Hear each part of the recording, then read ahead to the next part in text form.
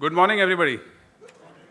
Very warm welcome to all of you to the first ICMA physical event post-COVID. I should say, whether I should say post-COVID or as we see the waning of this pandemic that we've been all of us have been affected during this time. It is my pleasure and honor to welcome our esteemed chief guest, Mr. V Kamath, Chairman, the National Bank for Financing Infrastructure and Development on behalf of ICMA and the Indian construction equipment industry. Mr. Kamath, a visionary banker who has championed the transformation of India's banking sector over the last 4 decades. Sir, we are very grateful to you for agreeing to address the Indian construction equipment industry today. We are looking forward to hearing your views on the various initiatives that the CE industry stakeholders can take in ensuring a robust financing ecosystem in the years to come. Thank you once again, sir. I would also like to welcome Mr. SVR Srinivas, Metropolitan Commissioner of MMRDA. He will be joining us online soon. I would also like to welcome Mr. Atul Dhawan, Chairman, Deloitte India. Deloitte is our knowledge partner in the event. Mr. Atul has a vast experience in governance, strategy, and other areas, and he represents India on Deloitte's Global and Asia Pacific Board. Mr. Atul, welcome to you and to your team, Deloitte here. I would also like to welcome all the Governing Council members of ICMA, all of you here in the front seats. Some of our key stakeholders, Mr. Vijay from Urmila, welcome. And all the partners, sponsors, delegates, thank you for joining us in the 3rd edition of the Annual Finance Conclave. Friends, the CE industry makes a significant contribution to the country's economic growth and development by not only generating jobs and adding to the GDP, but by also playing a critical role in infrastructure development. Construction equipments generally account about 20 to 30% of the investment in a typical project, making it a key stakeholder in infrastructure development. And we are helping to connect the remotest corners of the country into the mainstream of the country. Both our products and people are building the nation's future infrastructure. Going forward, our industry will continue to play a critical role in achieving the government's vision of making India a $5 trillion economy and position the country among the leading economies of the world through development of a robust infrastructure. Today, our industry currently stands around $6.5 billion in size, and it is estimated to increase threefolds to about $25 billion by 2030. We are quite optimistic about achieving this growth target with the support of the government's enhanced focus on infrastructure development. The announcement of an investment-oriented union budget for the year 2022-23 that has seen a 35% increase in capital outlay for infrastructure development, including 25,000 kilometers of highway expansion, the river linking projects, and the investment in railways. These augur well, very well for our industry.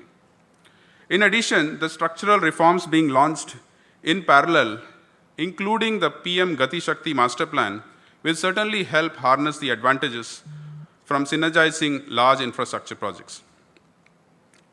We in the CE industry are particularly enthused by government's operationalization of the National Bank for Financing Infrastructure and Development with you at the helm, sir. We are confident that your vision and leadership will help enable India to take giant strides in transforming the country's infrastructure and development landscape. With this anticipated growth in the infrastructure and the related growth of CE sector, it is imperative to further develop and strengthen the financial ecosystem of the country to meet the growing financing requirement of infrastructure and construction equipment industry.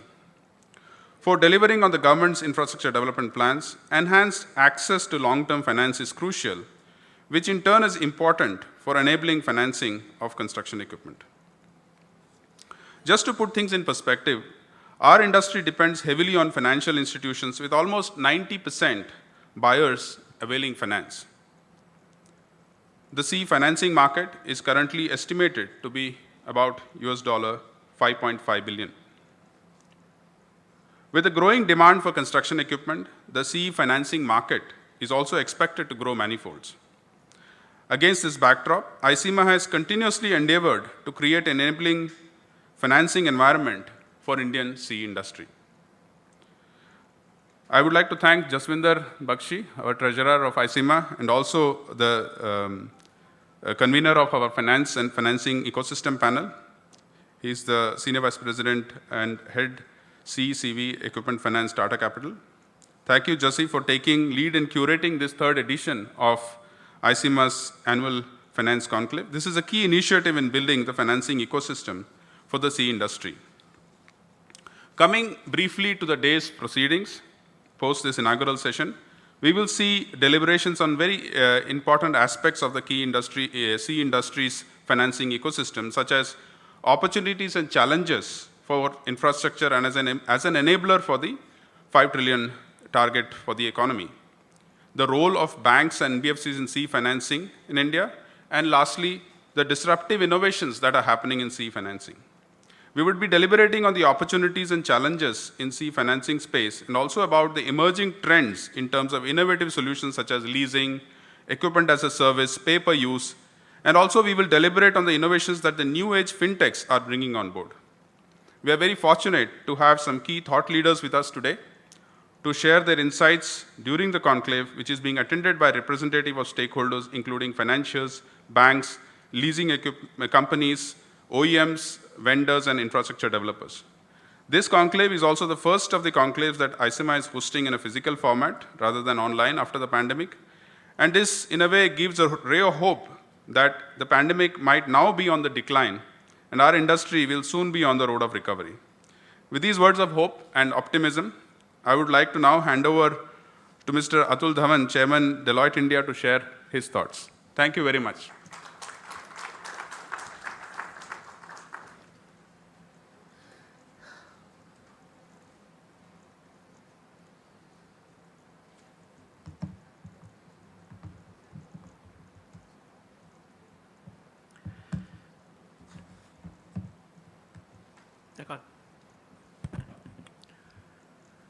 Mr. Krishnan, Mr. Bakshi, Mr. Kamath, Swati, thank you for this, and ICMA members, thank you for this opportunity to Deloitte to talk to you today and present our paper that's before you today. Mr. Krishnan summarized, I think, the situation very well in terms of what lies ahead. I believe, this 15, 20 years from today, there's a story that we will tell about the Indian economy and how we changed the living standards of our people, how we created high-end skills in our workforce, how we created that 5 trillion economy that we all talk about. This is a powerful story, and at the core of that story lies the whole infrastructure development without which we will not be able to deliver on our promise. Even though the Indian economy today is amongst the top 5, it still has a long way to go to raise our own standards and the opportunities that we need to provide. This is a vision we've set for ourselves. Underlying that vision today is that there is quality infrastructure that needs to be built, and it's to be built to a standard that others would reach out and emulate. The construction equipment industry is looking at an opportunity of $1.4 trillion of investment in infrastructure. Add to that the 15 million housing units to be built every year, and you've got a staggering scale of opportunity. Now, this ambition can be realized, to my mind, only if the construction equipment industry plays a pivotal role in the whole activity of the infrastructure development. It is your opportunity to seize and your opportunity to work on and deliver on the promise that India makes to itself. Now, if we do that, this industry has the potential of becoming the number 3, the third largest industry in the world for ourselves. Now, it requires scale. You have to move from some 90 or 92,000 units production per year to a scale of 260,000 units roughly by 2030 to support the construction activity that is going to follow and the initiatives that we have got. Now, however, to address that emerging opportunity, the industry, to our mind, must take its place in the value chain, but it must modernize, it must reform, and it must work to scale. You will not be able to achieve that otherwise. Now, we've talked about, and Mr. Krishnan pointed out, the different initiatives, the investment-oriented budget, and the PM Gati Shakti plan, and there are a whole lot of other initiatives that the government has to promote this. There is clear recognition that infrastructure is key. To our mind, the key to infrastructure is construction equipment. Without that, you cannot build the infrastructure. So you're playing a pivotal role in the economic plan and the economic vision of the country. Now, also, because you're scaling to a size that has not been seen before, you're trying to get to the number 3 slot in the world, the industry needs to, like I said, reform, perhaps, as Mr. Krishnan said, disrupt itself in the way it works, in the way financing models are brought up, and the way different ecosystems are developed. Clearly, the existing financing models haven't worked and doesn't appear that they will work. There is enough innovation that's taken up in financing in other business sectors. Perhaps the construction equipment industry has opportunities to learn from there and see what alternatives we can work on. Today is the day for us to spend time figuring out what is it that we can do and how is it that we can develop the different models for financing. I would say that there are 3 things that the industry should look at. The alternative financing models, and include with that the alternative business models that you could have. What kind of ownerships, what kind of service delivery, what kind of the financing models that you take up. How do you create an ecosystem within which this industry flourishes? That includes not just the financing models, but the regulatory models, the enabling models, how the industry best practices that you learn from others in other countries and develop your own as well. The third is the more extensive use of technology. Clearly, technology would be a key enabler for the further development of the industry. So whether it is artificial intelligence, telematics, or what you want to call it, it is a core part of the scaling of this industry. Now, just want to spend a moment on each of these as well. So when we talk of ecosystem, you have to look at what kind of platforms that you can create for ownership, what kind of joint ventures you can look at, what kind of consortia formats you can look at, how do you finance it, what kind of financing institutions. The infrastructure bank is one such initiative in that direction. But how do you look at this industry from an asset life cycle concept? From the cradle to grave, how do you take each of the businesses that come in there? Innovation in terms of the business models, how do you look at newer ways of providing services? Do you look at managed services? Mr. Krishnan talked about pay-per-use models, there are subscription models.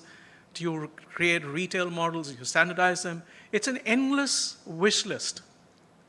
And it's an endless game of hope, and there's an endless game of opportunities that we've got to look at.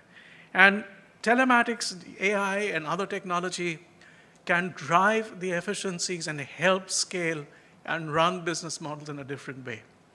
I just want to also try and give an example. So when you run a company, which is, say, one piece of equipment, is very different when you run a company that has 100 pieces of equipment.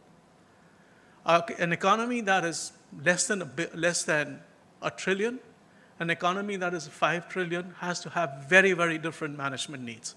We learn this from our own companies, from our own businesses. Similarly, the industry here is going to scale like never before, and it has to have different ways of managing itself. I'm putting this very simplistically, but this is actually very, very deep. You need to address the fundamentals around the financing, around the ecosystems, how innovations will play, and get to where you want to do. Today is probably the day we would spend addressing this. We would spend the day through the 3 panels, through the discussions now, to talk about what is it that the industry can do. And hopefully when we leave, we will have some start to a blueprint on what the industry will be doing henceforth and how it will rise to the challenge for this economy. I'm going to stop here and request Mr. Kamath to give his views and take us through and initiate the deliberations for today. Thank you.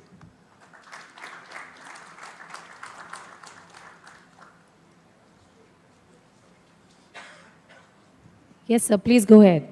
We can hear you.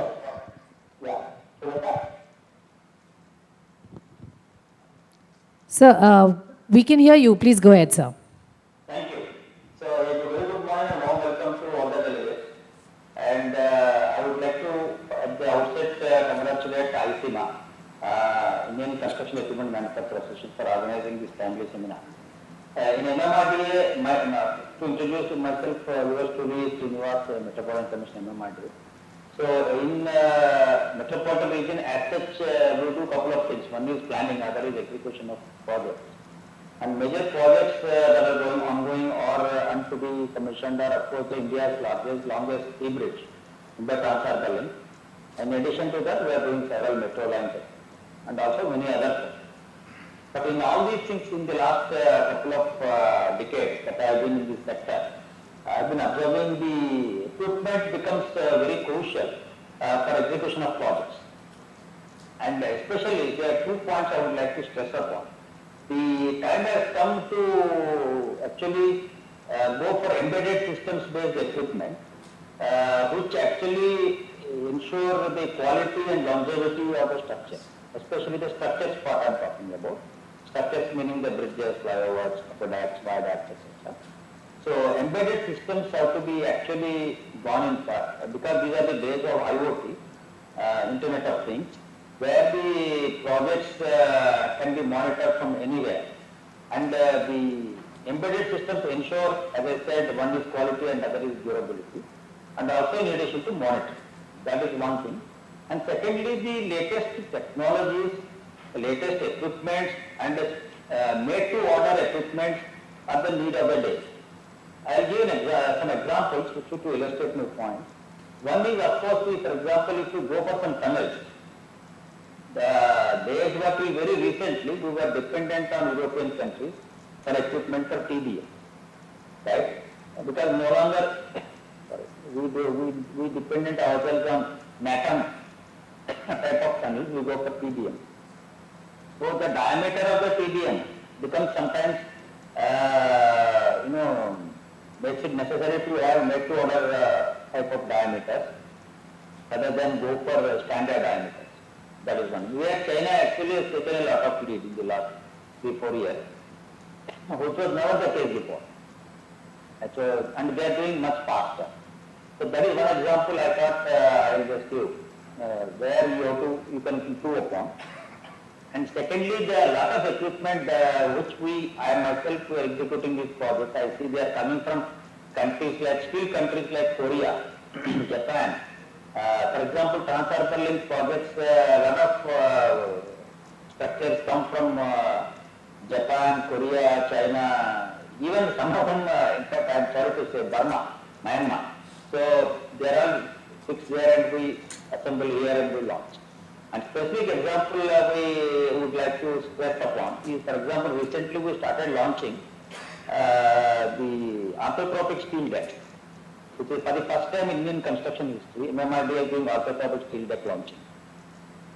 So all these things, none of the, in fact, steel, iron, everything goes from our own country, especially from Odisha, Bihar, the relevant other related states. but the steel decks are manufactured there. And they're orthotropic, means that you have to do laterally, vertically stress, and then they can be launched. And recently we did it, was extensively reported in the media as well. So these type of equipments have to be made in India, because getting them all the way, it takes time, and especially we had experienced it in during the pandemic time. A lot of equipment and a lot of the relevant materials could not be brought. While pandemic was one in a millennium sort of an event, the black swan event as we say. But really the time has come, it's a good opportunity. I don't think it's a challenge, it's an opportunity for us to go for Make in India type of scenario where we're able to source these things from India itself. And even, for example, I'll give another example and close. I wanted to do on a longer bridge, we wanted to do the anti-crash barriers. Even that, some of them you have to bring back from China, from Korea, or even UK. So some items. So I request the organizers of this seminar to just dwell upon, to think about it, and how we can come out with solutions to this. And from my side, I will assure MMRD will fully support such endeavors and ensure that local market is definitely made available as far as MMRD is concerned all over country. And having said this, I think now I would like to close my address. And I'm happy to see all of you on the stage and all the delegates. And I wish you all success, and I thank all of you, and especially the organizers, ICMA, for calling me for this. Thank you.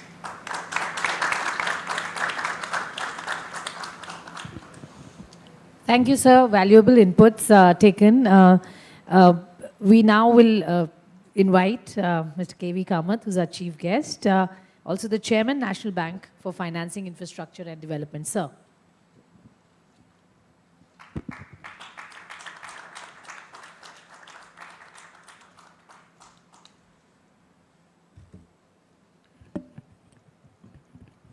Good morning, Mr. Krishnan, Mr. Bakshi, Mr. Dhillon, Ms. Khandelwal. It's a pleasure to be here and be here with what I would believe is a set of people who can make a difference to the nation, because in the sequence of development, infrastructure comes very early. One of the things that I learned in China was the sequencing. And in every bit of the sequencing, the early sequencing, your industry plays a huge role. The sequencing went like this, and this is from people who had actually done the growth story in China over the last 40 years. At first is we move water, and we facilitate agriculture, which to me is basically we build to facilitate. So without the dams, without the canals, without the waterways, things don't happen. And what is the equipment that you see there? It's the equipment that you manufacture. I think we can take stock as to where we are on that equation. My own assessment is there's a whole lot to be done there. Only then can we say that we are not dependent on rainfall, but we are dependent on a resource that is available because we have built. And that building, I think, is a part of the 25-year trajectory that the government is talking of. That's point number one. The second part was hard infrastructure in other areas. After you got that right, because you then got your protein right and you got your carbohydrate right, you went into basic infrastructure. I won't go into it. Every single area that touches us, whether it is roads or ports or airports and so on and so forth. So you get that equation right. If I look at the example of China, that equation is still not done because it's a work in progress. And we say, isn't all that built? It's all that built, but now they built high-speed rail, and now they built bullet trains, and they're expanding the bullet train lines and so on. So who actually builds these things, and what builds these things? It is the equipment that you provide. So to me, it is an unending journey if you want to have economic momentum, as long as your quality of life, standards of living, and the economic standards of people are improving. So it's a journey that goes on. And I think both the Honorable Prime Minister and Honorable FM put it very well. At least it's a 25-year runway that we have. So there was infrastructure. Then came manufacturing in China, which is, we all know where that has taken them. But there again, the underlying factories to be built, what builds them? It's basically equipment you supply. And finally, I think at this point in time, the last piece of the pie, as it were, there, at this point in time, is the whole digital pie. And there again, things have to be laid, things have to be scaled, and so on. But let me, before we expand into this and look at what opportunities and how funding can be done for your clients, that is infrastructure companies and so on, let me step back a little and look at broadly the learnings of the last 2 years, because they're very important for our journey forward. And I think both Mr. Krishnan and Mr. Dhawan touched on this, but I could probably take it, put it in context. So I put it in 3 broad headings. I think first was immediately post the lockdown. There was a reset of minds. Not only a reset of minds of individuals, but there was also a reset of minds of corporate India. Then there was, of course, recovery. It took place probably 2 quarters after, started 2 quarters after the lockdown and then has continued. And thereafter, there is what I would call the resurge in terms of what we are doing, aspirations, and as I said, leading on to 25-year growth story. I don't want to expand too long on this given the time that we have, but if you look at reset, I think it's an important part of what has happened. Clearly, in that reset comes at the individual level, the ability to use technology at a level again which we had not thought possible earlier.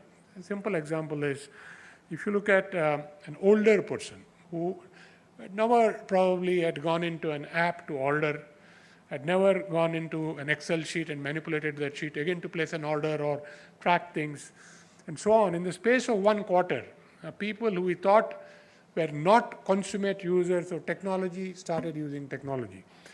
And I think, honestly, at that same time, corporate India also started to learn to use technology. How? You learn how to work from home, except for your plant, which had to be physically staffed. The rest of it, there are companies which virtually had no people in their office premises. So you had a reset of mind. If you'd asked them just before the lockdown, can it ever happen? You know what answer you would have got. It's a resounding no, it is not possible. But a reset took place in corporate mindsets also, and that made it possible. Now, as we went into, from the reset of minds, we went into recover, a very interesting thing happened. I think I must say that one of the first indications that recovery had happened came from one of your leaders. I was at a CII national conference, and one of your, I think, other members indicated that their business was back, you had said that, and up 30%. I remember those numbers. Now, that gave me confidence to ask a next question to somebody else, not in your industry. So I was talking to an auto component manufacturer in Chennai, and I asked them, what are you producing now compared to 6 months back? Oh, Mr. Kamath, we are producing at 100%. So I said, but from what I could understand, most employees have not come back to the shop floor. They have gone. He said, yeah, we are working with about 75% people. So I said, how are you making 100% with 75% people? Oh, we changed some processes, we put in some technology and some innovation, and we are there. I said, okay, this is just as we are coming out of the challenge. Then I asked him, but what about those 25%? Will they come back? He said, they'll come back. They've not yet come back, but when they come back, we will have to expand, meaning to say, I now have 25% productivity gain with me. Now, I think you'll remember, I think the very next National Council meeting, I took a dipstick. I said, I want to ask questions of a few people.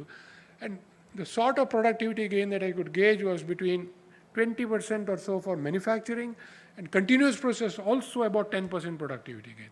Just imagine what history, what economics tells you and manufacturing theory tells you, that these sort of productivity gains don't come easy. They are, a lot of expense goes in and they come over 5-10 years period.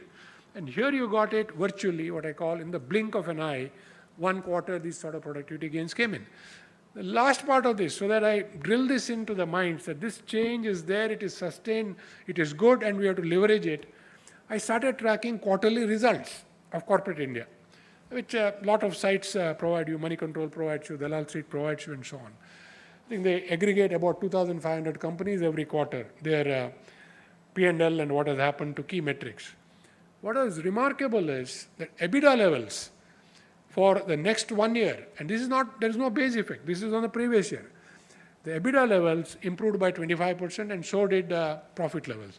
And incidentally, so did tax. So EBITDA levels increased, you paid more tax, and you had higher net profit, 25% at each level. So which means that the gains that you got were sustained, and these gains, having been in the financing business for 50 years, I can tell you, would not have happened any other way but this way. So the point I'm trying to make is that the reset and the recovery built on the reset of minds that took place. And I'm sure you will not let that go in your own businesses as you go along. Quickly moving to the third part, which is the path ahead. I already put the broad dimensions there. It's a 25-year path. I gave the connect as to what I saw happen in China. And we have seen in China, it's a 25, 30, 35-year thing still going on. Probably the earliest development I saw in China was in late 80s, 88. So from 88 it is going on. So we will have a path as mimicking that in a way, or better than that, faster than that, because we have leapfrogged in many areas, and we could probably leapfrog as we go along. So the path is there. So what I'm establishing is the demand metric is there. We'll talk about what the NIP says and what the monetization policy says and what comes out of it. I think it's all good news. So we don't even have to look at it. Probably you have those numbers in your mind. All I'm saying is that that is a big plus. But again, I want to connect something from the reset of mind and something that both Mr. Krishnan and Mr. Dhawan talked about, the newer modes and newer models. Because along with this, I gave maybe a hint by saying older people were able to use technology in a blink. I put it under 5 Ds, 4 or 5 Ds. I must say that this is not my proprietary thing. I saw it somewhere and I thought it was a very good example, and I expanded on it. The 4 or 5 Ds are, one is, what is happening now is demographic. The second is, it is democratic. The third is, it is dematerialized. And of course, the fourth and fifth, you can say, is one, is it is digital and is disruptive. But to me, the first 3 are the key things, and they don't mean what you would understand by the phrase typically. By demographic, in this context, my take is that it cuts across barriers that we have said. We have an advantage because of our demographic. That's what we say. I'm now saying our demographic straddles a young person to an older person who is part of our ecosystem and provides value to us. So the demographic thing, which was earlier on thought to be only young India, now I think extends across, and that is our customer. May not necessarily be in your industry, but as a user of your industry, certainly.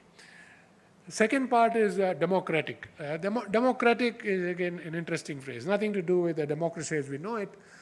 Democratic as in the device that is sitting on the table or in front of you. It basically does 10 things which was probably done by 10 discrete things earlier. It is today ubiquitous. It is today affordable. Everybody has it. So it's become a big leveler. Now, 3 years back, we would have said, yes, it is there, but isn't it costly? Yes, isn't it there, but connectivity is not there. Yes, it is there, even if there is connectivity, isn't connectivity costly? You know the answer to all those things. It has become basically a leveler. And moreover, I think you and I, we cannot afford not to have the person who earlier could not afford it, have that device today. So basically, democracy has flown across in terms of the technology revolution that has happened, and we are part of that process cycle, as it were. The third part is very interesting and connects again to what was said a bit earlier, and that is dematerialized. What is dematerialized? We only know of stock which is dematerialized. Everything else is material. Wait a minute. What is Uber? what is Ola, what is Airbnb. To me, they are dematerialized things, which basically are, somebody else owns it, somebody else uses it, somebody else makes it possible, somebody else runs the platform. There I heard preceding speakers talk that isn't that possible, isn't that the future? Indeed, it is. I would think that this industry, amongst all industries that I can see, in terms of the equipment that you provide and your users in terms of the equipment they use, probably will epitomize that phrase dematerialized in an industrial sense. We were talking about it earlier, whether an Ola or a Uber or an Airbnb, slightly different context, but in this context, I think we can definitely say that clearly this industry will be at the forefront of dematerializing the use of the assets that you put on the ground for others to benefit. Now, I don't want to dwell into who will do the dematerialization. Could it be the industry itself? Could it be financiers? Could it be somebody completely new? I think time will tell. Everybody should make an effort.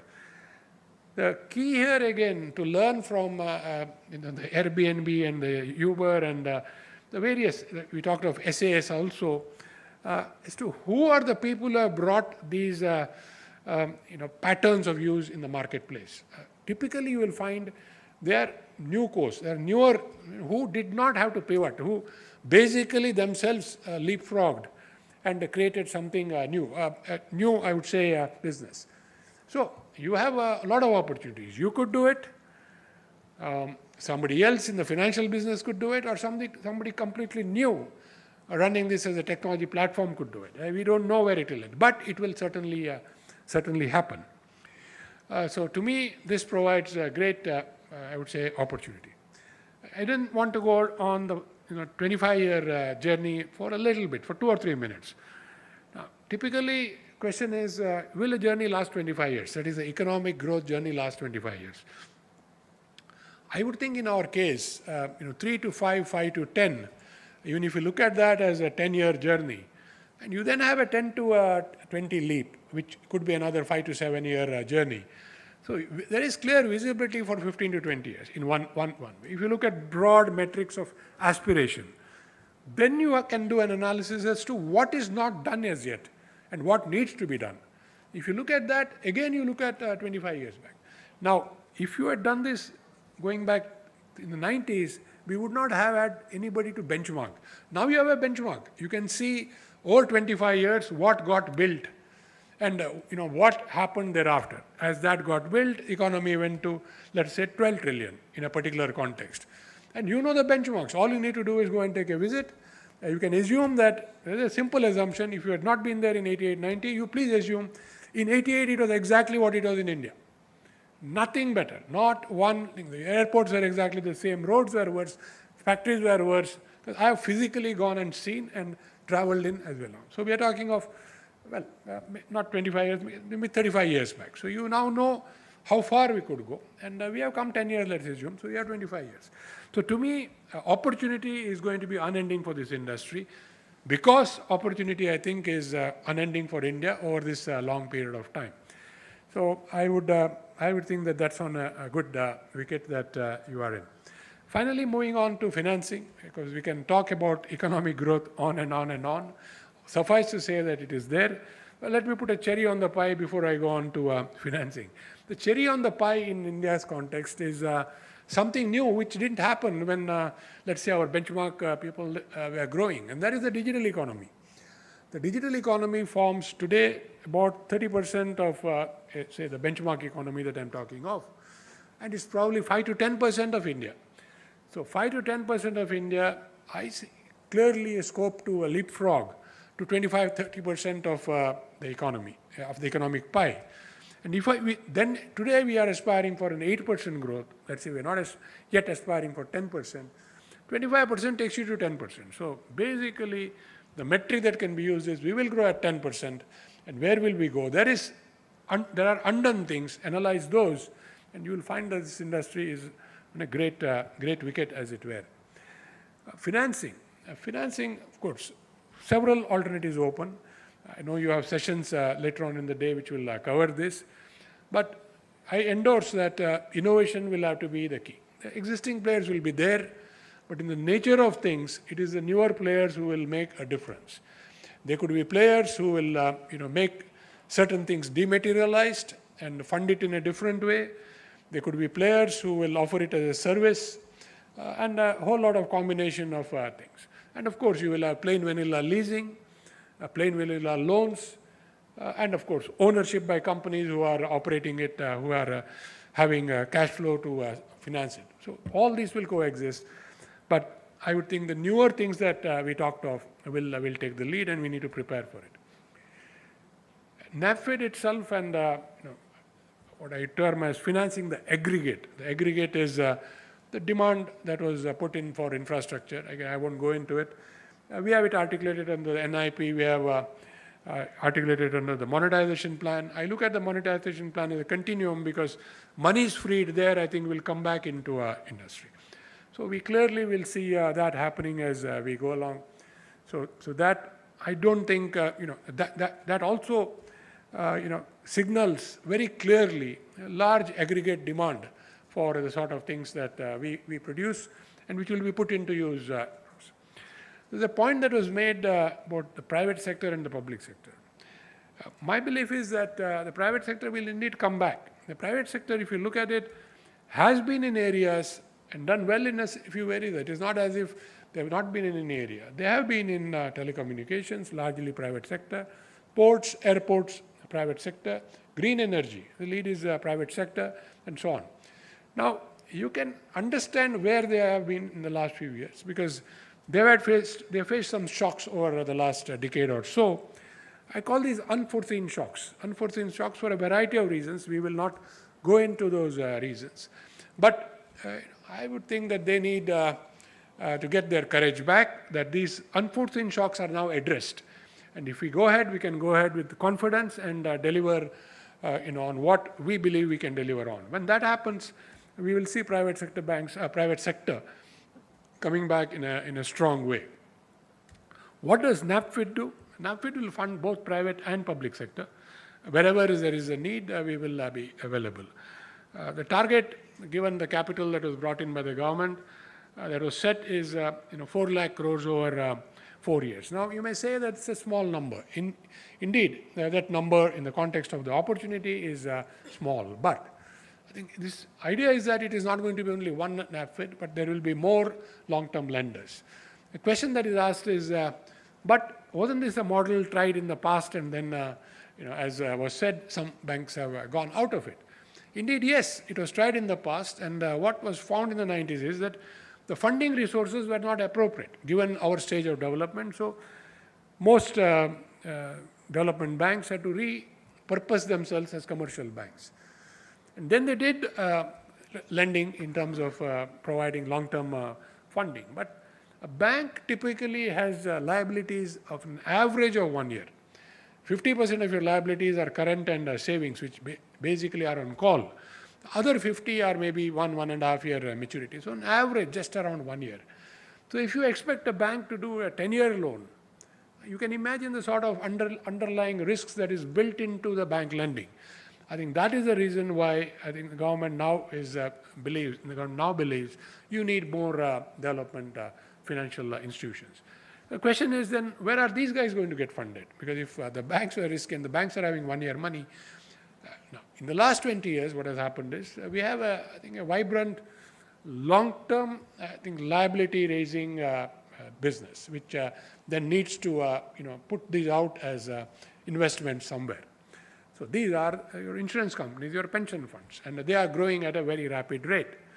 So they are long-term, they are mobilizing long-term savings, and then they need to deploy it long-term. And if an institution comes in or more institutions come in, deploying long-term, and this industry, your industry which actually takes your assets, is a long-term financing industry. I think then you have a virtuous cycle that is built in, and that is where NaBFID comes in. So we have no constraints in terms of what type of loan we could do. We have no constraints in terms of what type of innovative instruments we could do. The charter is very clear. It's in the charter that we could do a wide variety of things, and we could take the path as appropriate. So, indeed, we will plan to do that. I think last couple thoughts on the bank itself.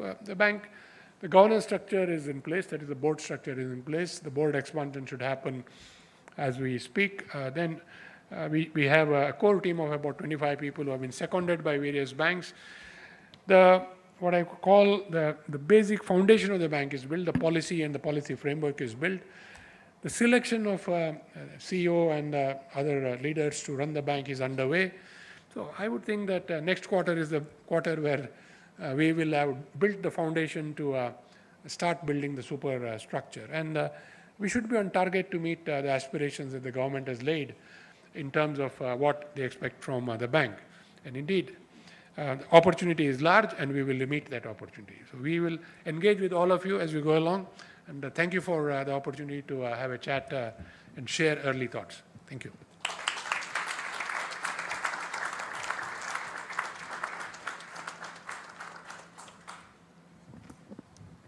Thank you very much, sir. I think you've laid out a great roadmap to where we are headed. And I think with the confidence that you've shown in the sector, in the infra spending that we need to do and how this industry should pitch in, and the government with public and private sector participating, I think it's great to hear from you how positive and optimistic you are.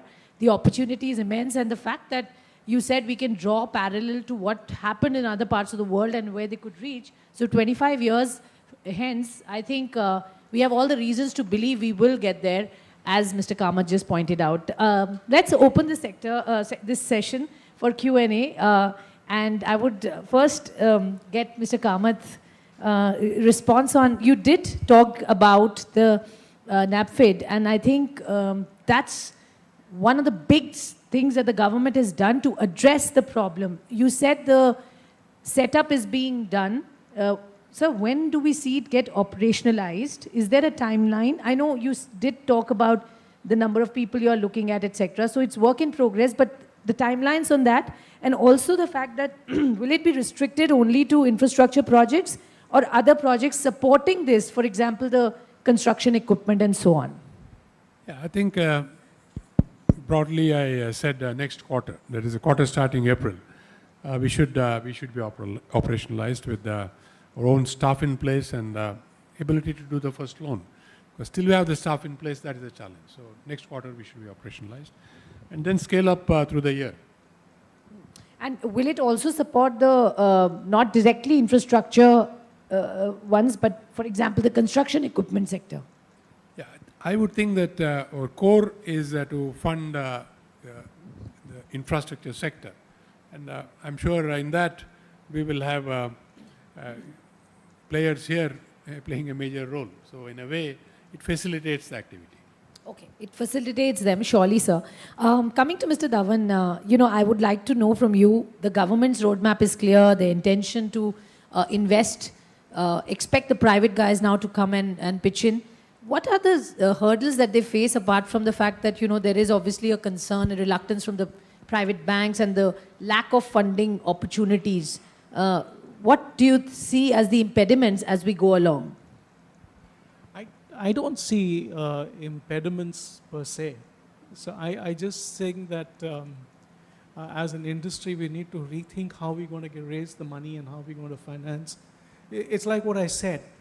The scale at which we want to operate, the business models need to change. And once you redefine the business models, I think the financing models get redefined along with that. So I don't think there is dearth of capital. We've seen inflows of capital into the country. We've seen startup revolutions happening in the kind of money that's flown in and out, and it's not affected the economy, even with the capital flowing out. So I don't think there's dearth of capital. I think it's a question of how do you deploy it, how do you harness it. Okay. And I probably need to learn from other industries. I can give you an example of an agriculture company where, we know the marginal farmers don't have the resources to deploy equipment, farm equipment on their fields. But there are agencies and there are service providers stepping in, that are doing the, the dematerialization, as Mr. Kamath said. So you have to look beyond what you're doing right now. You have to disrupt yourself. Okay, sure. Disrupt yourself, and I think no dearth of capital, but the deployment is what we need to see and seek. Mr. Krishnan, now it's really up to the private sector, so to say, to go and look out and raise funds. As Mr. Dhawan said, really there's no dearth of capital. Is that really true? I know on ground situation can be quite different. So tell us really the challenge that you face when it comes to financing needs for this sector.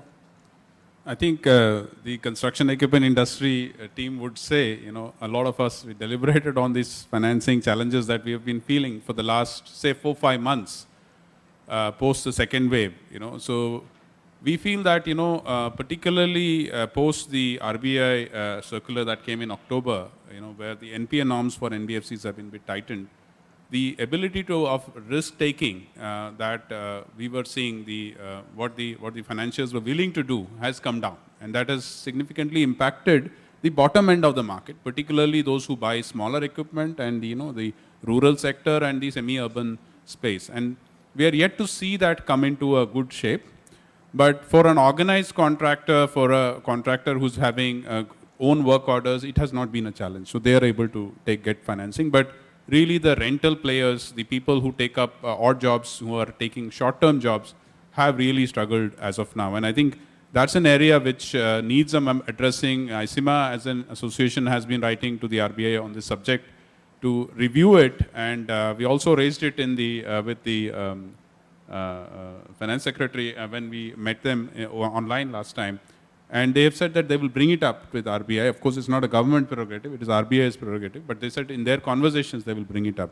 So we hope that something will come up there, as the finance minister likes to say, release the animal spirits. We really need the entrepreneurship to be encouraged at the ground level. And our industry has been encouraging entrepreneurship. We have so many first-time people who come into business and get started. So we hope that request from the industry will be supported by the RBI. Okay, so there is a conversation, and the good thing is the government is ready to listen to what you are addressing as problems, and I think they will look at it, is what the sense we get. Mr. Kamath, when you talk about these projects that come up, what will be the criteria of selection for the right projects? I mean, there'll be plethora of them, and the whole challenge will be, what do you prioritize? Who do you agree to finance?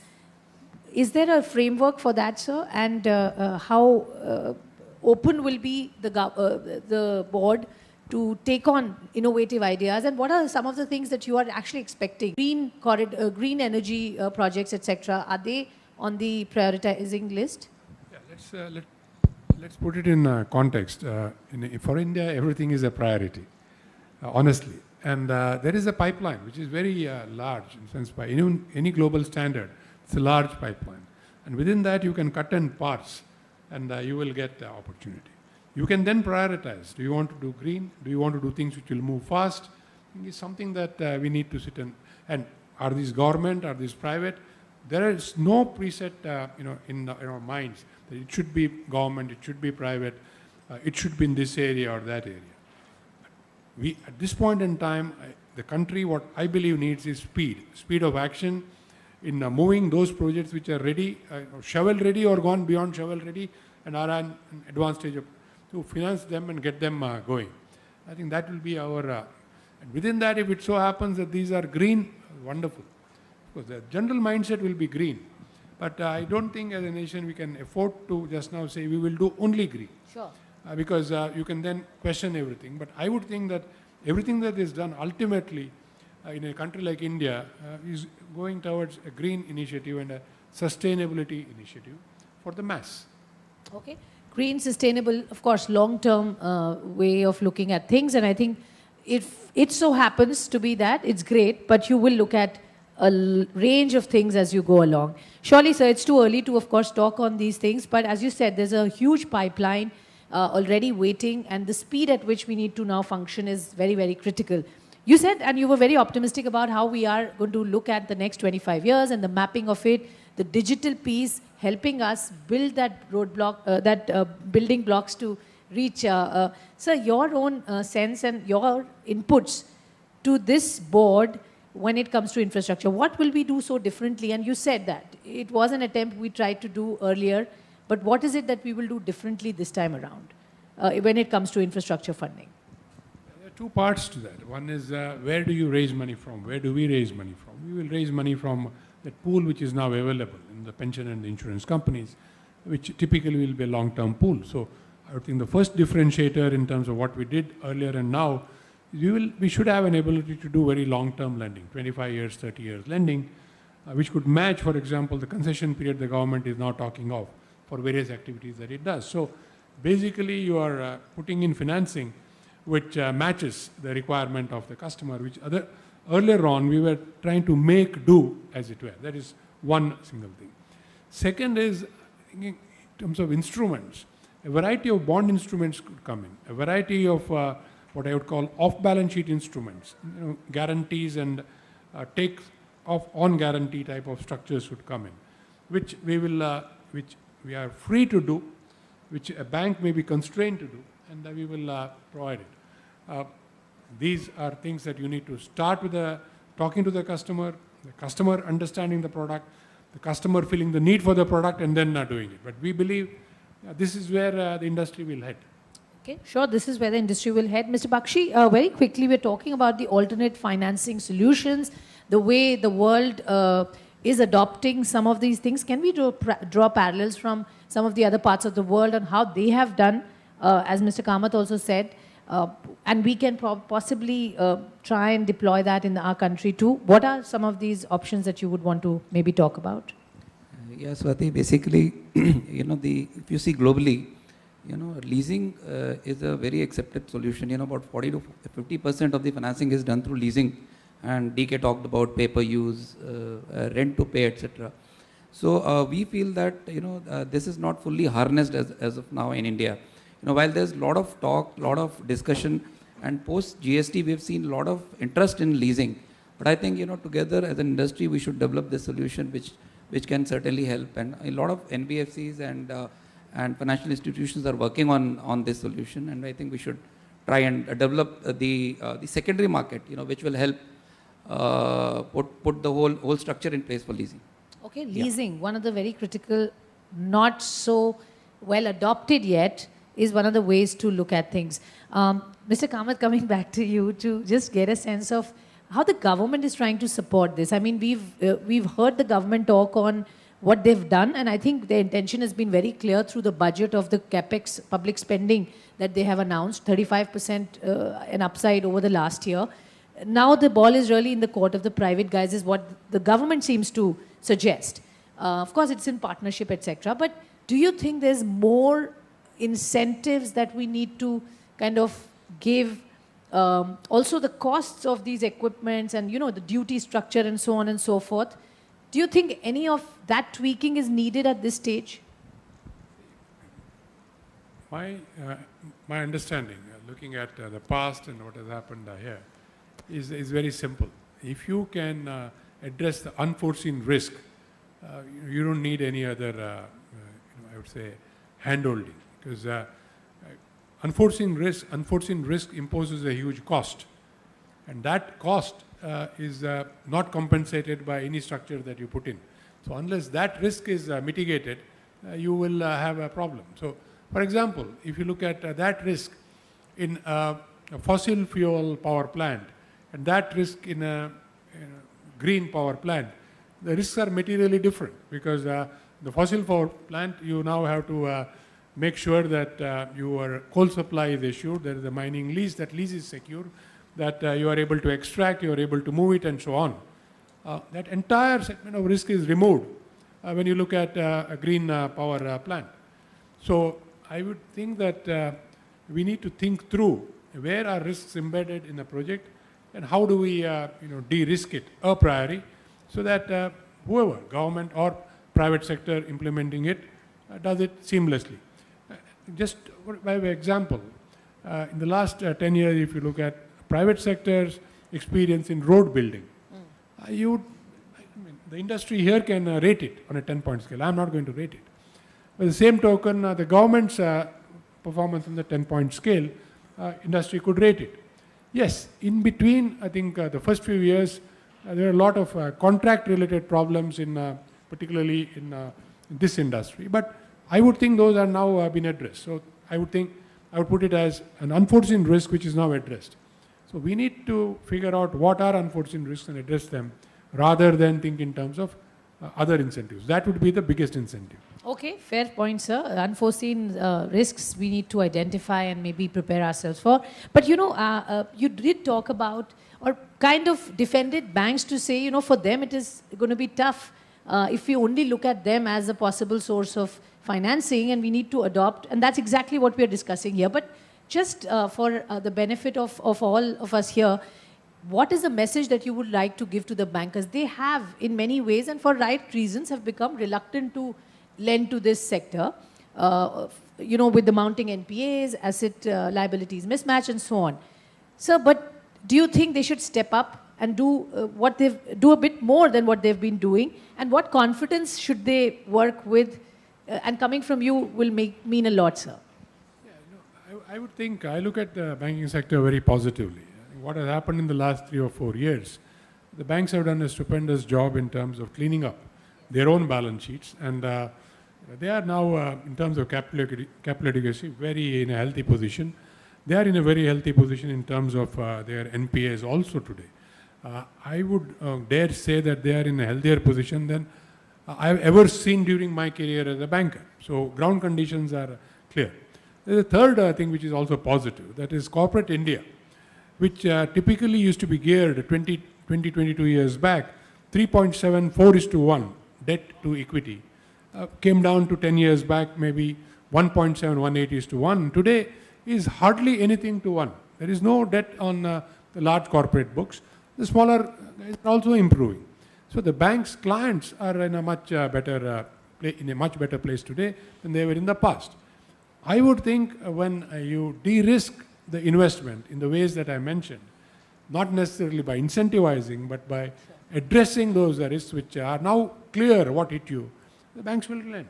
So reluctance to lend always is, I would say, is a function of what the banker looks as embedded risk in what he's doing.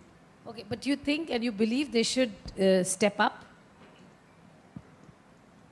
They will step up. I don't see any hesitancy at all. They will step up where there is opportunity. At the moment, because that risk was a bit high, I think they moved to the retail portfolio because there is also demand there. But if they understand the risk is now mitigated, they will move here without any difficulty. Okay, so they will move as they see the risks getting addressed to a great extent from the retail. I mean, we've seen, of course, from corporate lending to retail lending, and now we are hoping it will be back to corporate lending. I'll maybe give a follow-up answer to that. See, what will also benefit is the other players that are coming in. We use this phrase either dematerialize or SAS or the service and so on. What happens is a bank, you take at one end of the spectrum, then you come to a leasing company. That is just one step removed from a bank. Nothing much different there, really speaking. They probably know a little more about this business than the bank does. But then you go on to the specialist companies which are in this business. They know a lot more. They know how to manage risk. They know what to do and so on. So as these newer tools come in, the ability to manage some of these unforeseen risks also get better. So I would believe that that is where the future lies, in these businesses coming in and providing complementary support to existing modes of financing. Fair enough, of course, sir. That will give more ideas and opportunities.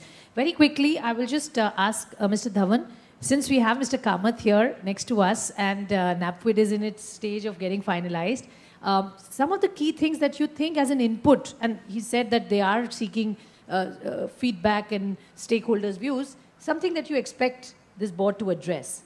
And I'll quickly take one minute each for all of you to address. It's very difficult to give advice to Mr. Kamath. I mean, this is an unfair question. But Mr. Kamath, when you said about infrastructure and somewhere you said the construction equipment industry is embedded in there, would you look at disaggregating infrastructure projects and taking it down to say suppliers and service providers like this, would you look at that as qualifying as infrastructure? Because that may just bring some innovation in financing. At this point in time, we are looking at larger aggregates because given what we need to do. But what I'm sure is, and what I've seen in my banking life, when something positive happens, there are other innovators who come in and provide the momentum to take it along. So all these will develop as we go along. Once we see that this industry is going at the pace we are looking at, that is not necessarily the 25-year horizon, even the 10-year horizon. Because I heard the numbers that were indicated, number of pieces produced now and number of pieces that could be produced in 2030. Now, if I look at that, and I'm always an optimist, I think the number of pieces that will be needed will be much bigger. Because probably as the GDP grows, it will not be linear, but it will probably grow at some other proportion. So we could have a very interesting opportunity that we need to find. So Adi, if you allow me to comment, actually that's what I was referring to. There is an ecosystem that needs to get developed or refined. And I think a platform such as ICIMA is one that would help create that ecosystem on the lines of what Mr. Kamath is saying, that how do you address the little pieces and bring the innovation in financing? Okay, fair point. Yes, sir. I'll just supplement that. I think it's a very important point. What will the industry do? And what will you encourage other people to do? I think innovation has to take place at both ends. If the counterparty understands that this is where opportunity is, that counterparty could come with a completely fresh thought, which is not amongst us, because this is not our business. But it is their business, and they have made it their business, and they could leverage it. I'll give a small example. If you look at the number of pieces of equipment being made now, and in course of time, we will have, 500,000, 1 million pieces of equipment all over the country. What is the new opportunity there? Is it for you or for somebody else that you will encourage, and so on? Because then the productivity of that equipment may go up by addressing it and so on. I give it out of a little bit of experience. I used to be on a company which owned 500,000 pieces of movable equipment. This was the world's largest oil exploration company, 500,000 pieces. So that itself became another opportunity as to how do you aggregate and how do you manage this equipment. Because a whole lot of things around it. For example, preventive maintenance. I'll just take one. How do you put in preventive maintenance when you have 500,000 pieces of equipment spread across the world, maybe in 100 countries? Now, ours is a much simpler question or a solution that is required. One country, maybe different provinces, maybe the number is smaller. What is the opportunity? The question that comes in. And what is the sort of financing that could be done? That economic activity itself that could grow around. Okay, sure. Sorry, Mr. Kamath, I'm sorry, I'm trailing you on this. But this is exactly what things like technology would do to help improve performance and help de-risk the business models. Yeah. True. Okay, all right. Mr. Krishnan, very quickly. I will just use the opportunity to talk a bit about ICIMA as an association. We put together a vision plan 2030 with the inspired by the fact that the infrastructure development in this country is going to continue for the next 20-25 years. We took a 10-year horizon and put a vision plan with 3 key pillars. One of them was demand drivers, and I think in the demand driver space, we've been focusing on working with the government and to actually bring up the issues what could drive demand for our industry, which is largely about infrastructure development. Secondly is the operating ecosystem. The operating ecosystem is a lot about indigenization, local Indian manufacturing, components being manufactured in the country, and also the financing ecosystem. And this initiative is one of those initiatives under the second part. And the lastly is in the area of technology and sustainability, which is and scaling, which is very much in terms of bringing in and having a lot of R&D work in this country so that we can develop products. The key thing for the second and the third pillar is actually the first one, because we as a country, we are today the number 3 in the world in terms of volumes. We are about close to 100,000 units of equipment, pieces of equipment that are manufactured and sold in the country. Only 10% of it is actually exported out of it. So we have close to 500 million export, where our industry size is 6.5. Our vision is that we would like to be number 2 in the world So about 250,000 pieces of equipment, $25 billion, and 5 billion exports from this country. So I think we have put together this vision, which has a lot of different elements. Financing is one of the key things, but primarily it will be driven by the activity which can be driven. And what we feel is that, we are in this period when takeoff has to start. The various big structures have been put in place, whether it is a Gati Shakti or, we also see NaBFID as one of those big enablers in the whole thing, whether it's a single window clearance system and all of that, and how the country will now leapfrog. We are today at about 20-25 kilometers per day as of last quarter. I mean, even this year's budget, in order to meet that, we need to reach about almost 80 kilometers a day. Sure. And how will that happen? And how will the whole chain of things, the pipeline will actually speed up? So the challenge is in the acceleration that needs to happen in multiple steps of the country. So that's, I don't know if you have any comments on that, and what is the kind of a lag effect in this huge nation of ours that will take us there. We had large lags in the past. Yeah. From my own perspective, those lags are getting shorter and shorter. They are not completely eliminated. When you look at, for example, NIP, and then you look at the shovel-ready projects which people talk of, there is a lag there itself. I think that is partly the nature of our country, and processes to be followed, due processes to be followed. But we will learn probably to do things in parallel so that we can get it going. For example, again, you mentioned the one area where it is happening, the road sector. Without setting that target and then working back from it, we would never have achieved it. So those lags will be made up in innovative ways. Same thing is happening in green power also. Targets are set and you work back to achieve those targets. That's the only way to go about it, as I see. Okay, Mr. Bakshi, I'll invite you for vote of thanks, and you can, of course, ask your question. Okay, please go ahead.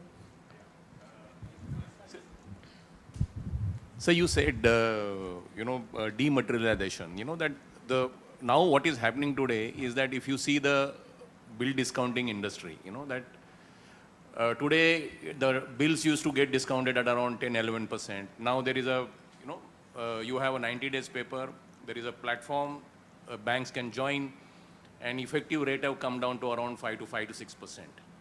Okay, if similar thing can happen for even infrastructure industry, that you blend your long-term and short-term funds, and effective cost of fund goes down so it is a huge saving. So something like this, if get work, it will be great for the industry. That I am from Tata Projects, so I know what cost of funds means to the balance sheet. Okay, so if something can happen like this, that any bank can join, those who have funds, and from 10% to 11%, if I get a fund at 6%, so 3-4% to the, if you have 1,000 crore borrowing, it's a huge saving. Good thought. I think I will keep that in mind. Basically what you're saying is take the learnings from the bill discounting exercise, yes, and see whether it can be applied to different sectors. Yes. We'll certainly take note of it. Thank you. In the interest of time, I think we'll have to invite Mr. Bakshi for vote of thanks. Thank you, sir.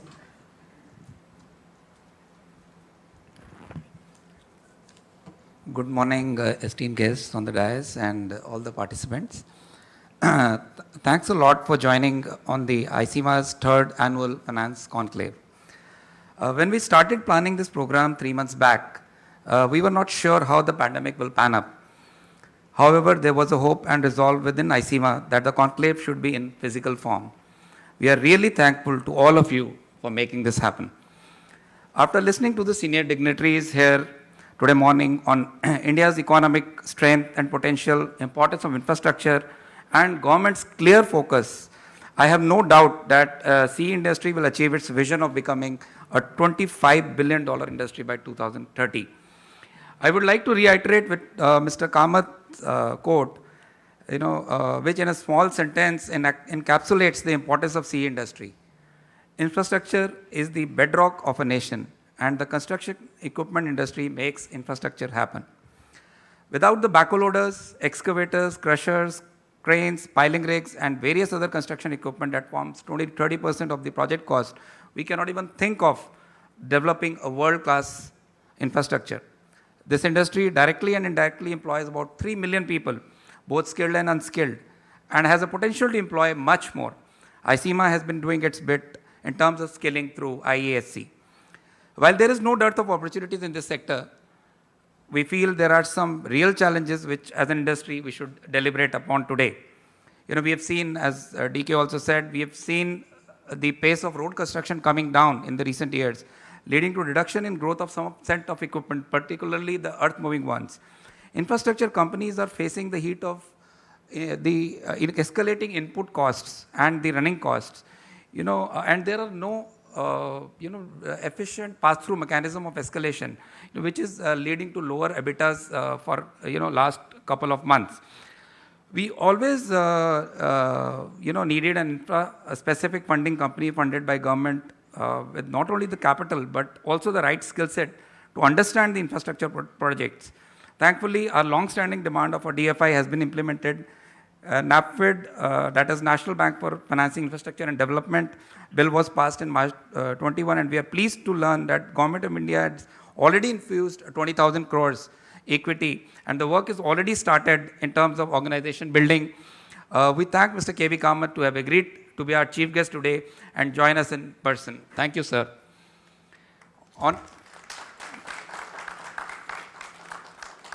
Honorable Minister, Mr. Nitin Gadkari set a road construction target of 50 kilometers a day.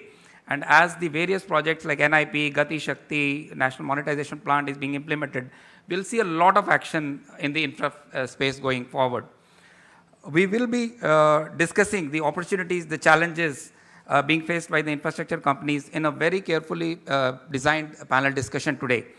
Today, along with the esteemed guests, we have leaders from very reputed OEMs, business leaders of various financial institutions, esteemed customers, and very well-known personalities from the associated industries. We are glad that CXOs of some of the leading financial institutions will be joining us today for a panel discussion on role of banks and NBFCs in the CE financing and discuss the challenges being faced in the OEM in the getting equipment financed. Leasing and rentals, we talked about that in the discussion. This is a concept which is seen to be picking up, and a lot of our equipment are sold to organized and unorganized rental companies. Some set of equipment like piling rigs, backhoe loaders, large cranes, AWP platforms are preferred on rental basis rather than ownership basis.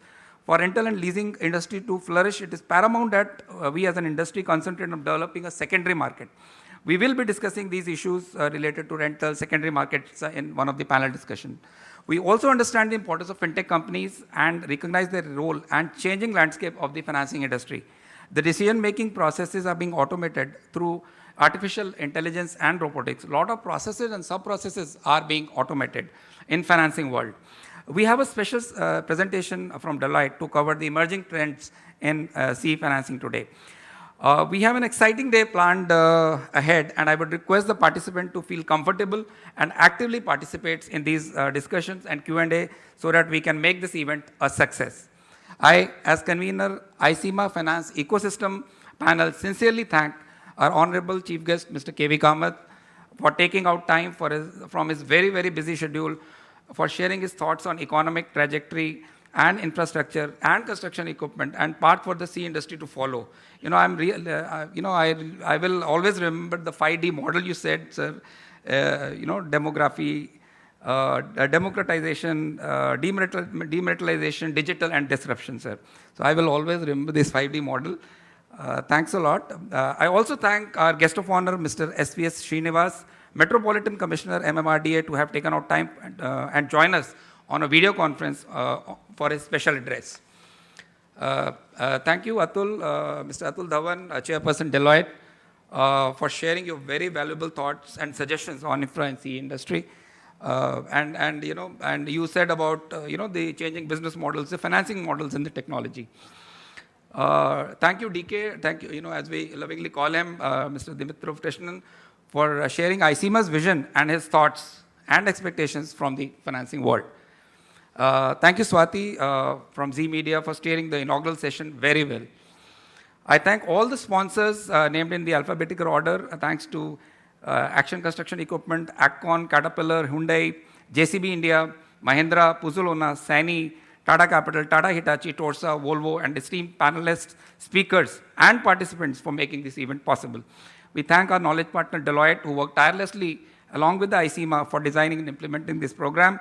Thanks to the association partners, SERA, BAI, and the trade magazine partner NBM CW for being part of this initiative. I thank ICMA and GC members for their continued support, along with for their continued support for implementing all such initiatives.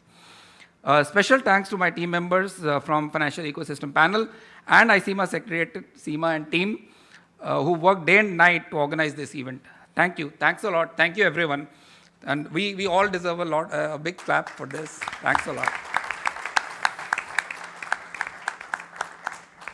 With this, I would like to invite DK for handing over a small token of gratitude and respect from ICMA to Mr. KV Kamath, sir.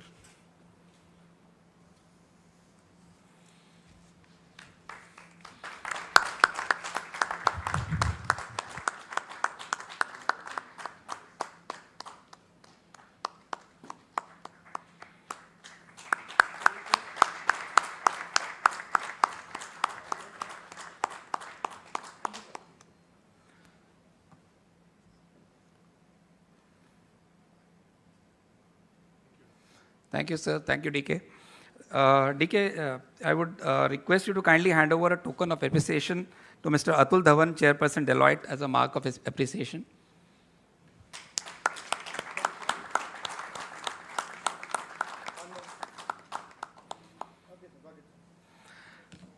Thank you. Thank you, Atul. Thank you, DK. Thank you, Swati. Thank you, sir. Thanks a lot. Thank you, everybody. Look forward to attend all the sessions that are planned for us today. Thank you. Sure.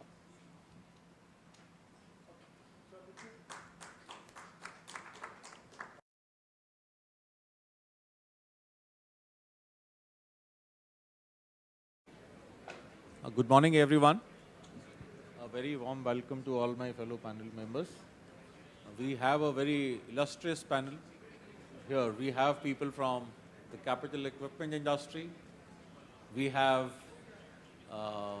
Mr. Akhilesh Srivastav, who has joined us online. Thank you so much, sir. We have Mr. Sandeep Singh, who is the immediate past president of ICMA and managing director of Tata Hitachi Construction Machinery Company Private Limited. We have Deepak, who's the convener of ICMA Smart Infra Panel, and he's the CEO and managing director of JCB. We have, next to him is Mr. Vivek Anand, who's the vice president of ICMA, director Caterpillar India Private Limited. Next to him, we have Anshuman Malur, who's the head of corporate investments, DMI Management Private Limited. And next to me is Rajeshwar, who's the group head of corporate ratings, ICRA. As I said, online we have been joined by Mr. Akhilesh Srivastav. He's ex-NHI, he's the CEO of NHI Invate. He's the guy who understands how to monetize road assets. One of the few bureaucrats who's very, very savvy in technology. He's also an advisor to the government of Uttarakhand and amongst various other roles which he plays. Thank you. The topic for our discussion is about infrastructure. How can infrastructure enable India to achieve its target of a 5 trillion economy? We know Government of India has a investment plan of investing $1.4 trillion over the next 4 to 5 years by 2025. It's a very ambitious plan. To meet that plan, they have given various program and policy pushes by putting up programs like Gati Shakti, programs like National Infrastructure Pipeline, National Monetization Plan, to make it a sustainable demand. In the morning, we heard Mr. Kamath talking about, the infra creation needs to be sustainable. And that's where a sustainable demand over a 2025 period. See, as far as India is concerned, there is no question of demand. everywhere we look, there is dearth of infrastructure and we can think of building something there. I think it is more about getting the ecosystem right in terms of having somebody who's preparing the project, somebody is thinking about, somebody is structuring those projects, somebody is offering it to the private sector, making it attractive for the private sector to invest, making it attractive for the financing industry to invest, getting the entire ecosystem in place, which also includes the capital equipment industry, who have a very, very critical role in this entire development. If I see it, if you ask me, one key risk to this entire plan would be, can the capital equipment industry support this initiative or investment of $1.4 trillion? I think while our topic is more about infra, I would like to focus more on capital equipment industry's ability to support this plan of $1.4 trillion. What needs to be done to create that ecosystem to support that plan? Before I actually start with my fellow panel members, I will ask one question to Mr. Srivastava, because he has been part of NHI, he has been sir, you have been instrumental in structuring the InvIT as well, the first successful InvIT from a road sector perspective. And we have also seen NHI went ahead with some of the road sector projects when you were not getting enough interest in bidding for road sector projects. There were constraints on banks had reached their group exposure norms. The bidders were not interested in putting in more projects because their balance sheets were stretched. That's the time NHI went ahead and put up a lot of projects, and now they are monetizing those through the InvIT route. Can you tell us something more about the overall vision from a road sector perspective? What are the key things which NHI has done to overcome some of the challenges and constraints when it comes to project preparation as well as financing? Yeah, thank you very much. Firstly to ISEMA for organizing this wonderful event. I hope I'm audible? Yes, now we are audible. Yeah, fine. Thank you. So first, my compliments to ISEMA for organizing this wonderful event. I was listening to the chief guest, Mr. Kamath, in the morning, and he very beautifully explained the concept, the plethora of activities which are, India is a building kind of mode as of now, and this is going to be for the next 2.5 decades. And economy, the construction industry per se plays a very, very important role. In fact, you can say the backbone of any economy. You see that globally also it contributes to 13% of $85.5 trillion the global economy. The contribution of infrastructure or the construction sector in totality is roughly around 13% as of now, and it is projected to increase up to 19.2% roughly. There is a McKinsey report says by 2035. So it's nearly 1/5 of the economy will be driven by the construction industry itself. That of course constitutes infrastructure, real estate, industrial buildings, and other. But the size is very big. I mean that was just a background on this. I wanted to compliment, because with the construction equipment only the targets can be achieved in time, and with the precision and with the parameters government has already laid down. Coming to your question specifically, what did the NHI do to improve the things or to revive certain stress issues in the highway sector or the road sector? NHI is a very agile organization. Let me tell you, under the leadership of Honorable Minister Nitin Gadkari sir, who is a very innovator, whose thinking is very innovative, and he is always ready to take decision which is not a total is an agile ministry. He takes a decision which is required at that time. For example, say in 2006, 2007, 2008, the BOT model was flourishing. A lot of PPP model roads were being made, and that was a boom.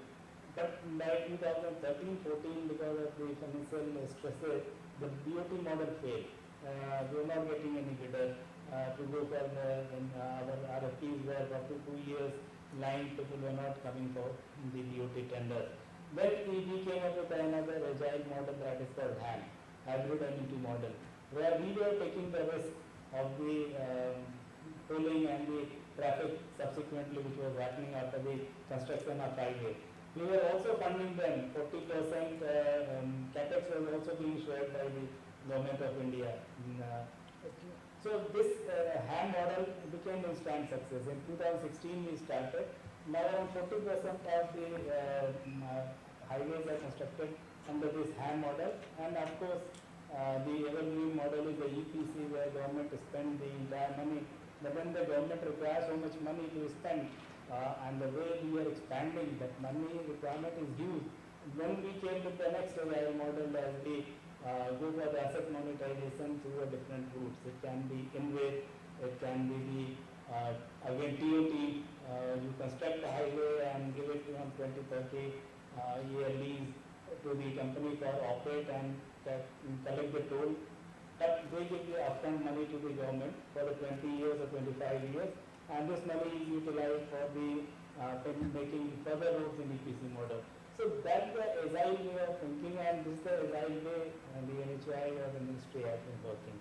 And this has led to a confidence of the builders as well, that yes, if something is not working, there is a mid-course correction, and things are going to change. Fortunately, this was not happening in other sectors, but now they also started going into the agile mode, and this is the philosophy for the going forward. And the management principles are also changing in this way. The agility is going to play a major role in decision making. Sure, thank you. I could clarify that.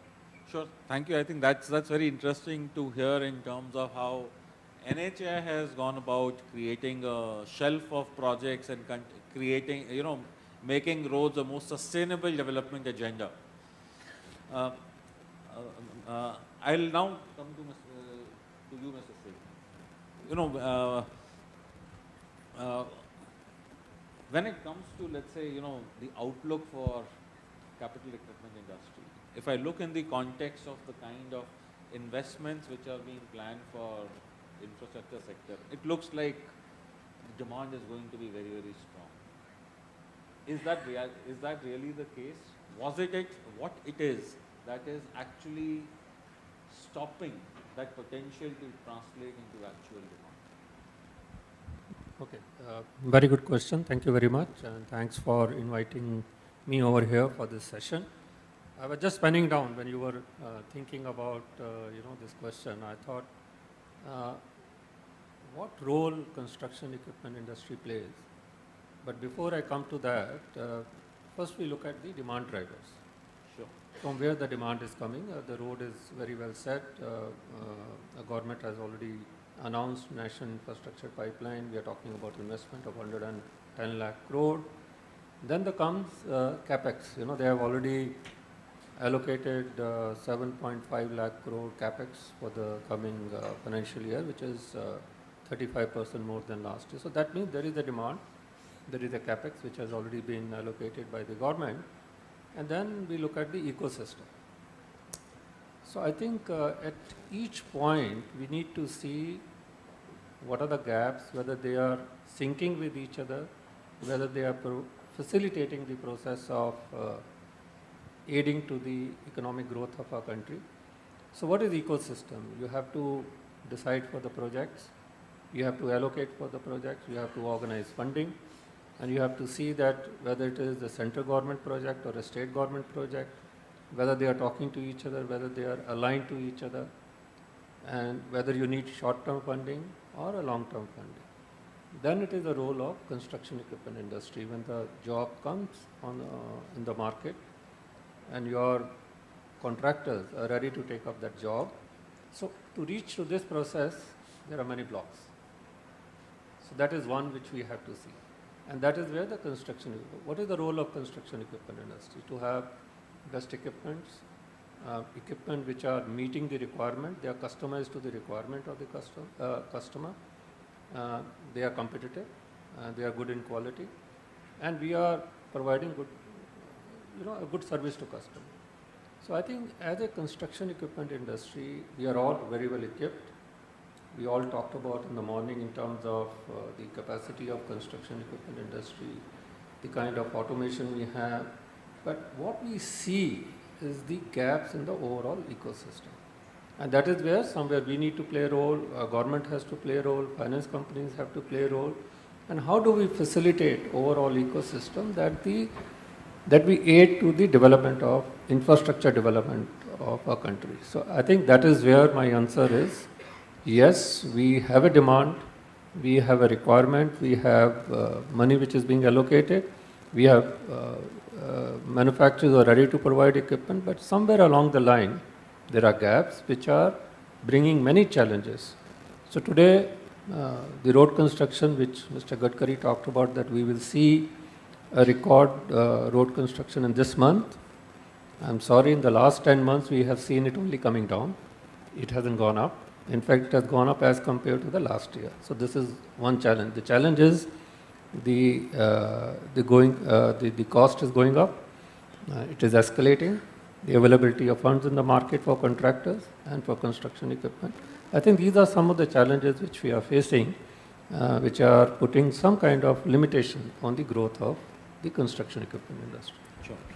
Carrying on the same theme of ecosystem, Deepak, any views on how, what are the kind of stuff which can be done with respect to creating this ecosystem? We were chatting and you spoke about one of the villages owning that, where the entire family owns construction equipment. How is it, if you can talk about that and give your views in terms of how it can be made more broad-based. No, it's a good question, and I will actually connect with what Sandeep said, that it is not one sector or one group. It is a whole ecosystem which has to come together. One of the biggest demands that we have seen for the construction equipment, while we always talk about road projects, it is the requirement of construction equipment in the rural economy. And what you alluded to is this whole set of rural entrepreneurs who take the plunge, buy their first machine, and then help in taking infrastructure into the rural villages. Now, if you see the announcements that the Honorable Minister made during the budget session, the Jal Se Nal project, or all these projects are supported by this group of rural entrepreneurs. But what we have seen is when these people go for their first loan, they see challenges. So I think creating an ecosystem where availability of finances becomes very conducive for the people in the bottom rung of our pyramid is very important. We have seen that the role which NHAI has played, I think it is remarkable, the type of infrastructure at a massive level which has been created. But along with that, I think there is a huge space for creating this whole group of rural entrepreneurs, and I think a lot of focus is required. And I think the mantra here is how all of us, and it's not only the finance companies, we as the OEM manufacturers and other people in the chain, how we all become easy to do business with. And that is what is going to be very, very important to create the demand, but more importantly to sustain the demand in the future. Sure, thanks. Vivek, any views from you on this? Yeah, I do agree with what Sandeep and Deepak said. One is we do have a lot of potential based on the outlay what the government has laid out for the projects. We do have a huge potential for the growth of the industry. But definitely the growth opportunity will provide us opportunity.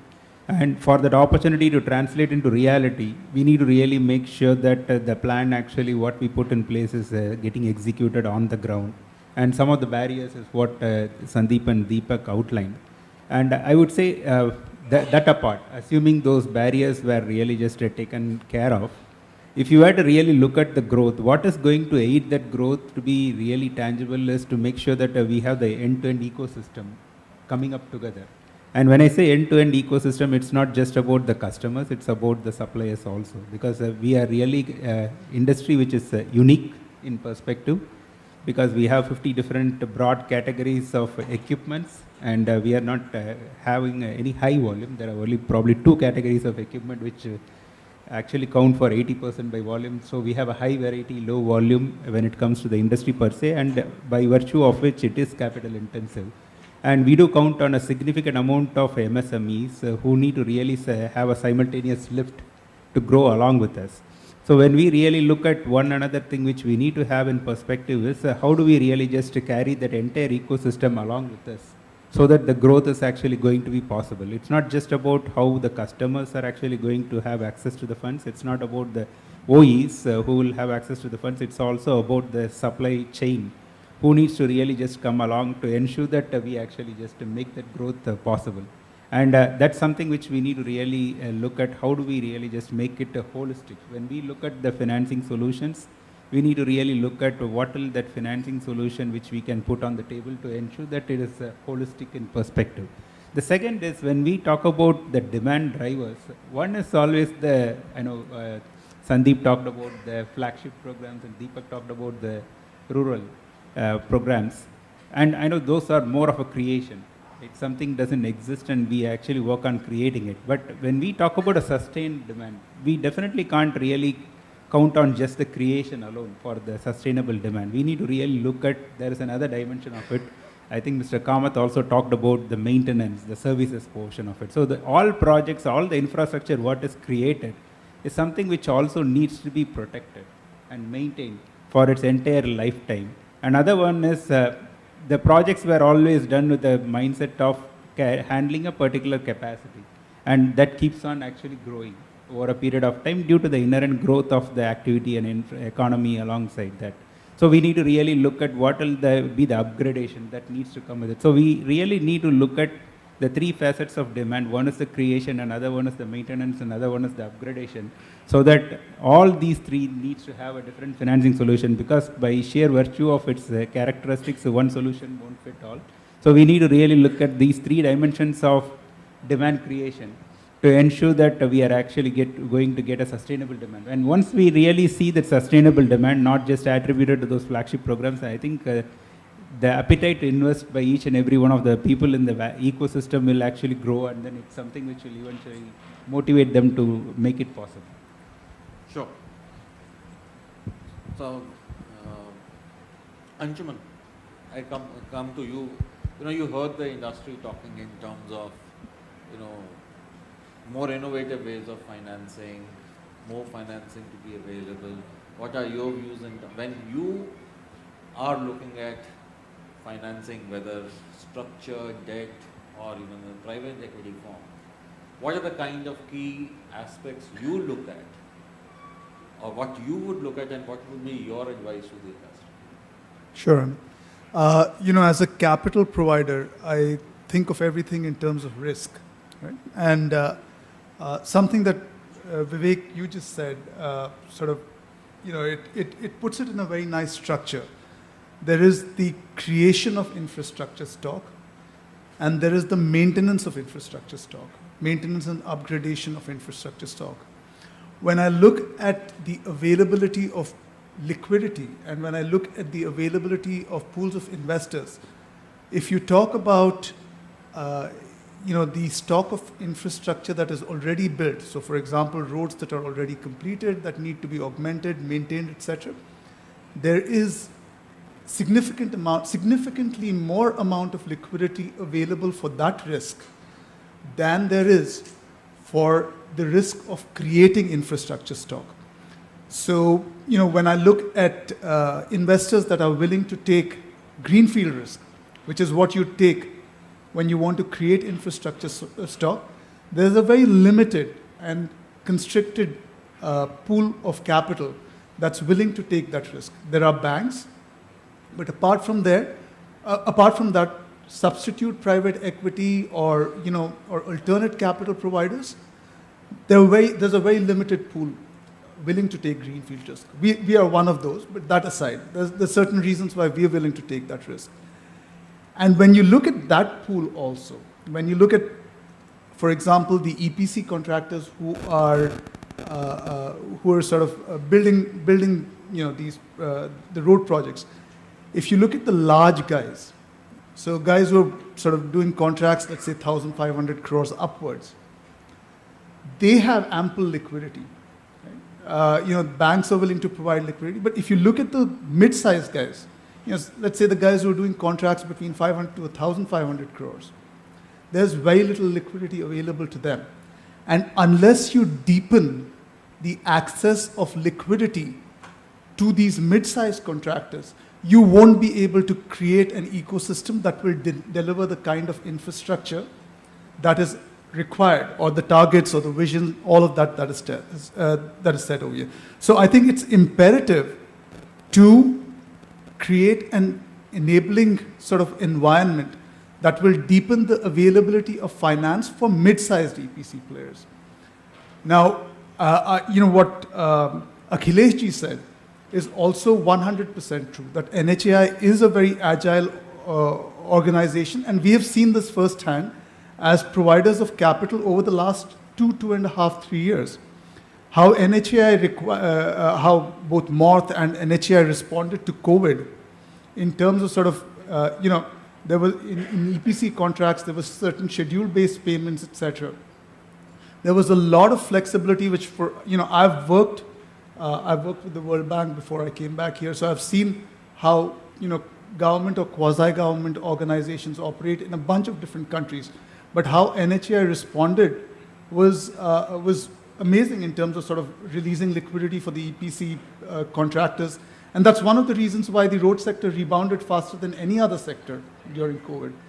But ultimately, when you look from a private investor's perspective, NHAI has been agile, and contracts are key.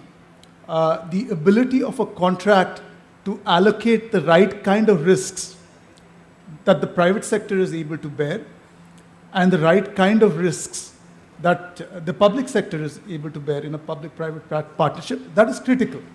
And that evolution has happened, as Akhilesh ji said. There were EPC contracts, there are now HAM contracts, and there's a constant thinking within these organizations as to how to apportion these risks properly.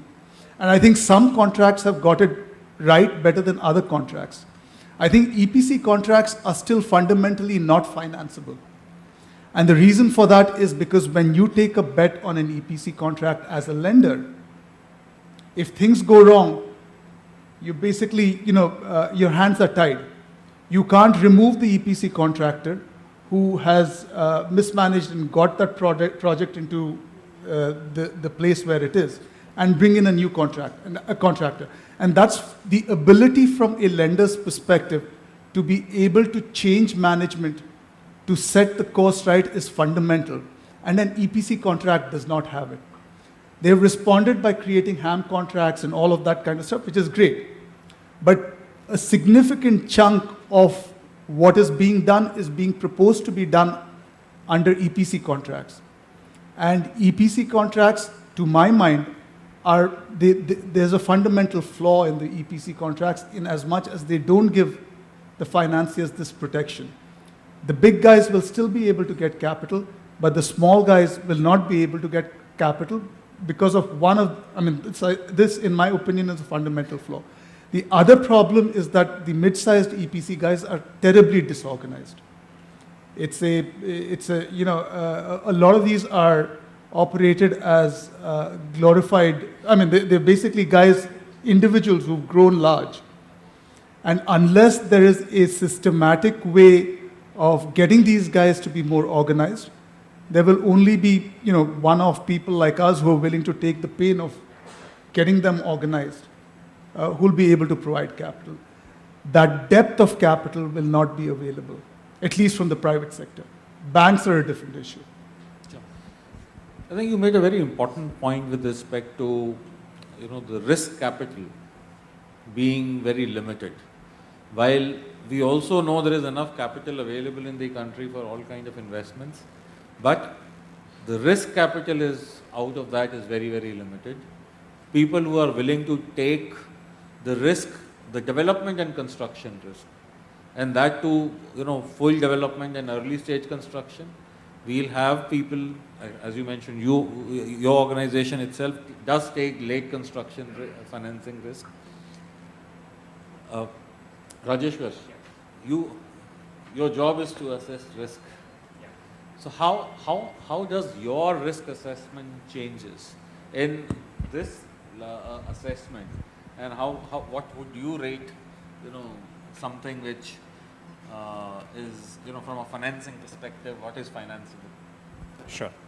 So just to build on what Anshuman has stated earlier, so if you look at the way infrastructure financing happens and the risks spread across multiple stages of the project, during construction phase, obviously, most of the projects are untouchables because there are a lot of execution-related risks, the permitting risks, etc. We have seen a lot of projects getting delayed in the past, thanks to NHA's measures that were implemented in terms of debottlenecking, etc., which has resulted in some correction in terms of the project delays. Otherwise, you would have also read the recent release from Ministry of Statistics and Program, wherein out of 1,600 odd projects, almost 500 odd projects have witnessed average delay of almost 46 months.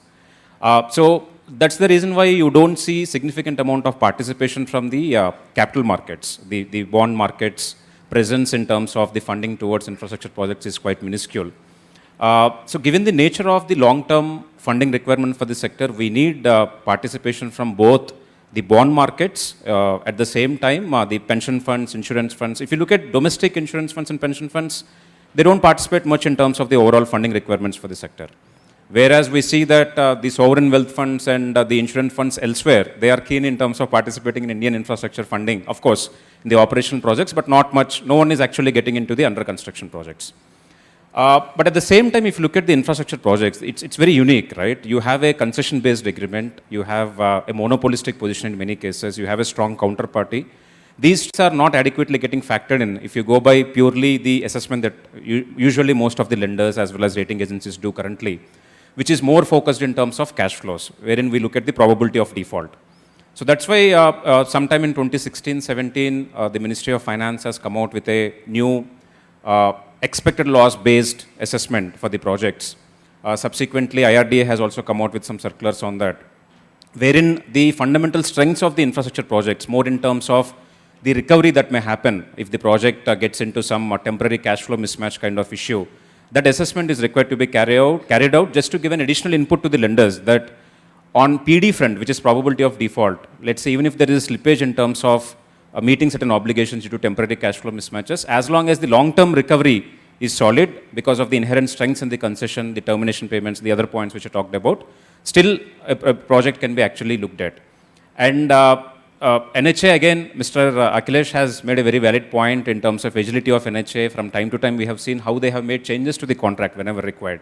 For instance, if you look at the conventional BOT projects in the past, there is no question of making any termination payment during construction phase. Now, based on the feedback from lenders, various market participants, that got incorporated for the HAM projects. Now, HAM projects have become more bankable. That's why we have seen projects achieving financial closure without much of an issue, except for maybe instances where there are promoter-related issues. Otherwise, largely we have not seen much of issues. Again, on the TOT front also, given the large bundle size, huge concession period, etc., which was initially awarded 30 years plus 9 or 8 bundles, it is becoming too large for the domestic participants to be part of the bidding process. That's why they have revisited that, reduced the concession period, cut down on the bundle size so that more participants can be attracted to the process overall. But coming back to the EL expected loss based rating system, although the system has been designed, framework has been implemented, from the regulatory side, especially RBI has to give certain inputs to the banks, post which only the lenders will be able to take it as a key input for overall assessment. Otherwise, given their provisioning requirements which are linked to the PD based methodology which is being conducted, not many banks are actually keen to get onboarded as far as the EL is concerned. So there is a need to push the expected loss based framework assessment, which would provide an additional input so that more number of participants can actually take part in terms of the financing. Anshuman, I think Rajeshwar made a very important point with respect to expected loss kind of an assessment.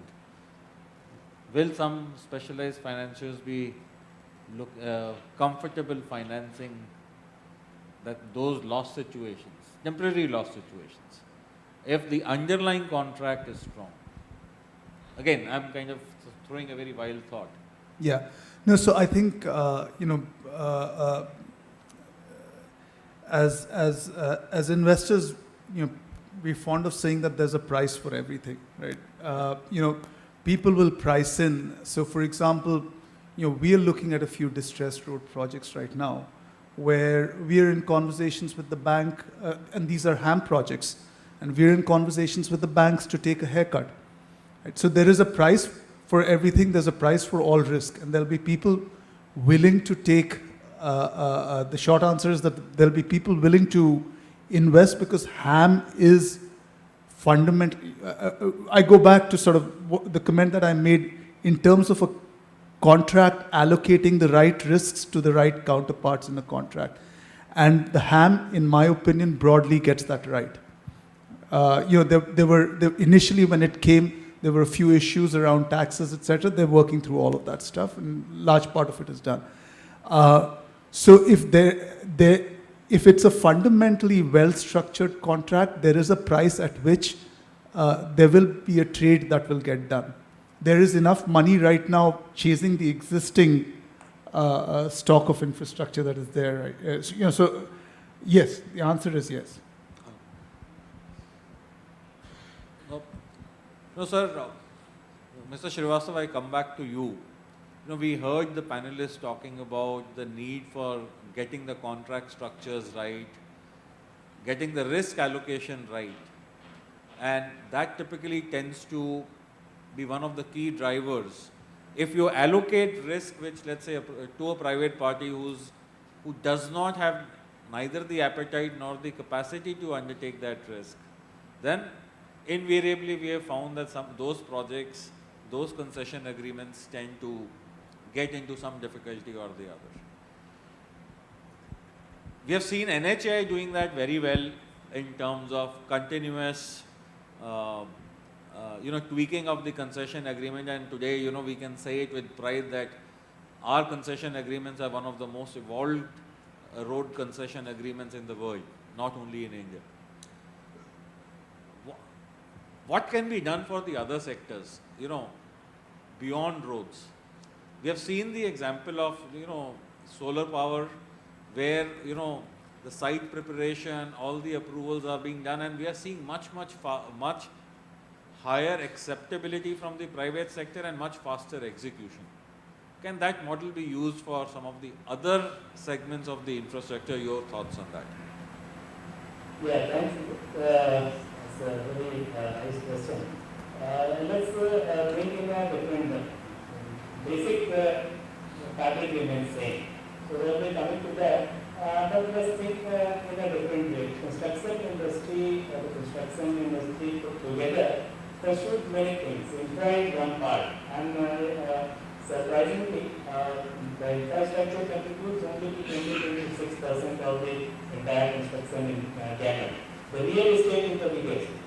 They contribute something around 60%, and then the industrial building and the factories and all done is around 12%. So when we discuss about the construction industry as a whole, the major focus will go towards the real estate also. And there are improvements are required. I would say come to the other infrastructure, power and railroad and others, they are all now correcting the system, making allocating the risk differently, tweaking the rules, the model contracts, etc.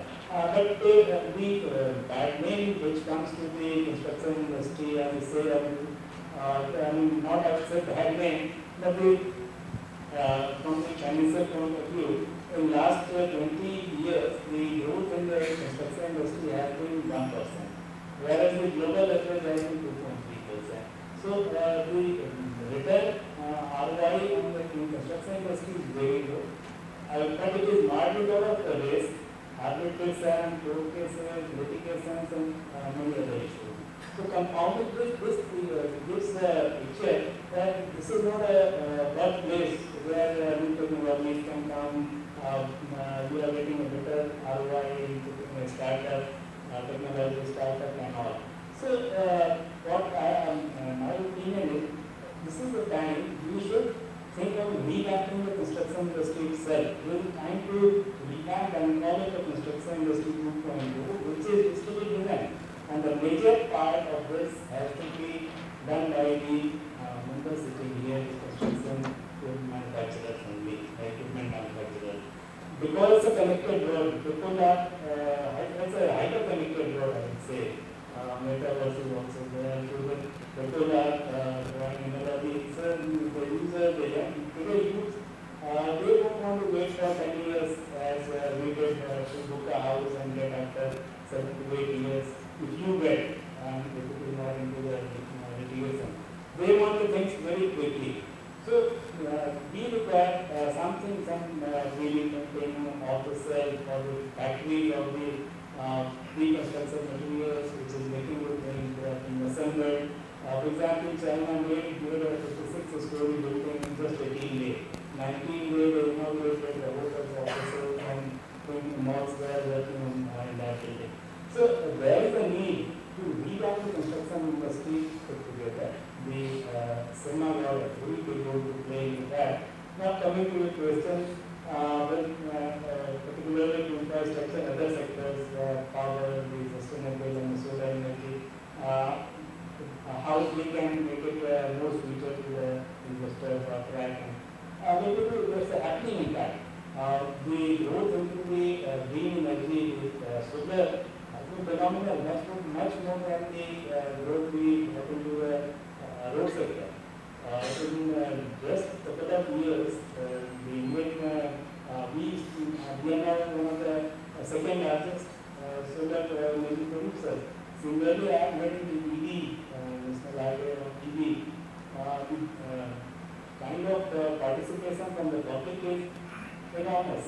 And we just completed 2 pilots where we are using the battery swapping and infrastructure.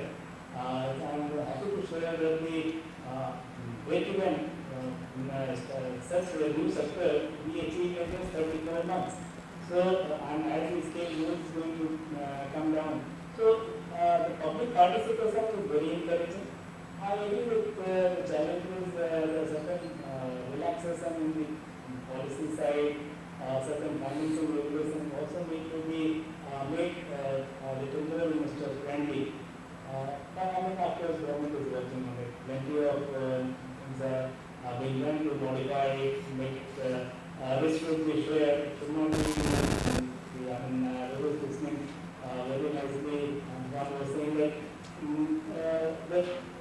when the investment from the financial institution comes there, related to the teaming it, the financial institution look at the thing from the worst scenario only. If it is what's going to happen, where my money is going to go. But this thing has also to change. If you look at the fintechs, the new kind of financing system, why you think from the worst scenario is going to fail or the banking money is going to be lost? Why do you think that we can take back instead of 5 years, 2 years only, and why don't we encourage investment into that the break-even is reduced and the money is coming back? So, I mean, these different out-of-box thinking is also required to that.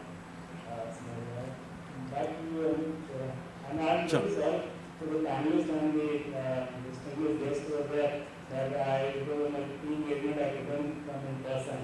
So, anyway, it's my honor to be present virtually with you all. So last 2 years have taught us, how to work without being physically present. So the world has kept continuously moved in the last 2 years despite all the lockdowns. So I don't see that to be an issue, but it would have been a privilege to have you in person. Look forward to meeting you sometime. Sure. You raise a very important point with respect to bringing in efficiency, bringing in modernization into the construction industry itself, and some of the said practices. So I will kind of flip this part to the industry participants in terms of what is the role capital equipment industry can play in bringing in this modernization, driving efficiency in the construction.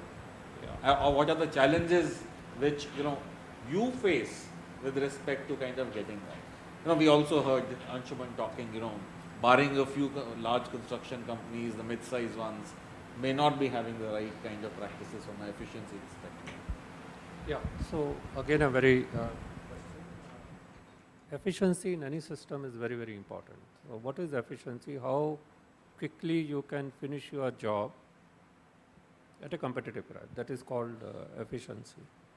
So if you look at the construction equipment industry, we divide it into three parts. One is the lower size of the industry, which is where you have mini excavators or backhoe loaders or a small equipment. Then you have mid-size, where you have excavators going ranging from 10 ton to 40 ton. Then you have heavy line. So the efficiency in heavy line is quite good, because that is where the contractors play a role, and they understand the importance of quality, they understand the importance of efficiency. So therefore, they are very well equipped. They are ready to pay for that. When you talk about the lower end to the mid, which is the largest size of the construction equipment industry, the most of the customers are hirers. So 60 to 70% of customers are hirer, and they are the one who are facing the challenge. The challenge is the delay in projects, land acquisition, the environmental clearances. So the kind of margin which they feel that they will make from the project, they are not able to make. So therefore, they are not ready to pay for the automation, they are not ready to pay for advanced technology, they are not ready to pay money for the, I would say to some extent, even quality. So that is restricting the efficiency, to bring in efficiency of the, in the construction equipment machinery. Now the efficiency starting from project to the completion of project is also very important. So that is where I think the whole ecosystem has to play a very important role. So as an industry, we are all we have equipment which are very efficient, we have advanced technology in our equipment. That's what you see across the world. The equipments are being customized, they have different kind of attachments so that we can finish the job faster. But whether a customer can afford is a challenge. So that is where I think that is where my answer lies, right? Am I able to satisfy your question? Sure. I think you hit the nail on the head. There's somewhere the cost economics also will play a role. Yeah, I'll just add, I think there are two aspects, and I think it is very important that there's some very important people in the industry who are present. OEMs, there are two aspects. One is the availability of technology on machines. Now, consistently innovation is taking place. But the challenge, and having worked outside the country, I see that evolution to move towards value-added machine, I think is a next step, where we understand what is the efficiency, what is the productivity. But that is one aspect. The second aspect, and as Mr. Kamath also alluded to, was the maintenance aspect. And this is where I feel the industry is not taking note. In other parts of the world, they look at the uptime of the machine, because that again helps in completion of the project on time. Now, I'll just give an example. Today, the infrastructure is developed in the far reaches of the country, in the northern side, northeastern side. And ability of companies to support the machines after they have been purchased, I think is going to play a very critical role. And unfortunately, there is no differentiation. Recently, Government of India has taken a very important step, moving away from the, I would call it the L1 Raj, where now they are trying to bring the quality aspect. I think it is time has come, and particularly, when people are putting their money into projects, that they give importance to this aspect also, so that an order is not placed just based on a first-hand price which is given for the machine, because somebody has to think about the whole life cycle of the usage of that machine, how that machine will help in delivery of the project on time, how that machine will provide real-time information. Today, all the machines are connected on IoT-based platforms, and it is so important that the availability of that information, the availability of the right information, so that we give more power into the hands of the people who are in turn buying those machines or getting the service for those machines. So I think it is very important. When we talk about technology, sometimes we only look from the machine point of view. I think the technology in all aspects of the life cycle of the usage of the machine is important. And that will help in future to deliver projects on time, deliver projects of the right quality on time. Vivek, any thoughts from you?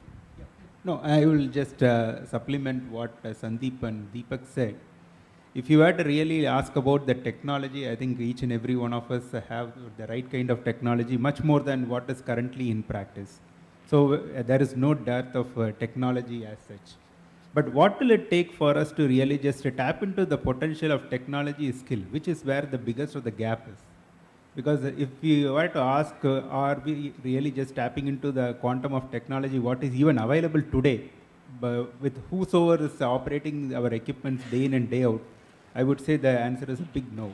And that's one of the things which ICMA is pursuing through IESE, that skilling to be made mandatory, and then a certification of the operator for operating the equipment needs to be made mandatory, so that we are able to first, number one, tap into the fullest potential of the equipment, what is already in operation.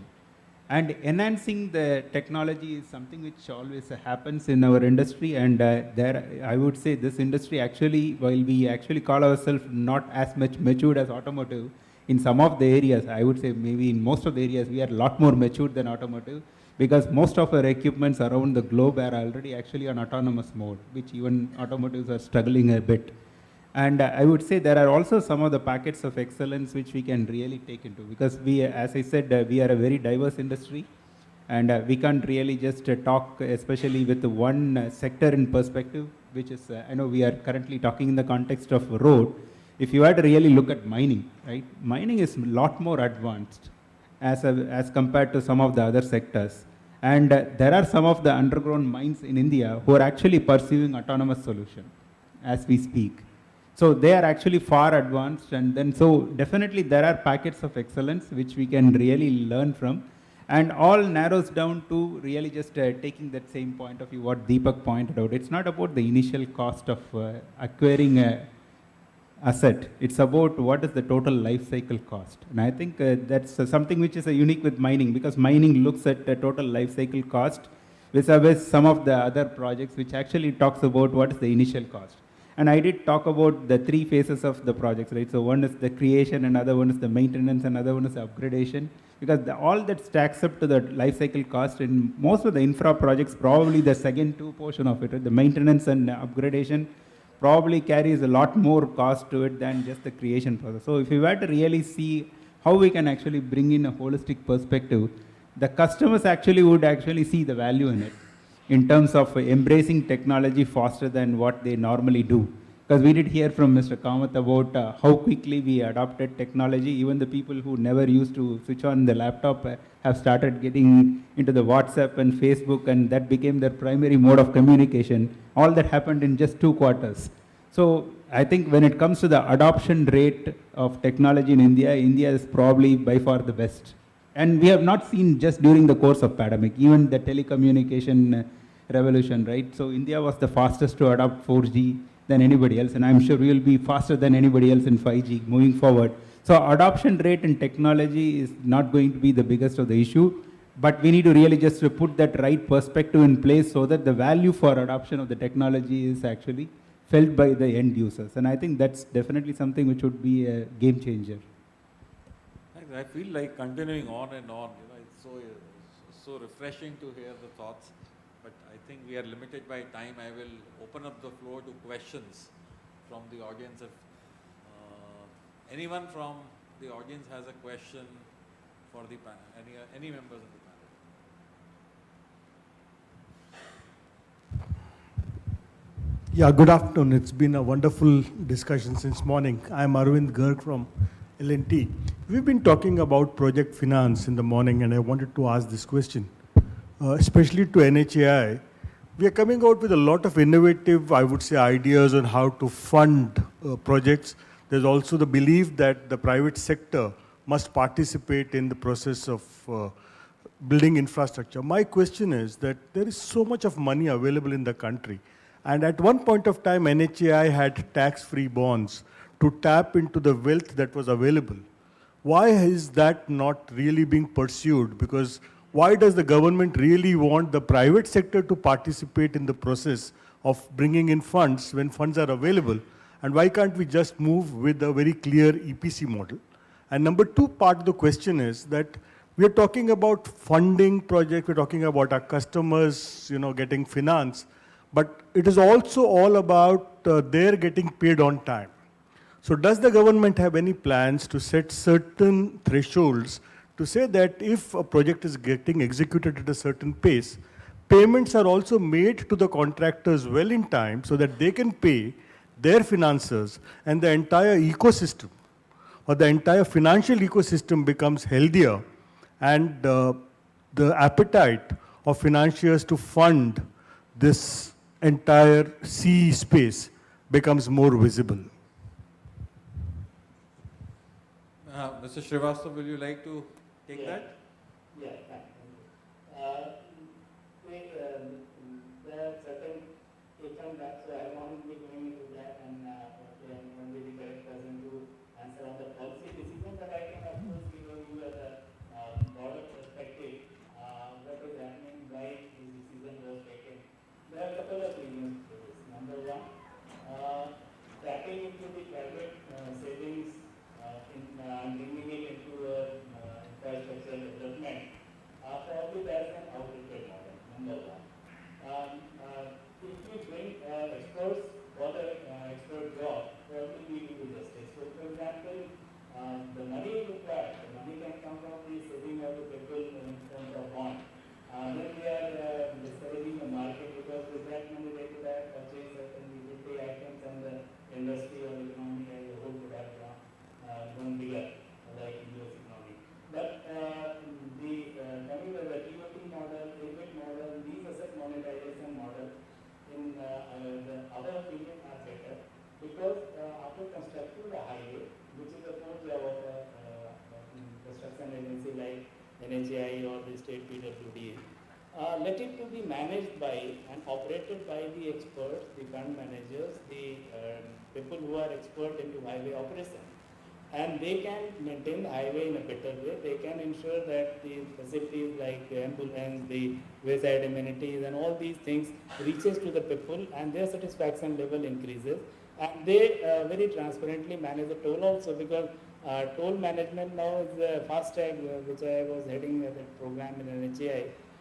Now the toll is transparently being collected 97-98% of the entire toll money through fast tag in a transparent. The money which is coming from toll on that FASTag platform is nearing to 40,000 crore a year and it's going to go up with the more number of activities coming, more roads are being made and the toll rates also increase based on WPI. So, so nutshell, let the expert manage the domain which they are doing, number one. So I hope I answered, instead of going for bond, it's better to get the money from the expert who invest upfront, give the money to the government and they make more roads, more infra from that and they manage it in a better way than NHAI can or any construction agency can manage. The second question I think he asked was, Amit, can you say again?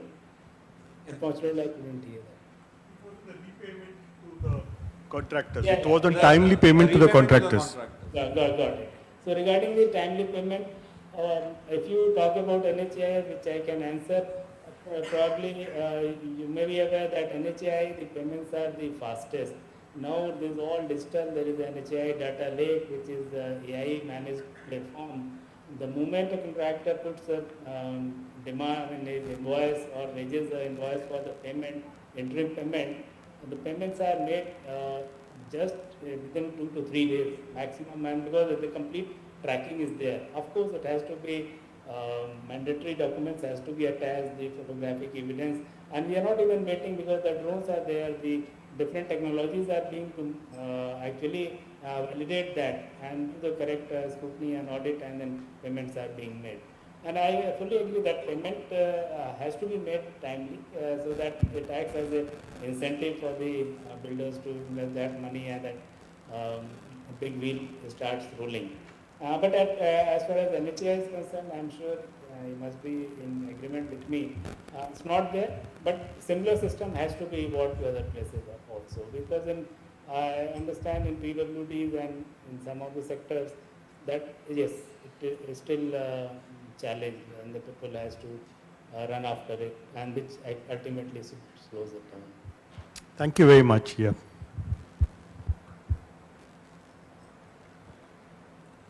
Any more questions from the audience?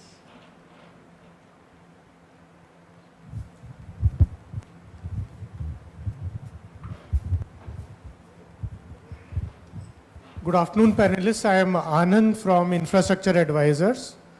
The finance piece in the entire gamut of activity of construction equipment is a very important piece, however, the most fragile one. So we have seen that in last couple of decades, there are hardly any financiers who have been consistent over a period of time, and we have seen a lot of failures. So while financiers must have taken some precautions to ensure such things don't repeat, but as ISEMA is ISEMA doing something to ensure that this endangered species is protected and we have some consistent financiers going forward, and these failures, we have seen even in recent past quite a few failures, or people have moved out of this business. Especially the equipment financing piece.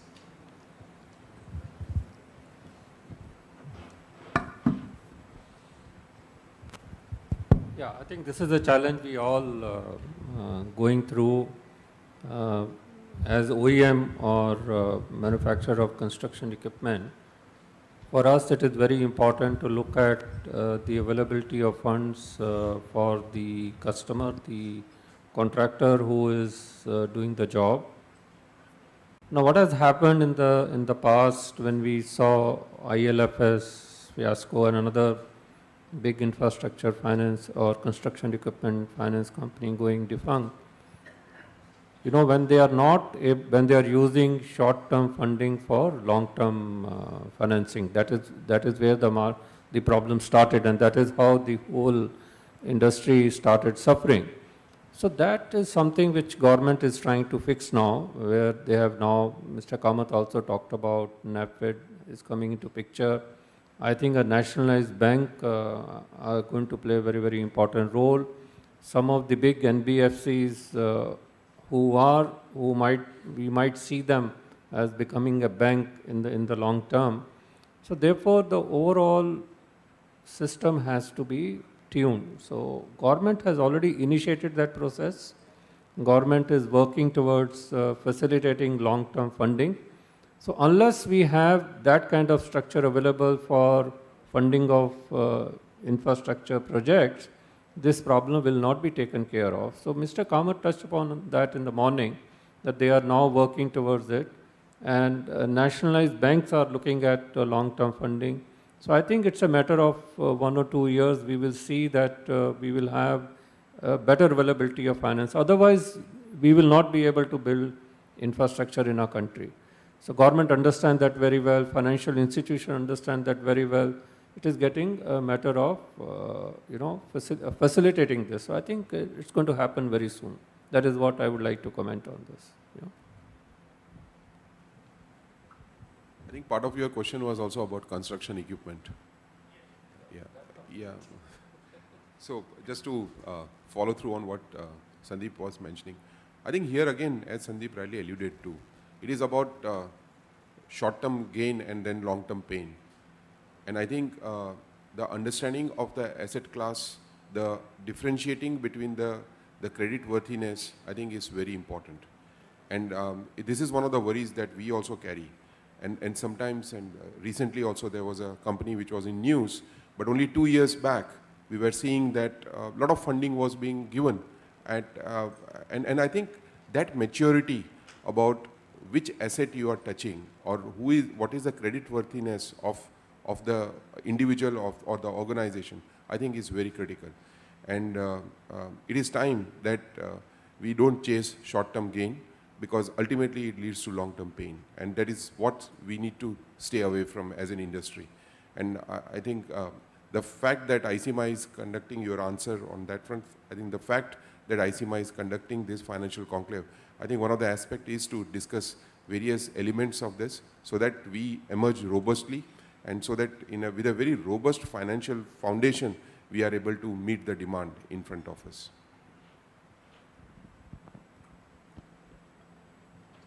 Anyone last question?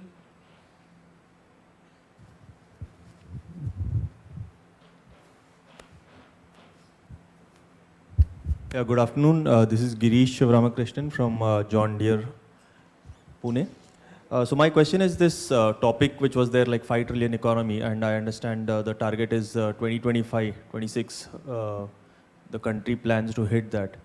So infrastructure wise, what are the plans which are in place, because we are already in 2022? So 3-year plan, if you could brief us on that. So, Mr. let me Srivastava, can you give us some insights on that? Did you get the question? Yeah, I understood the question.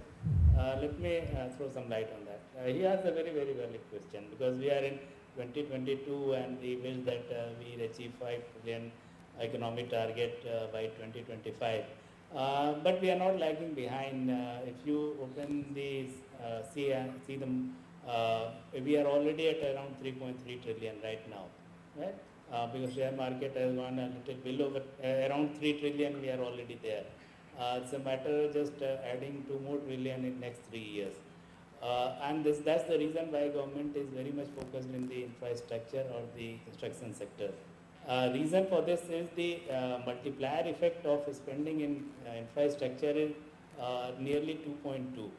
So if you invest ₹1 trillion in infrastructure, the return, if it is timely done, that caveat is there, and with the quality and the regulations which has been made for, which govern it, the multiplier effect is merely 2.2. So by spending 1.4 trillion US dollar in next 3 to 4 years, I believe that when 60% projects get completed in next 3 years time, we stipulate, that's why Gati, Sakti, NIP, everything is there for macro and micro monitoring management of these projects, so that they don't overshoot the time and cost. Probably we may be able to add just enough corpus to the GDP to make it 5 trillion by this infra spending and these thing itself, apart from many other sector contributing their own. So it's a very much achievable target and doable. I hope I answered his question. Sure. I think we are just at the nick of lunch. We'll not like to hold you back. I think we've had a very, very engaging conversation. Thank you so much, Mr. Srivastava. Thank you so much, all my fellow panelists. Thank you very much. Very nice. Sir, one last request for one last question. Thank you for considering that. Good afternoon. I'm Anuj from JCB. See, while talking about financing, we are largely discussing, if we hear the panelists also, on the project funding side, because that creates the demand. But I think the question here is from the point of view of retail financing, the financing to the end buyer, the user. And there we see a lot of challenges being faced by the financiers, especially the private ones, because they are the ones who are more active compared to the public sector banks. I think here we got to have some initiative from the ICMA side to involve the public sector banks into the play. When we see them, the approach these banks have is that what they call is that we don't have a collection mechanism or the setup. I think through the government agencies or through our engagement, we got to bring them to the play. That will help us to grow the market, to make it possible for the deeper market, basically, I would say rural side, because they have the network, they have the strength, and they understand the business also. I think it's just the initiative which needs to be taken by this particular association to bring a play from public sector bank side. And if there is something which is being done, I would be happy to hear about it. Thank you. Very important. I think one of the reasons we are having this conclave is the importance of financing. Why we were talking about the project funding, because it is directly linked with the retail financing. If a customer is able to get money on time, or a project person is able to get money on time, his credibility will go up. And therefore, the banks will come forward and fund him. Today, what is happening is, in construction equipment space, nationalized banks are not coming forward to an extent what they should be. We are totally dependent on NBFC, and an NBFC is having a lot of restriction, like what we just talked about.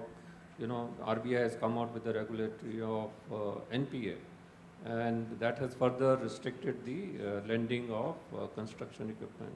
So we are, as ICIMA, addressing this to the government, with the financial institutions, even to the ministry. And I believe there's still a lot of work need to be done, because unless this is being sorted out, we will not be able to grow. Construction equipment manufacturers will not be able to grow.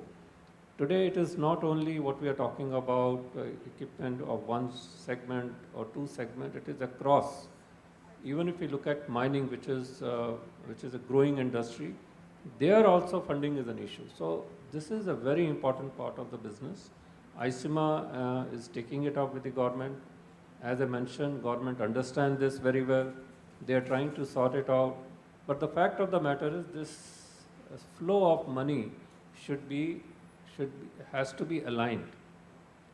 If project get delayed, they don't get money, the contractor doesn't get money on time, and he is not able to pay to the bank. And if bank doesn't get money now, every month, he gets into NPA. So that is the problem. And that is what we need to sort out. So it's a challenge, and I think we need to address it. And we are doing that with the government and financial institutions. Thanks, Mr. Singh. Thank you so much, everyone, to my fellow panelists. Thank you, Mr. Akhilesh. I think it was it was really insightful talking to each one of you and gathering your views. Some of these have been captured in the point of view which we have come up with, which will be getting released immediately after this. Deloitte has prepared that along with for ICIMA specifically for this conference. I think Monica, who will be calling upon everyone. So we will be releasing a report now, and I request all the GC members, Governing Council members of ICIMA, to please come on stage for releasing the report, please. Thank you so much. And thank you all the panelists, please.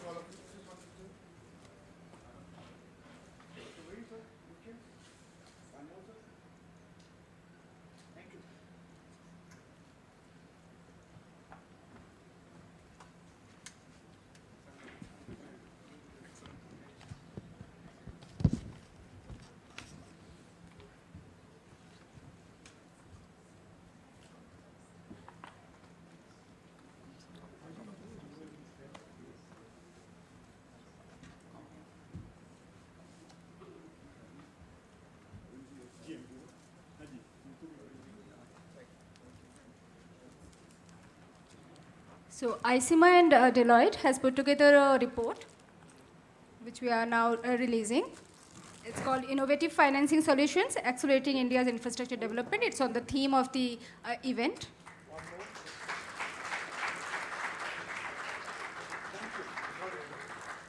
Thank you, all of you. Thank you, sir.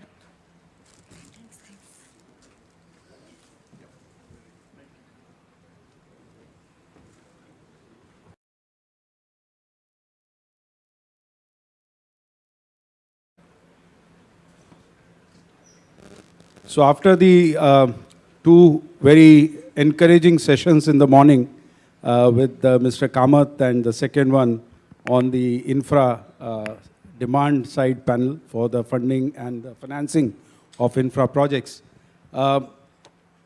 we are quite buoyed, and we have heard that the government has launched many new projects. Government has also been very aggressive on the budget this year towards the investments in infrastructure, Gati Shakti platform, NaBFID, we heard Mr. Kamath in the morning. We also see a lot of action on the national monetization pipeline that is happening across the country.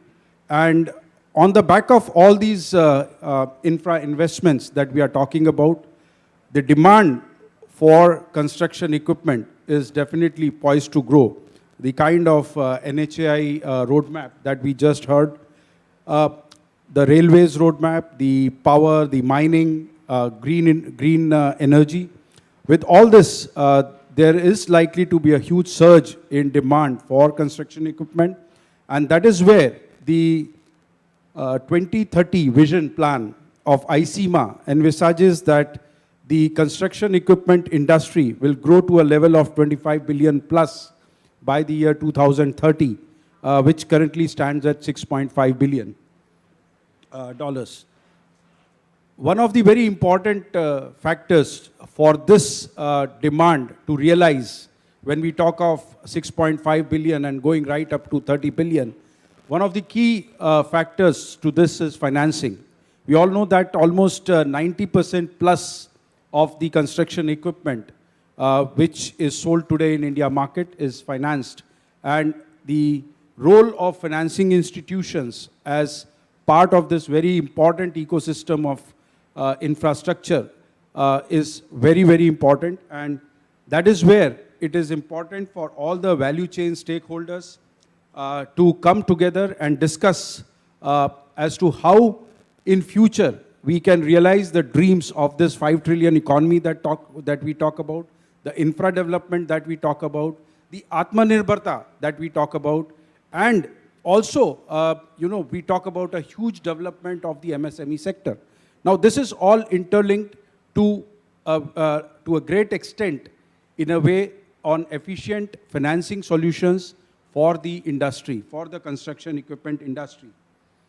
The engagement with policymakers has been focused on improving the availability of finance for the construction equipment companies.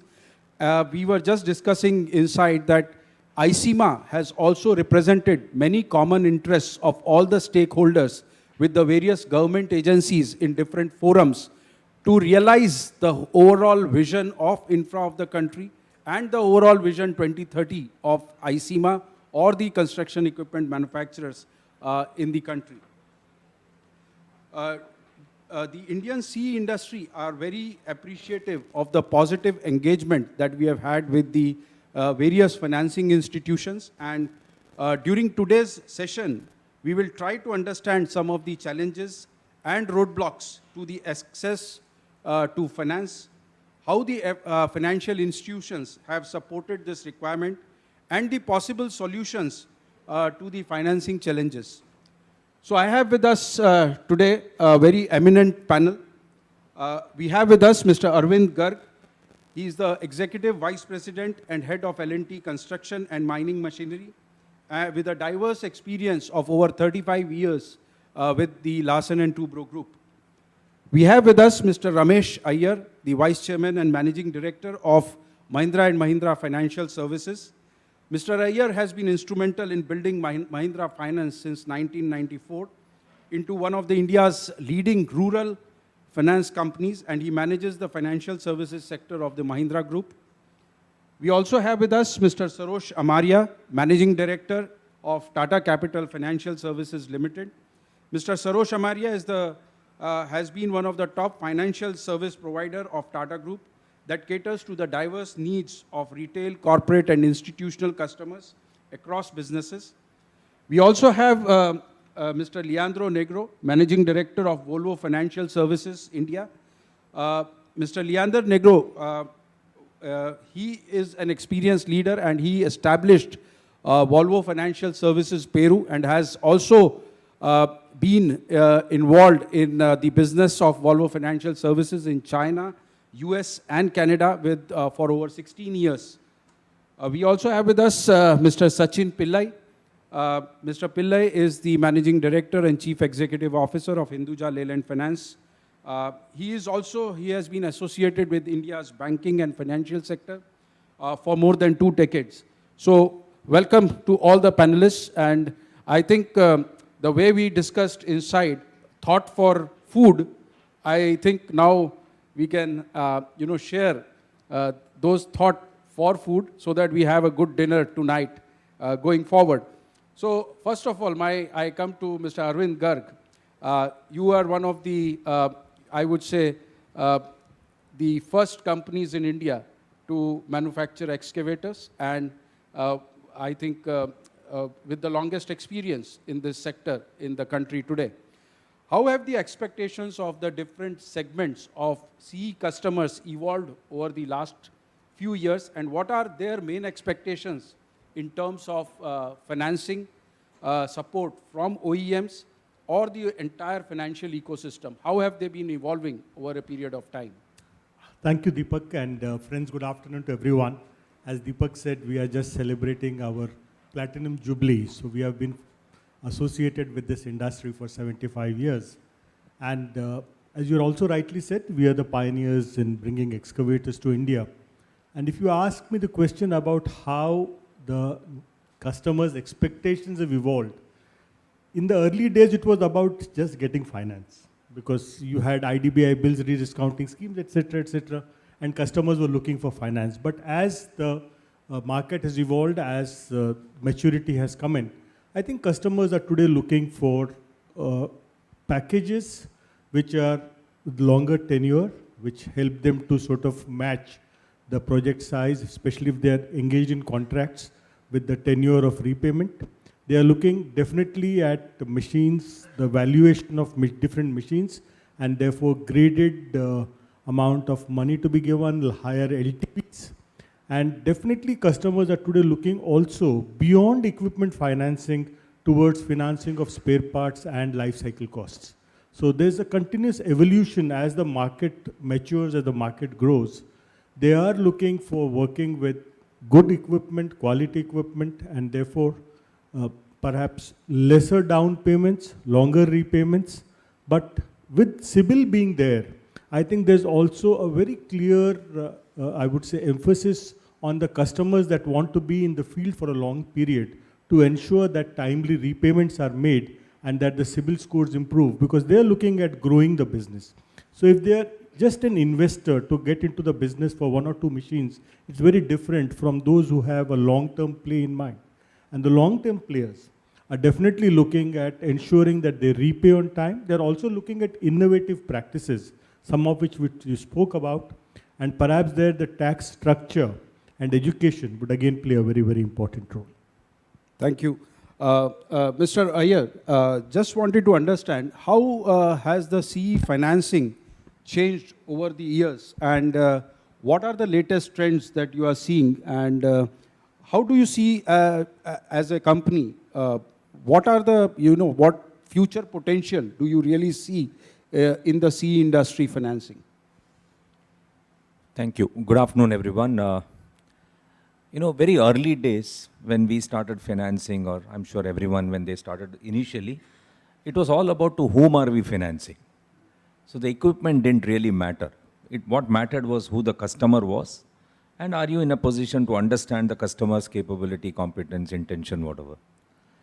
Slowly the customer, when he was failing, he started blaming the equipment. So we shifted from whom to what we are financing. Because then the equipment became more important than the customer was, because if he had to repossess, was there a good resale price, whatever else. Today, if you look at it, all the three is playing a role. Whom are we financing, what are we financing, and for what are we financing? And the third what is he putting the equipment to use for? Is he a contractor himself, or is he a rental guy? What is he doing with the equipment? Therefore, what is the cash flow coming from?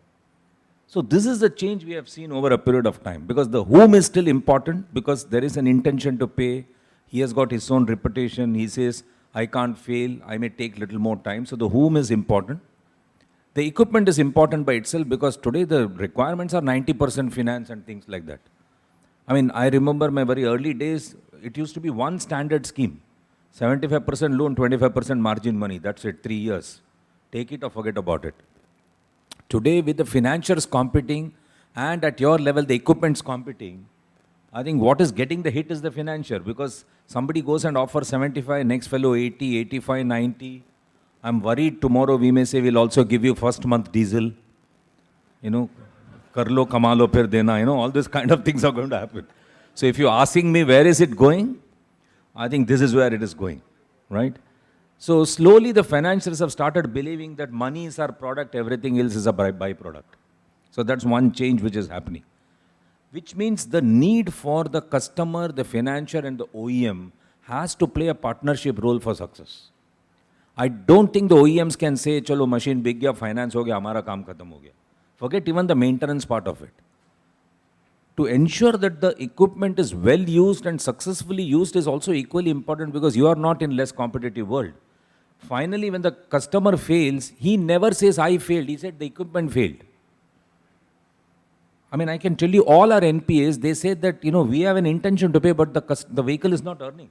The equipment is not earning for me. So I think that's one direction it's moving to. The second is, there is clearly 3 layers of customer, right? One, the high-end contracting large fleet customers who are well experienced, they know what to buy and all that. The second is the mid-size, who's come in, done well, now he wants to add more equipment, so he's on a risk zone because he wants to grow big. That's a very different risk we are seeing. The third is the first-time buyer of equipment and even first-time credit user. They have neither taken credit before nor have they taken equipment before. And this is a large chunk. And this is a new risk all of us as financials are facing. We don't know how do we assess them. And somehow people say, we have to use CIBIL score and all that. And I keep wondering, CIBIL only tells you in the past he has paid. CIBIL never tells you in future he will pay.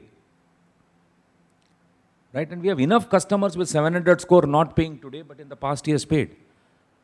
So if you ask me, with all the data available, with all the relationship that's built, with all this new age technology that's working, but I think the whole business model will continue to move towards being phygital. We have to interact with customer, we'll have to understand the needs of the customer, we'll have to write the risk of that customer, while we will have many, many more surrogates and data available to be more aggressive in our decision making. I think that's where it is moving. Thank you, Ramesh. Over to you, Sarosh. How are the financing needs of the customers? You must be, you are interacting with the customers daily. You have different customer segments. So how do you find these financing needs of the customers changing in recent times? And also, what actions you are taking, or as a company, you are taking to see that you come closer to meeting those needs and expectations of those customers? And what do you think in future would be, some of the transformatory things which you will do to meet these customer expectations? So, good afternoon, colleague. Good afternoon, everyone. Thanks, Deepak. So, basically, in the construction equipment sector, there are 3 categories. You have your first-time users, you have your retail segment, and then you have the large players where funding is at a very competitive rate. But what we've seen as a challenge from a customer point of view at this point of time is, the useful life of the asset generally is 8 to 10 years. But the financing needs are 4 years, 5 years. So how do you bridge this gap? There are various ways in which today, if I have to wear the customer's hat, he uses the asset for 8 to 9 years, but he gets a loan for 4 years, 3 years, 5 years at best. So from a customer's point of view, he's looking at longer tenor for assets. So how does he, especially high-end assets, how do you bridge that gap? So financiers should start looking at options on how do we see that, ways we could, work towards that. One of the ways to circumvent it is through a, we were just talking inside, is through a different financing option, which is leasing, which is not prevalent in India to a large extent. There are some companies who have worked on it, but to a very large extent, leasing has not worked at all. So you give a primary lease of 4 years or 5 years, and then roll it over for a second lease or a third lease. So that's one way of looking at how do you, the customer's point of view, which is happening. The second is all construction financiers generally finance an asset, but there is a big play of working capital around with it, which is there by the banks finance working capital. But what could be a good way to see is that with every asset that you finance, can you do a 5%, 10% working capital for him also? That is something which is very, very critical, which is most NBFCs are not doing it. Certainly, we are also not doing it. We've been discussing internally, but we're not getting that model right. But if we finance an 80 rupees or a 70 rupees of the asset or 75 rupees, can we put aside 5 rupees for working capital?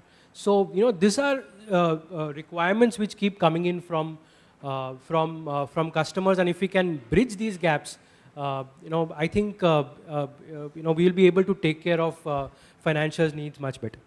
Thanks, Sarosh. Over to you, Leandro. You are one of the captive NBFCs, though I know all of the other panel companies today have some kind of business in the group itself as far as the supplies are concerned, but you are a captive finance company. So what are the advantages to the customers while purchasing construction equipment through the captive financing arms? And how do you normally, because I know there are a lot of challenges when you are a captive arm, you need to balance the expectations of the OEMs and the customers as well as your own financials. So how do you handle that in a captive arm? Thank you, Deepak. Good afternoon, everybody. So yeah, I think some of the benefits of dealing with the OEM captive is that this is all we do, right? So we know the products, we know the customers, we know the customer needs, right? So we're fully dedicated to that specific segment, that specific customers. So we pretty much handhold the customers all along the financing journey, right? So I'd say that is mostly the ease of doing business with. That's the main area. But as you well pointed out, the balancing is very difficult, right? Because as I mentioned, we're only doing our products, right? So our portfolio size may not be in its scale as some of the others NBFCs. Therefore, we're not as competitive in many ways, right? In terms of rate, in terms of structure, which makes it hard for us to do all the deals. There are customer concentration issues as well, because we're dealing with our own customers over and over and over. So balancing that is difficult. What we try to do is have a good alignment with the OEM, make sure that we are in good understanding, and make sure that the customers themselves value the relationship that we have.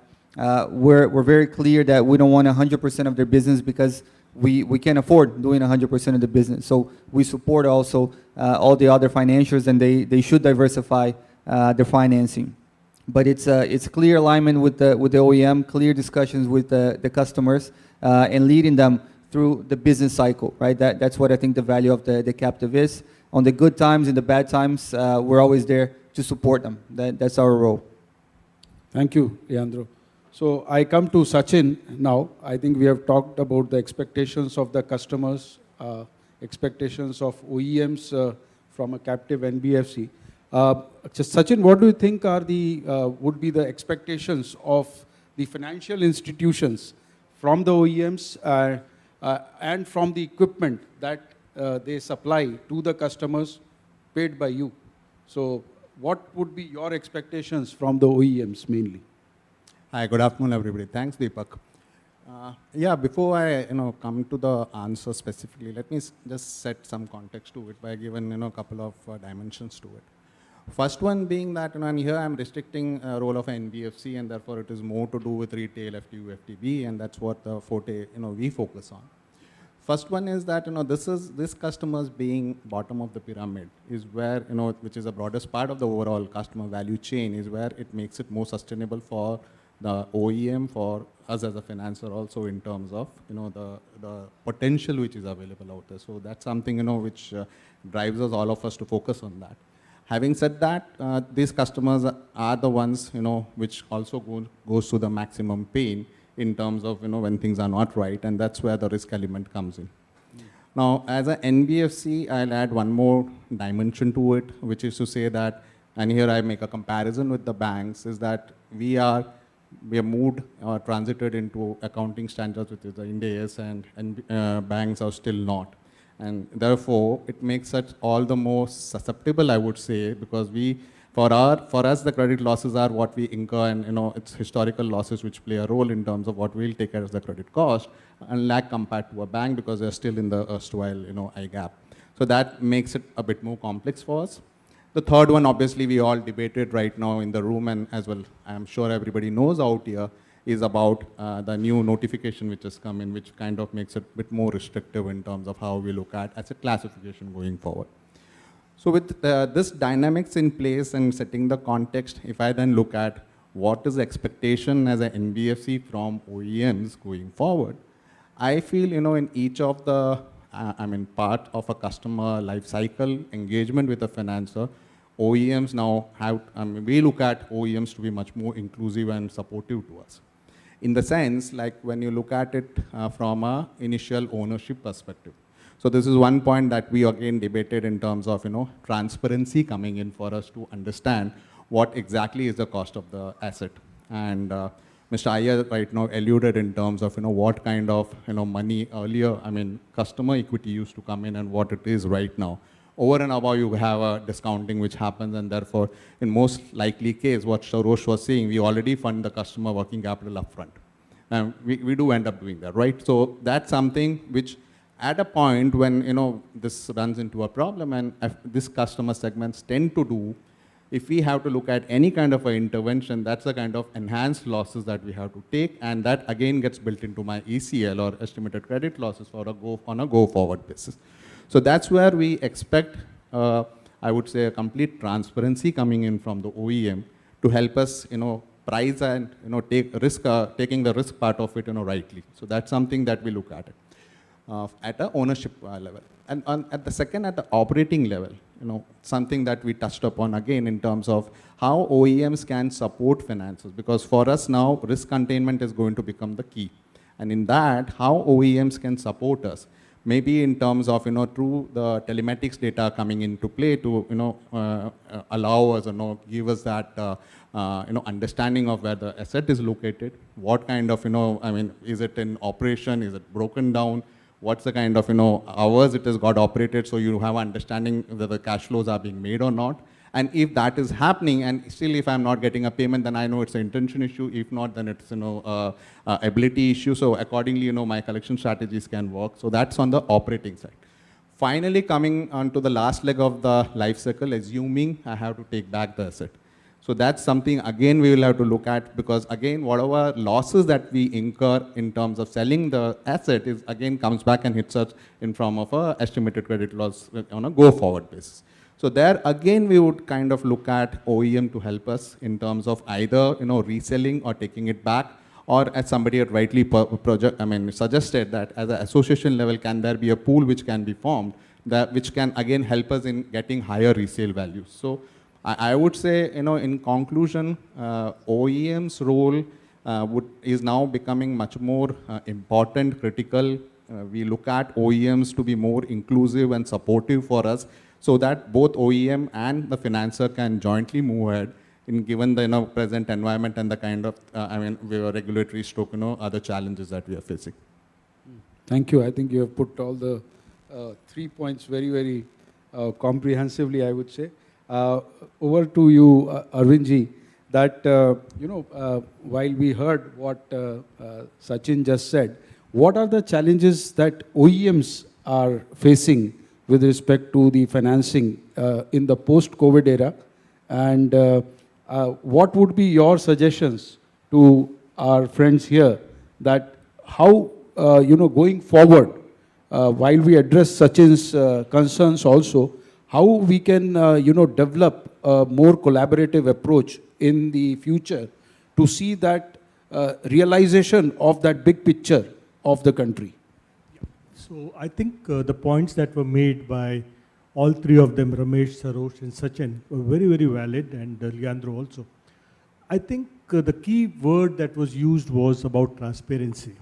And I think since it's all about partnerships, it's about growing the industry and seeing ourselves as important stakeholders with one objective to serve our customers. Because I see no difference. If our customer is buying a machine, we supply the equipment, it is funded by our financial partners. So it's all about partnerships here. And in partnerships, there can be absolutely no doubt that there has to be transparency, and we have to build trust over a long period of time. And hence, I have some, you've talked about COVID, post-COVID challenges, but I think it is not really about post-COVID challenges. It's all about ensuring that people who are credit-worthy get the necessary credit, get the necessary support from financiers to help them grow their business, and people who take a long-term view of the business actually get supported. And in this endeavor, I think we OEs have a great role to play as well. So you mentioned about telematics. I think telematics is something that we are very, very happy to share, because all of us in the industry today have equipment which are enabled, which have telematics built in. And therefore, it is only a matter of you are getting the agreements in place with our customers to say that they would be happy or they would be willing that we share access to the data that the equipment generates, because as per data laws, we see it as their data. So it's only a matter of amending the agreements that you have with the customers whom anyway you are financing to say that this is a joint effort, and hence we would be very, very happy to support you with all the data. Number two, you talked about life cycle costs. Now, actually, I think as we go along, you should also, as financiers, start building some data within yourselves, a repository of data to look at what kind of equipment are you funding, because that is what I think Ramesh spoke about. What are we funding and who are we funding it to? So I think today a lot of data is generated around who do we fund. But what equipment are we funding? And then you should have your own thresholds of which equipment works well, where are the maximum delinquencies, etc., which I think you all know best. And if there are delinquencies which to your mind are beyond the customer's intent and beyond certain that the customers need help, I think we OEs should be very, very willing to have meetings with you all where that data can be shared with us to say that this is the customer who's saying that he or she is not able to pay us on account of A, B, C, D, and what are the real areas that we need help. And our regional teams should then meet the customer together to understand whether there's a genuine concern around the equipment or the performance of the equipment, or there are some issues which are beyond the support of the OEs. And I think that would again bring a lot of transparency, because we would be able to sit together as one team to look at an issue and see how that issue can be resolved to the betterment of the industry and betterment of everyone else. The third thing is that today we talked about working capital. Now, if we have to ensure that customers use the machines effectively, we must also be able to ensure that they buy spare parts, genuine spare parts. And I think again, as OEs and as NBFCs who are in this space, or banks, private banks who are in this space, I think we should look at life cycle costs for at least the first 3-4 years. And for instance, supposing there was a company that would say that, okay, I am willing to give a longer warranty for which I get some upfront payment and the whole thing gets funded, then you are assured that for the first 3 or 4 years of the equipment life, the service will be carried out by the OE or by the dealer of the OE on time. That warranty will be provided to the customer so that the performance of the equipment is assured.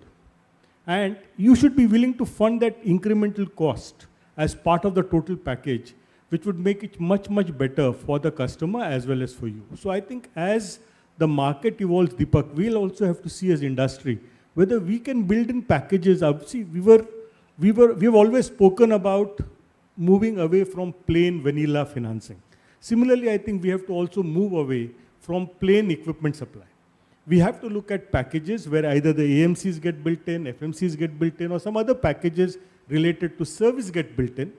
And we don't only sell a product, but we sell the enhanced product plus support for an initial period of X number of years, which gets funded, which gives the NBFCs and the private banks and the others, the financial partners, the confidence that this machine will now be looked after by the OE for a certain period of time, especially if it matches the tenor of the loan. Supposing it's a 3 to 4 year loan, and if that period of time, the OE can take care of the machine, then you would be very happy. And we could also have a system by which we could report to you on a monthly basis or on a quarterly basis whether all service is being done on time, how many hours the machines have worked. So I think some greater amount of interaction, greater amount of information exchange, which is what you spoke about, transparency, not only related to one aspect, but to the entire operations, which would then help you to also look at customers from a different perspective, to say that these customers are not only having the intention to pay,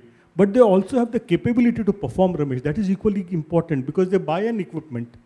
They may have the best intention in the world, but they should be able to execute as well. So we must start looking at things a little differently and go beyond the relationship that we have today, which is, I would not say transactional, but not very different from it. A spirit of partnership, if we can build between the OEs and ourselves, and the industry associations on either side could help us in that, I think we would be definitely taking a progressive step forward. Thank you, Arvind. I think when we scale up with the kind of investments that we are looking at, I think the numbers would just rise going forward, whether it be FTUs or FTBs. So my question is to Ramesh, how do you see the digital footprint with the financing institutions emerging for the construction equipment sector? So while we may have very agile and very fast mechanisms for consumer durables and personal loan kind of a funding, but how do you see in the CE sector, if we have to reach that kind of magnitude that we are talking about, which is kind of a 6x or 5x from today, how do you think the digital footprint in the industry would emerge going forward? So, all of us are investing heavily in digital, right? And it will not be for just any one purpose. Eventually, we will keep customer in mind and say, okay, what he or she wants, and how do we provide them through the digital means. It's also important that all of us as financial, the margins are under pressure, right? So gone are days where we can say, this is my borrowing cost and all my cost added, risk added, my returns requirement, and this will be the price at which I lend. I think today the lending price is pre-decided, borrowing price is pre-decided, and therefore you have to be super efficient to ensure you make your margins. So digital will have to play a role. And the customers are not going to be in concentrated pockets. When you talk of a very large growth, I think there'll be very widespread customer base. They'll be in nook and corners, right? And therefore the only way to reach them is not going to be everywhere by physical means. And customers are also now not used to traveling all those kilometers to come and borrow. So I think digital will be the solution to reach out to customers. But make no mistake, let's also be very clear, at least first time buyer borrowers we have seen, they all want to borrow digitally, but they wait for you to come and collect. They are not going to repay digitally. So, because they are very happy if you don't come to collect, because they get that much more months to not pay you. Right? So I think the phygital means is going to be important, where you have to create your physical presence, physical interaction to be able to complete the loan and successful completion of the loan, if you may call. But you have to have the digital readiness to be able to deliver. The point we were looking at it, and you start looking at every customer, gone are days where it's now product financing. I think it's a solution providing. I think Mr. Garg also touched on it, right? I think we'll have to go to customer as a solution, whether on a loan or on a lease basis. But he's looking for a complete solution.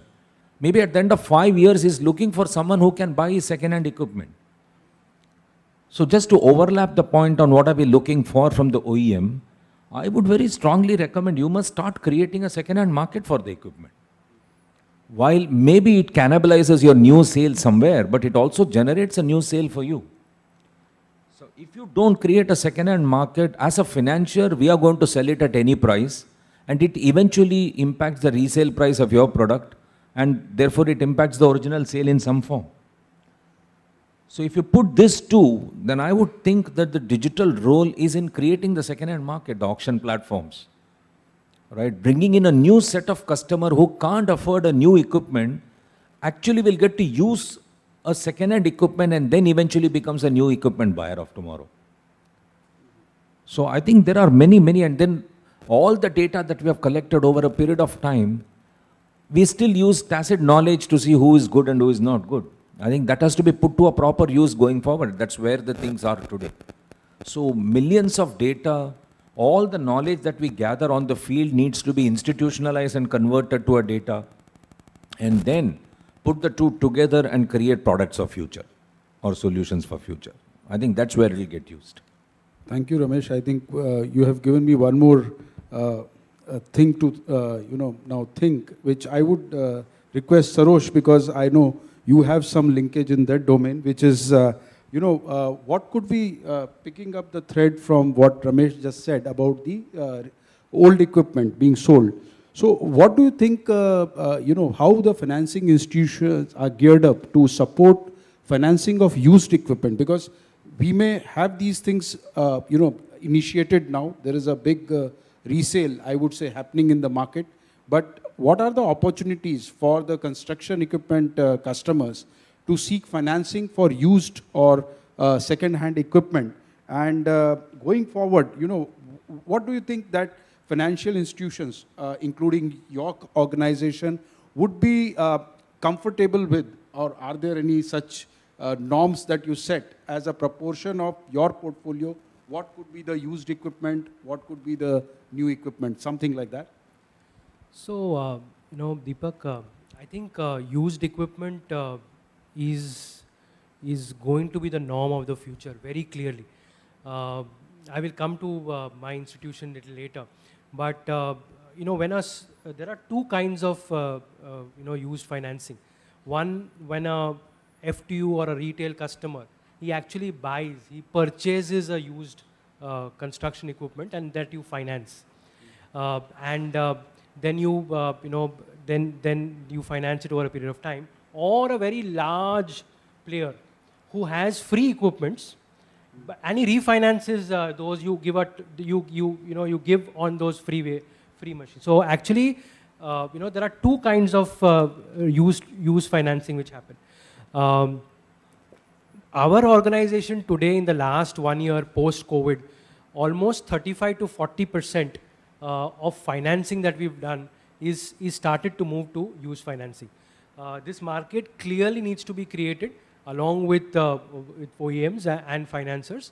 And I feel, the way it's caught up in cars in a very, very large way. Today there are so many companies which is, doing it, and, even the financiers work. I think here also the space is waiting to explode. There will be a good amount of financiers looking at used CVs, used cars, used construction equipments in a big way. Primarily because a few, from an advantage point of view, you get better margins from a financier point of view, slightly higher than the new, because new, it's really rock bottom. Secondly, you create new customers at this point of time, and larger corporates who do not need financing and who have equipments which are free, you can finance with them. So these are some of the areas which NBFCs, banks will work in a very tireless and an aggressive manner to create this market.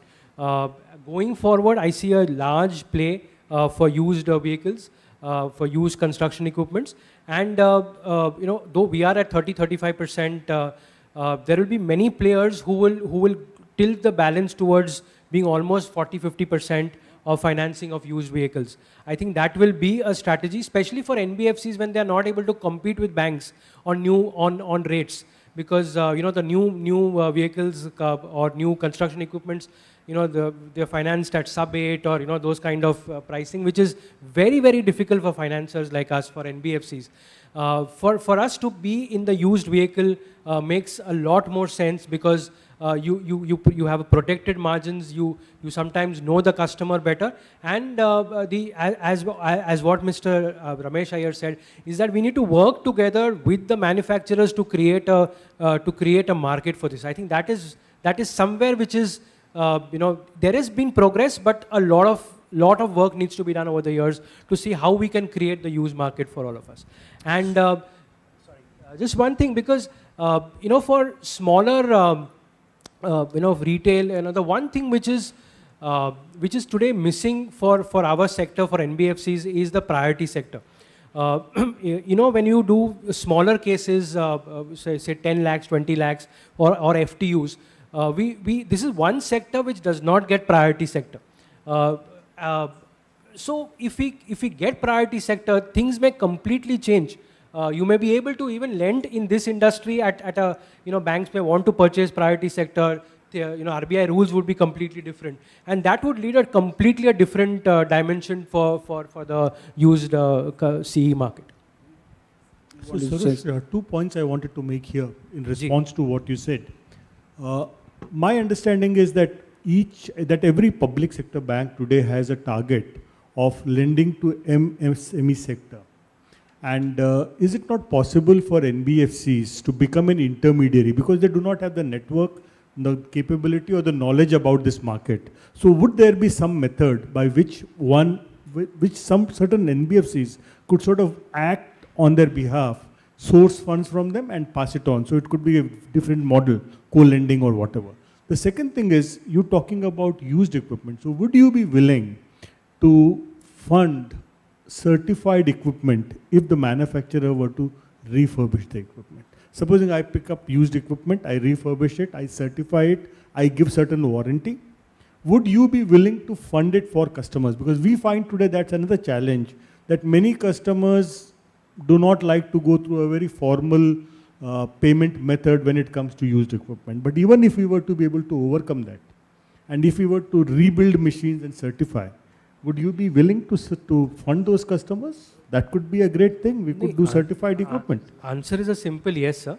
Because clearly, if you certify this, that this is the valuation of this property, of this asset, and what could be the useful life of this construction equipment, I think it becomes much simpler for credit underwriters like us, traditional underwriters, who would be wanting to finance. So I think the answer is clear, yes.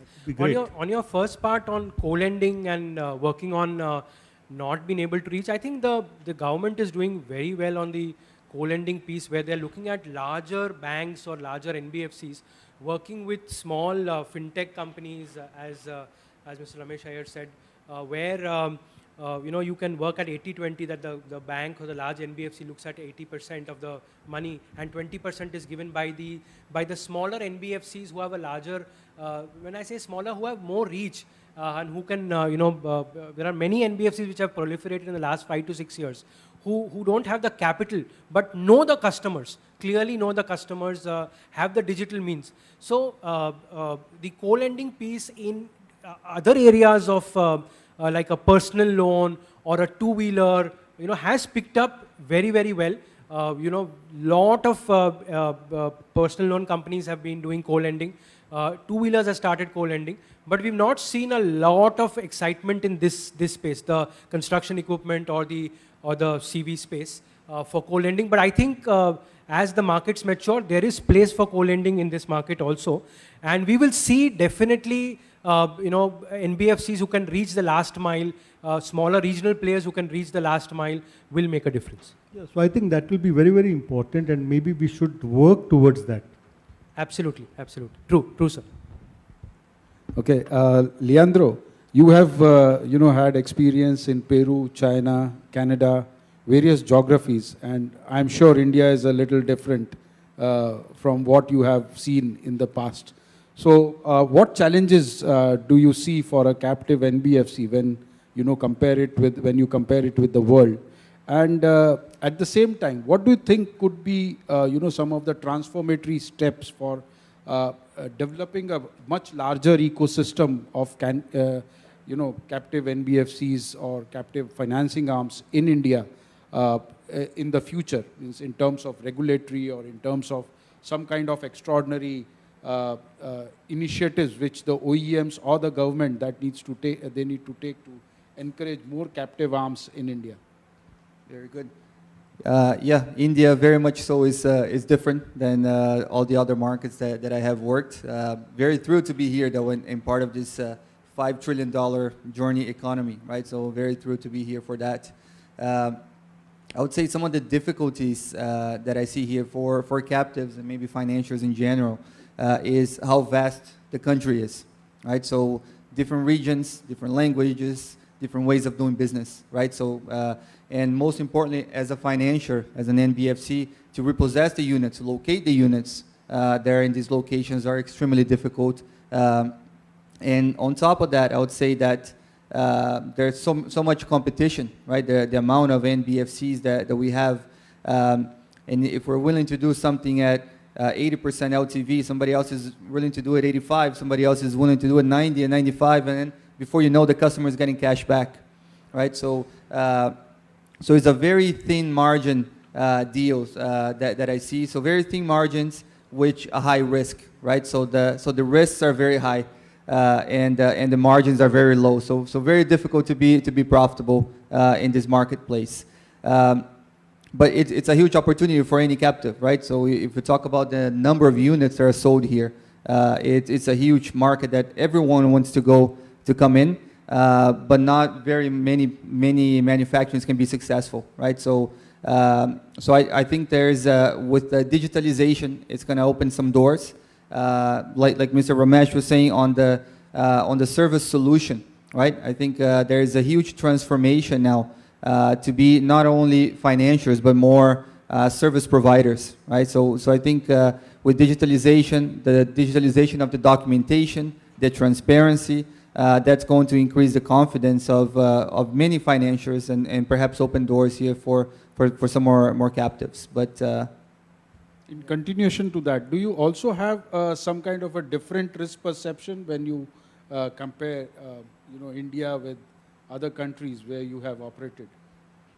A misconception? No, I was surprised. The more you work here, the more you understand how business is done, right? So I was personally surprised with the low down payment. That's one, because you would think that in a country like this, right, that had so much to develop, it's expected the higher the risk, the higher the return, right? So here, as I was alluding earlier, the margins are thin and the risks are pretty can be high, right? So, but I think it's standard business, right? I mean, it's very competitive. So I don't have the misconception, but the more I learn, the more fascinated I get of how we do business here, how creative we need to be to succeed.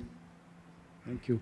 Sachin, you have been funding even the CVs, which are probably a large number, and I'm sure you are using many new lending products in those segments. But do you think the construction equipment customers have some better options or some options for new lending products going forward in future, coming out of your experiences with other industries that you are in?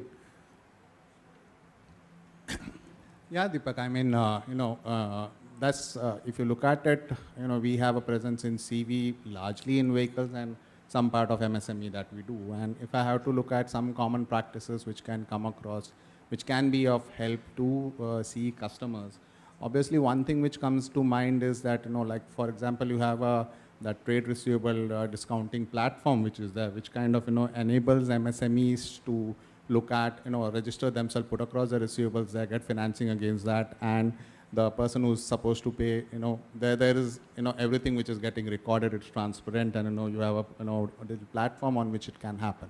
Something similar if it can come in for construction equipment customers. So where you possibly, what I heard, L&T has an offering where they look at contractors' money coming in from NHI, but I'm talking about 1 or 2 levels lower, where if that can come in, so that will kind of give lot of comfort to we financiers to have a understanding about the cash flows, the receivables which are there, and if that is established, then it's a timing factor in terms of it might take some more time for the receivables to come in, but you have a understanding of that.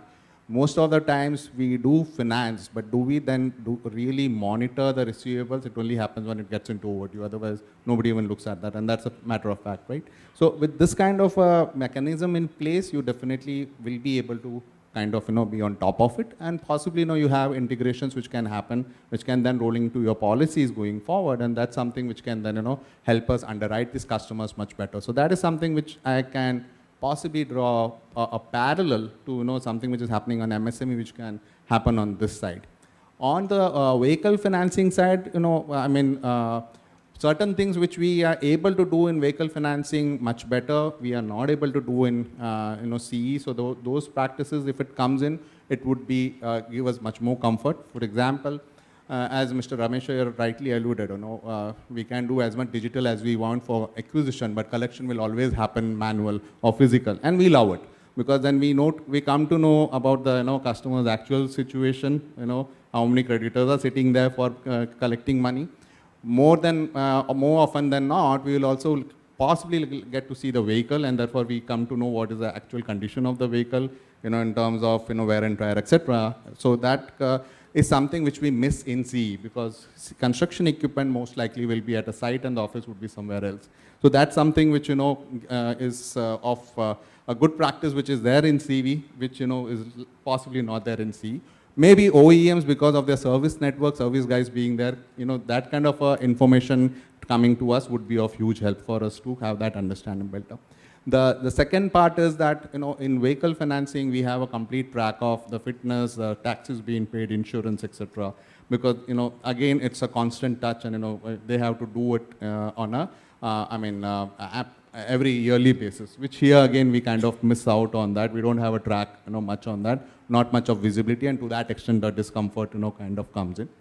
Third, obviously, what even Leandro touched upon, our ability to locate the asset and take it back when it becomes a issue, runs into problem, is very much up there as far as vehicle is concerned. Construction equipment, it becomes a bit difficult. Even with a GPS or a telematics, maybe we'll get the location, but our ability to actually go to that site and pick it up is always a question mark. And the last one, obviously, being, for selling a vehicle, it's all the more easy as compared to selling a equipment. And we all touched upon that point, so I'll not allude much on that. So that's where I feel that, these practices coming into play in whichever manner, and where we, as a financer, OEM, and the association partnering together to get these things done, would stand us in good state, going forward in terms of, increasing our share. And obviously, as we all know, the potential is there. We only need to get our act right on this side. Thank you. I think one of the lending products that our industry has actually not leveraged is lease. So Sarosh, how do you see lease as a long-term option for the CE industry in India? And also, how would you suggest the financing institution, ICMA, and also the CE buyers to collaborate to enhance that understanding of lease in India? So, I was just reading some months back, the total leasing industry in India, if you leave out the aircraft leasing, which is huge, because aircrafts only happen on lease, but the total lease assets today in India are roughly 12 to 13,000 crores only. It's compared to, what the industry for loans is, it is not even 1 to 2%. So completely underpenetrated. Secondly, in Europe or US, the leasing component in a customer, a wallet share of a customer, is generally 40 to 45%. Suppose if he borrows 100, almost 40 rupees will be through leasing and the balance would be through loans. So India is a very, very underpenetrated market. There is a huge question mark about leasing most of the times in a customer's mind, that it's a black box. We will not get the asset back. I don't know how the pricing happens. There is an element of RV which the manufacturer does not disclose. You generally you cannot disclose the RV, because if for accounting standards, if you disclose the RV, then you have it becomes a loan in the financial lease and not an operating lease. So there are constraints, but I think the entire industry, the manufacturers, big manufacturers need to come together. There can be schemes which can be worked together. As Garg Sahab just said that why don't we finance AMC, etc. All this can come very easily in a lease package. You very transparently say that, okay, these are your annual AMCs which can get added to the cost of the asset. And once you add that to it, you can finance that also as a lease package. The comfort that you can give to the buyer, that after the 3 or 4 years are over, you will run a secondary lease, and after 2 or years do a third lease. I think if that comfort comes in, leasing can become a very, very strong product. Generally, as financiers, we don't make money on leasing for the first 3 to 4 years. Because there's an RV. There's an RV residual value component of 10%, 15%, 20%, depending on the strength or the asset class. So you are recovering lesser cash flow in the first 4 years. Only when you start doing a secondary lease, then you start making more money. The recovery happens. And when you do a third, then the financer really makes a killing. So I think the comfort has to be given that here we are ready to roll the asset for 3 years, 4 years, even after the primarily lease is over, and then work on this. There are some gaps on accounting because larger companies have Ind AS, and in Ind AS you have to look at this asset as a loan itself. But there is a parallel. What I can give is in the IT sector, what we've seen post the GST, a lot of companies have started using laptops, the small servers entirely on leases. So there is an opportunity, there is an investor, there is a customer education which needs to be done. And I think it's a duty for all our financiers to see that how we can drive leasing to a big way. So there is a possibility, we can work with ICMA and see that how we can have packages around this, go to manufacturers, give different sorts of offerings. And I'm sure once that happens, leasing can be a very important product for us also. We've seen Mahindra starting car leasing, what we've started in the retail space. So the opportunity is there. It is just that the customer education understanding has to happen. And I think if all of us come together as manufacturers, ICMA and financiers, there could be a possibility of this product to grow, because it is completely underpenetrated today. Thank you, Sarosh. Ramesh, very important to all this is, trust, partnership, and mutual cooperation. So how do you think, what are your views on the strategic partnership and mutual cooperation between OEMs, financial institution, construction equipment buyers that could, contribute to strengthening this overall construction equipment ecosystem, which can contribute to the infra development of the country? So, in your view, what is that you would like to see as a strategic partnership between OEMs and financial institutions and CE buyers? Okay, difficult one, but see, any partnership works when both the partners are allowed to do what they are good at.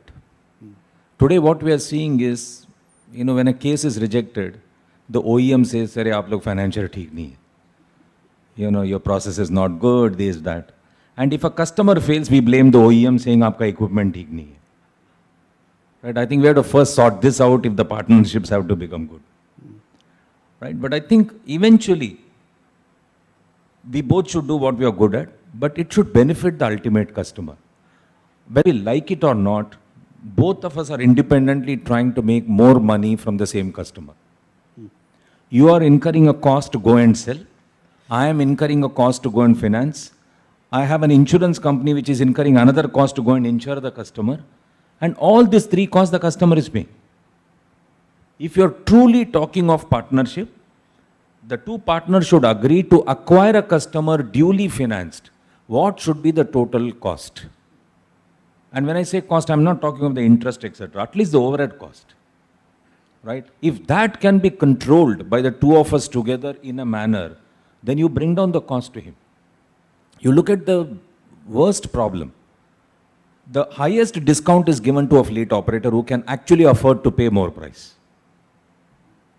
You look at the interest rate. Lowest interest rate is given to the biggest customer who can actually afford to pay the high interest. And what are we trying to grow? First-time buyer, first-time borrower, the last customer. He neither gets discounts nor he gets the right price.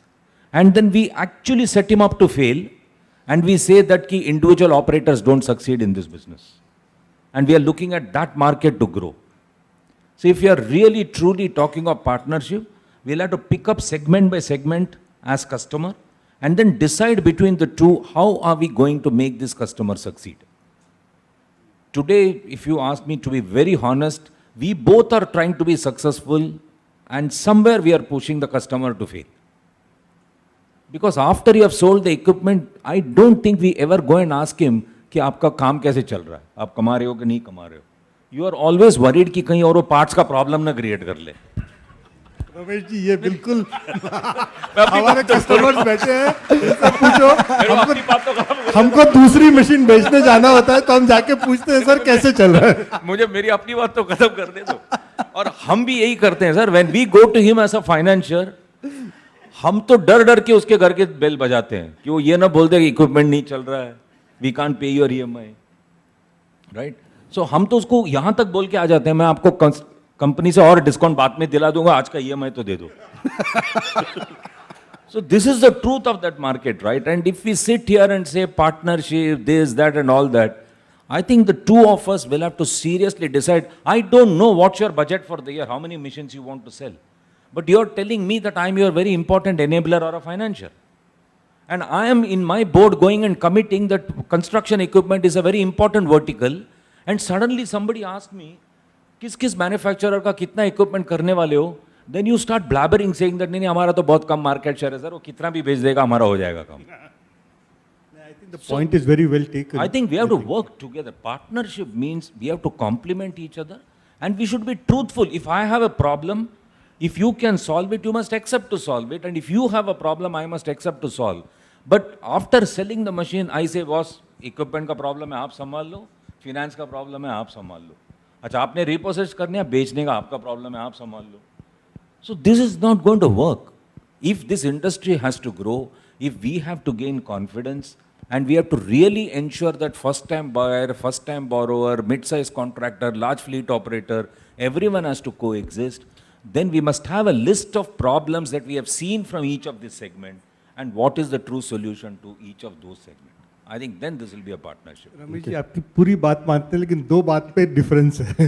एक तो जो आपने पहले बोला कि हम भी पैसा बना रहे हैं और आप भी बना रहे हो, हम दोनों एक दूसरे को बोलते हैं कि हम दोनों पैसा नहीं बना रहे, तो पता नहीं ये पैसा कहाँ जाता है. So that is one. And the second thing about not tracking equipment or how the equipment is working, I think that has changed. Today with the, I would say that most OEs today have the customer as the center of their focus of all the activities. I think telematics is helping. But yes, I think much more can be done. I agree with you.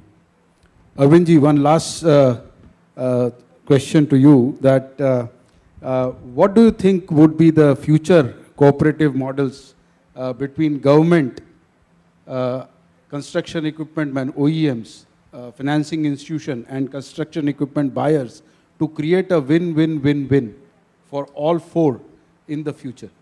Deepak, very difficult to say about the government, but my personal view is that I am not in agreement with this PPP model. It has never worked. Do you expect the private sector to fund infrastructure projects? I think it's a long way off. I think the EPC model is what the government will have to really see, and how to fund it is something that is that needs to be seen. But when it comes to what we as partners to serve our customers can do, I think enough has been spoken about.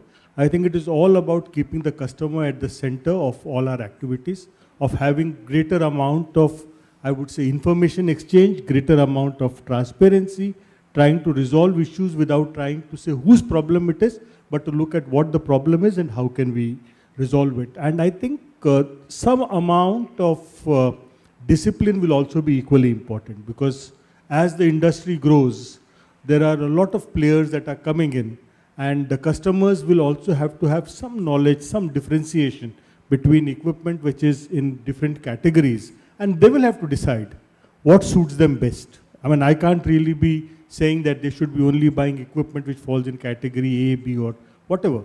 But based on the need, based on the application, they'll have to decide.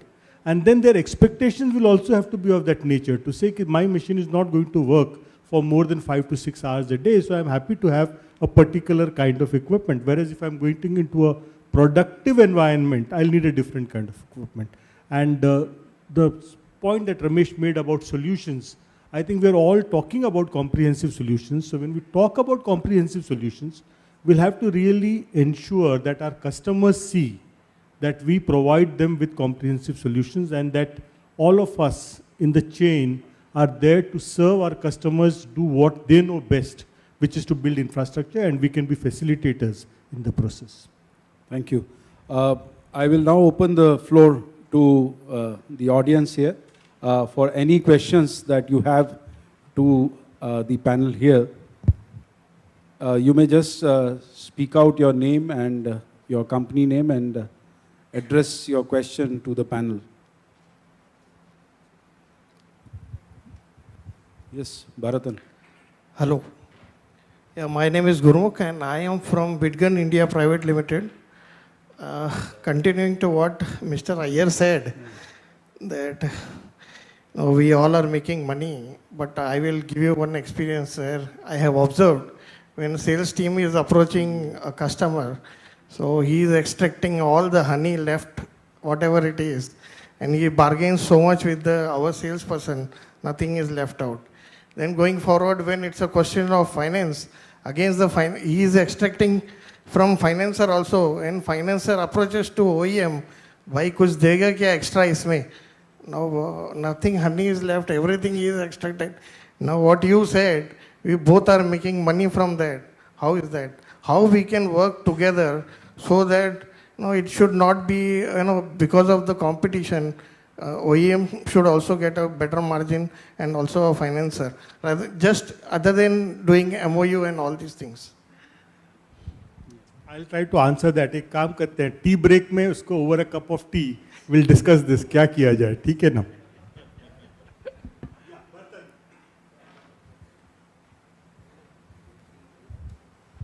Yeah, just a small submission. I'm Bharatan from Pazlona. Like when we are talking about the relationships and partnerships, I think few terminologies I think we need to avoid when we discuss among ourselves, especially with financials. The thing like which is not catching up, for instance, in leasing, which you're talking about. The talk of buyback, support, risk, all is slightly scary for OEM. So you approach only when the term buyback comes. The moment you say buyback, we only think that, okay, you are at risk, so you are asking our help. But instead, like the terms which we are using, like co-lending between a financier and financier, I think some sort of terminologies need to change when we approach the customer. Stop all this type of, especially buyback as well. The buyback actually scares a OEM. Why should I buy back when I'm already funding him, and then why should I take the risk? So your support and the risk function is what is talked about usually. I think if this terminology, I'm only talking about the terminology, I think it's a positive thinking. But I think when we talk with each other, we are not talking like this term like co-lending or something like that. I think some terminologies like, co-lending or something should come into picture when we talk between OEM and a financier and see how we can take it to the customer. And that's how the confidence level comes up. No, that's a very good suggestion. We're happy to, get some catchy names from your side. We'll patent it under your name. So, any word we are willing to use as far as our risk is protected. You tell us the word, we will use the word. There's no problem. Words are not the problem. I think the final action is the requirement, right? I mean, we have been struggling sometime. Yeah, no, see, what happens is OEM commits to us that they will buy back or whatever the word is. But then it's a Herculean task. It's much difficult than even recovering from an NPA customer. They all tell us, you should have repossessed on time, you should have sold it on time, you didn't keep it correctly in the yard, you didn't tell us as soon as you repossessed. No, you can't put all these conditions in the discussions that we would have had with OEM. And we are actually at that time discussing with another sales head, the earlier sales head has promoted and gone. Now you look at the problem that the financier has. That's why we tried to look at a word which is self-explanatory. And that scares you.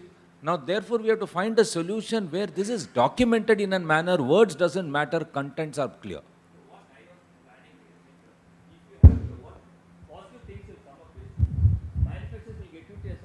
Financing mode, a separate financing mode. We ourselves may have a separate financing mode, and it will come with something like a co-lending part, where we also contribute. No, I can tell you from our side. That way forward could be something different product altogether. And I can tell you from our side, I'm sure all of us will be willing to agree.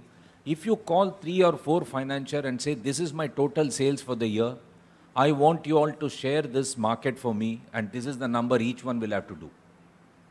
Right? Then we are willing to underwrite saying, okay, what's the way to do this? But if we try to create a very open market approach, everybody fighting with each other, all of us wants volume, then all of us are worried about risk, then we go to one level below to finance and higher risk comes in, then it's not going to work. If you're really talking of partnership, please tell us, you want to sell 100 equipment and you want us to do 10, you want them to do 10, you want somebody else to do 5. I remember very early days of Maruti, they still don't have a finance company. This is what they did. They called 5, 6, 7 financier and called them as their preferred financier, and they said, this is how I want you to support the volume. Then within us, we can have a discussion to say how we will not undercut price, how we will really choose customer. The standard of choosing will be same, approach of financing will become standardized, and then the market will get supported. But if you don't, you say it's an open market, anybody can do anything whichever way, then each one designs our own way and then we comes out with the new options. So maybe there is a way to think about, when you talk of partnership, let's think about saying, this year sales, this is the number we are looking at, these are the markets. I may be good in certain market, he may be good in certain market. We may, between us, decide, you do it here and I will do it there. I think we'll have to, in my opinion, we have to reassemble and then discuss as to truly if this is a partnership approach, what are the things that we need to do. That would be my take on this. You were saying, sir?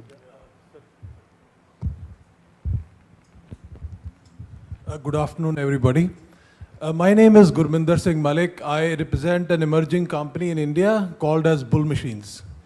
We are an emerging player of backhoe loaders, and the point what I am trying to ask and highlight is what Mr. Nayyar has nailed it. What is the, as you rightly said, if we have to go to a 5 trillion economy, we have to have an equal playing platform for everyone, right? As you rightly said, today FTU, FTB are the guys who get the highest rate of interest. And same is the situation is for the emerging companies of the business also. Let us say, take an example of backhoe loader. Today you see the number one, the numbers are too big, and the number two is almost the same for the last 20 years. And the difference is so big. Why? Because we see, despite of the fact when the customer is same, but there is a perception in the mind of the financier that they give some percentage of less funding to the customer for an emerging company. In the process, we feel there is an entry barrier for the emerging companies in the business. So what do we say? How we take along the big and the small companies together and create a platform for purely on the basis of merit of the customer, which we don't experience it. And there is a live example. Number one in backhoe loader business is JCB, number two is Case, and you see the difference. It is there for the last 20 years. I would not say Case is not a good product, but that is the fact. And same is what? Bull, somehow we launched our product in 2011, and this year we happened in the COVID time to number 3 position, but the barriers are the same. So we would like from the esteemed panel to throw some light and give some hope to the emerging companies. Thank you, sir. Sachin, would you like to take that? No, so it's all about from a financer's perspective, it's all about when things go bad and the asset category or the product which has a established secondary market is where that comfort comes in, and that's something which plays out in terms of risk taking. I mean, I'm putting it in plain black and white. So obviously the numbers that you related speaks for itself in terms of on resale stroke secondary values, and that's where the risk taking or the pricing etc. kind of plays out. So obviously we are very happy to hear that Bull is number 3 now, and it's progressing upwards. So as the population grows and we see more and more equipments coming in, I'm sure all the financiers will be more confident, and therefore that's how the market for you will kind of pick up going forward. I'll just attempt one approach which we tried and it worked earlier. See, one is invariably I see when a new equipment is launched, they don't go and try to sell to an established player. They go and try to sell to an upcoming new player. Right? So he's neither my customer as a financier, nor is he an equipment user already. And that's where the perception of risk substantially goes up and we become very careful. If you're so confident of the product that it is the best and it is as good as the number 1 product, try and sell it to an established player, you will get many financiers willing to come and do it because the buyer knows what is he buying. Right? Because we depend on his intelligence to buy an equipment because we don't know the equipment. And if the buyer also doesn't know the equipment, then the risk perception is very high.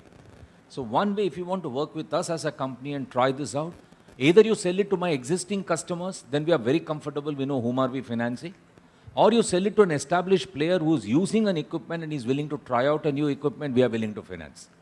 But if you go to a new geography, new customer, new application, never borrowed money, then you look at the risk perception of a financier, he's going to run away. The easiest way a financier rejects, he says that for a new equipment, we only give 65% loan. Abhi wo 35% kaun se zamane mein leke aane wala hai, right? Whereas everybody is looking for a 90% loan.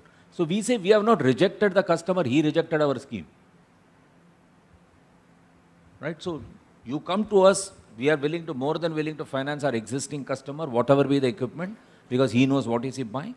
Or go to an established player, we are willing to finance him at the same rate and same quantum that he is already used to. Because we know who the customer is, right? I think that should work in my opinion. Okay, so with this, we come to the one last end. question. Sorry, from backside. One question here. So Okay, my name is. we take the last one. Yeah. So thank you. So my name is Ravinder. I'm calling from from John D Finance. The question we talked about, the panelists talking a very good topic about connecting to customer, and I believe one good part which I've understood from Mr. Iyer also talking about, to know where the asset is, we need to connect with the customer, go back and check about. But in this typical, I think the construction industry is, you go and meet the customer, but the customer would not show you the asset. The asset would be somewhere placed in the projects. So we have one big challenge we are looking at is, the asset is being exported outside the country. And one solution we hear from the panel is about telematics, GPS. But before that, we might look at support to reach out to the government to curb those practices which is exported through the means of seaways and all those stuff. So any suggestion about how to handle those, or any experiences if you have shared, that would be helpful. Thank you very much.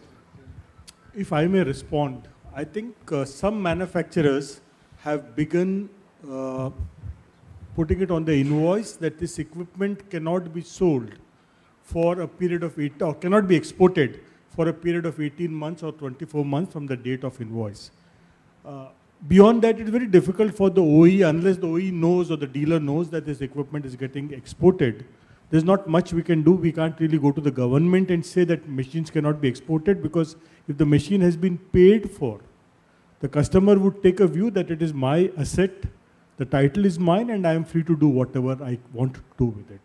All we can do as OEs is to have an order from the customer which clearly says that the machine will not be exported for 18 or 24 months from the date I buy the equipment. And in case we find that the machine is not commissioned, or I spoke about AMCs, if we find that the machine is not there where we thought it should be, we can inform the NBFC immediately or the bank immediately that this customer's machine seems to have left the place where it was intended to be. But beyond that, it's all about regulation, and it's about the title of the equipment and the right that the customer has to move his asset or her asset to any geography that he or she chooses to. This is not a thought-through solution, but just thinking as I hear it. Like RTOs don't transfer the vehicle to another name unless the financier gives an NOC. For export, can you introduce this as a document? If the invoice carries the name of the financier as being the person who has loaned it, then they should insist that NOC from a financier is a must for exporting. But it's already there. Then who gives it? Then why is it going without the NOC? No, the NBFC name is there. No. But whether the government will insist on modifying the rules to say that any export needs an NOC will have to be something that will have to be attempted. Yeah, that's what I'm saying. Because RTO has that rule. Unless there is a return, signed NOC, they can't transfer. So can there be an NOC for this purpose? Today, I don't think so. That's a requirement at the government's end. So that if it can if come that in, can be introduced, then he can't export, right? Unless that particular document is there. Maybe you want to try. I don't know. It's not a thought-through solution. Just crossed my mind. Thank you. Okay, with this, we come to the end of this panel. So thanks to all the panel members, Mr. Arvind Garg, Mr. Sachin Pillai, Leandro, Mr. Sarosh Amaria, and also Mr. Ramesh Iyer. And thanks to the lovely audience for being here. And we move on to the next session hereafter. Thank you. Thank you, Deepak. Thank you.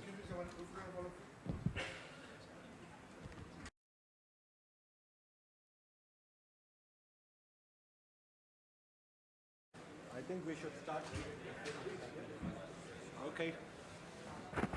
Good evening, everyone. So I know that probably our session is breaking the tea break you normally will have, but in the interest of time, let's start this session. So what we will be doing right now, this panel is about disruptive innovations in CE financing, and what is the road ahead for leasing, rentals, and the role of fintech companies in this space. That's the theme of this panel. Obviously, there has been a lot of insights which we got starting from morning with Mr. Kamath talking about multiple facets to this. What we will do right now is, I'll quickly take you through in terms of trends happening across finance and what could be some of the trends which might be useful for CE financing. And then we will introduce the panel member and go directly into the panel discussion. Moving ahead. So some of the trends, I know everybody would have heard the word DeFi, decentralized finance, and this was also spoken about as democratization when Mr. V Kamath talked about his 5Ds. So decentralized finance is picking up in a large fashion. You would have seen this in our share market. I know that almost the number of demat account holders have been growing up. You are hearing about meme stocks where retail investors are taking on hedge funds and PE funds. And we are also hearing about non-fungible tokens where creators are creating it and selling it online. So these are all showing that how everybody is empowered and decentralization of finance is happening, both from an investment as well as from a lending and savings and protection standpoint. And on the other end, you also see a lot of smarter and faster machines. There is loads of data which are being generated. AI and ML are reaching a level of maturity where we can start applying it to understand the customer, the product, and finance. And the infrastructure required for doing this is also becoming cheaper. The other alternate means which are happening in terms of lending is crowdsourcing, crowdfunding, alternate lending. There are multiple enablers. The last panel did speak about touch upon co-lending. There is co-lending picking up in multiple facets, and I'm sure that in CE also, as we go ahead, it will pick up. But there are other frameworks which are going to enable this moving ahead. One is the key one being the account aggregator. I do understand first-time users might not have a credit data or a CIBIL data or a credit bureau data. But if they have a savings account or an insurance or they are in a share market, this account aggregator framework over a period of time is going to give you that view. So at least on what the person is holding, you will get to know, even though you might not know the intention or the intention of the customer to pay. And there are multiple methods. This DeFi is also creating in terms of validation of where the machine is. Do we really need only a physical person to go and see, or with the help of drone technologies, telematics, is there a better mechanism to look at the way this is getting done? So those are the forces which are acting from a lending and a crowdsourcing standpoint. If you look at the customer preferences, in fact, the last panel talked about much of this in terms of overall theme of having solution as a theme, not looking at a finance or equipment as a theme, right? And everybody is hearing these days about metaverse, omniverse, so virtual technologies are picking up. This is going to change the way the customer is going to buy, assess you as a product, and there are already some experiments happening in this place. Web 3.0, which is again going to be the bedrock of your decentralized finance, is already taking shape in multiple forms. So much so, our government is also starting to look at CBDC. So we are going to have a digital currency here.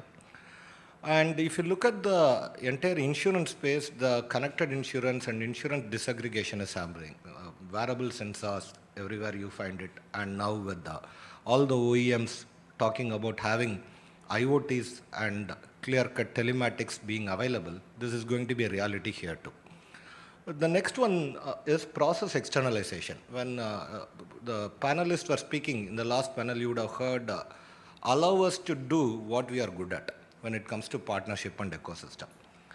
So this process externalization is going to be a key driver for the market platforms, which is the next bullet point which is written here.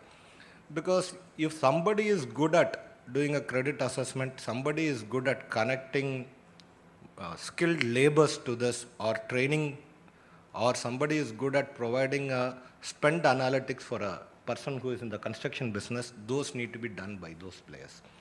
So, and your entire thinking or thought process around the platforms is all about partnership and ecosystem. Obviously, this forum is a good forum to talk about platforms and ecosystem in terms of what is the future potential, because multiple industries have gone ahead with new age platforms, and that's the way forward. And emerging payment mechanisms, be it CBDC or crypto or your wallets, all are possible right now. So it's not only cash collection, it's going to be multiple other modes which we are going to look at. Okay, these are trends happening in financing. What are the fourth trends which might impact us probably in the near future as we look at it from a CE financing standpoint? The four I would like to probably speak or touch upon today is what are we talking from an ecosystem play and the integrated offering. And last panel was more about OEM and financiers trying to have a partnership, but is there a broader ecosystem which we need to look at? And what are the innovative products which can come into the play? Because leasing rental, everybody knows the penetration in India is pretty low. How do we need to look at that as a, what are the innovation we can create in that? And AI and telematics, there is a lot being talked about. I'll just touch upon it. And leasing and renting, is it only going to be pushed towards the customers who are buying it, or is there also an investment opportunity? And what's happening in this space? Those are the four things I'll touch upon before we move on. So this entire integrator offerings and ecosystem play, this is a reality. If you look at any ecosystem, you start with the simple, like now Meta, earlier Facebook, it was a social ecosystem, it connected social people. There are also ecosystem which is fine-tuned only for learning, the likes of your education-related ones.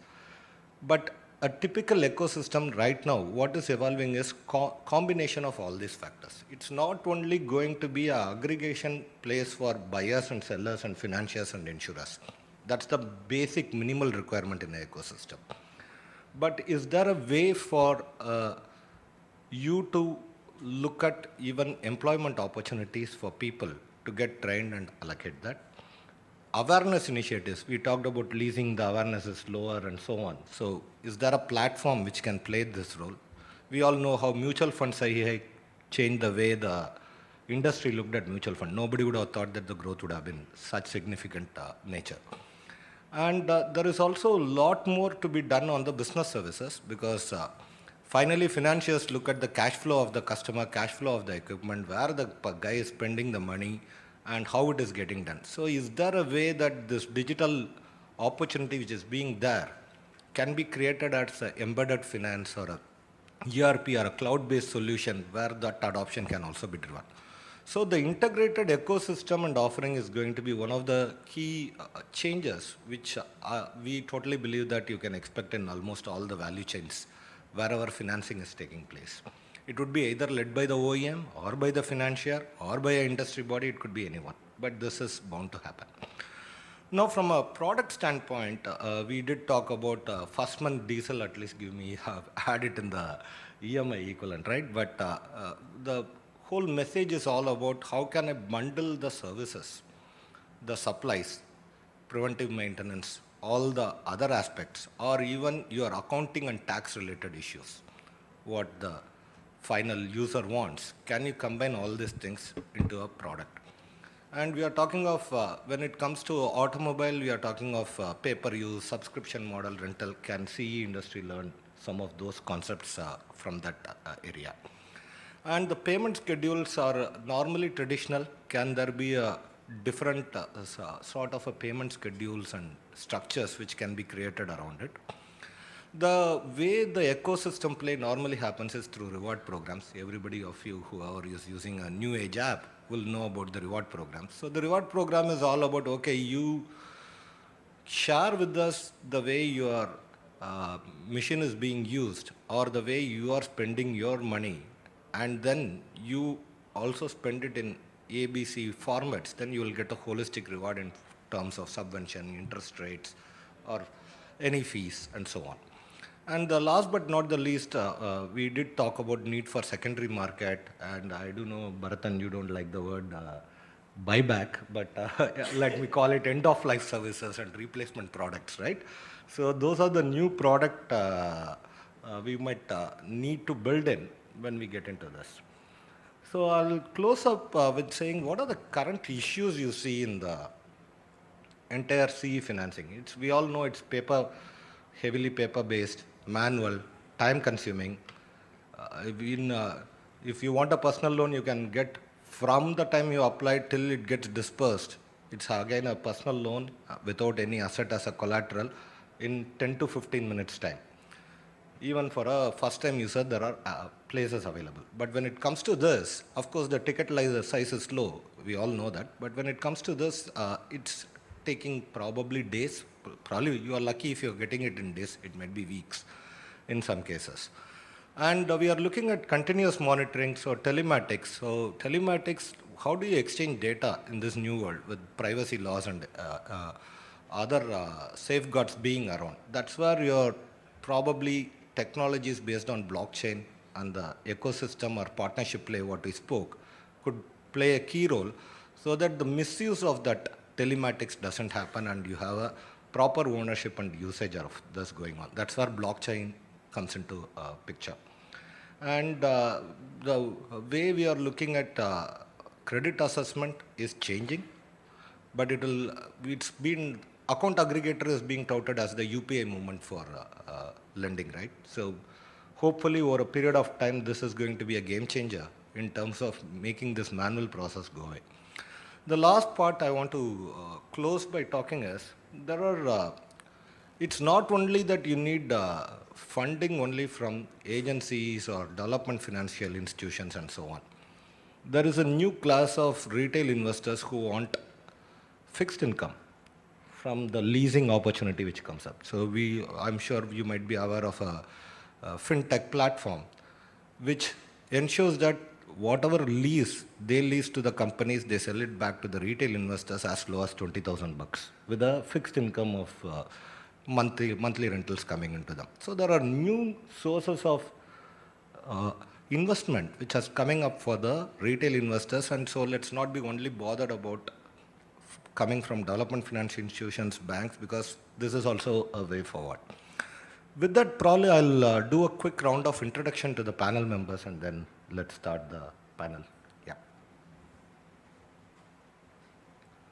Quickly, not in any particular order, I'll like to welcome Mr. Vivek, who is the Vice President and Head of Construction Equipment Business for Larsen & Toubro. And he has over 30 years of experience in this construction and mining equipment space. And he is associated with ICMA as a governing council member and convener and of brand building and communication panel. Next, I welcome Mr. Satin. He is the founder and current secretary of CIRA, our largest equipment rental association. He is also the MD and CEO of Equipment Planet, and he has again over 25 years of experience in the industry. Next, I would like to welcome Mr. Vijay. Vijay is founder and MD of Urmila Enterprises and over 4 decades of experience in the CE rental business. Next, I would like to welcome Mr. Himanshu, who is the Executive Director and CFO at Tarachand Logistics Solutions Limited, and business spanning across 19 states in the country with international operations in Mauritius. So welcome again.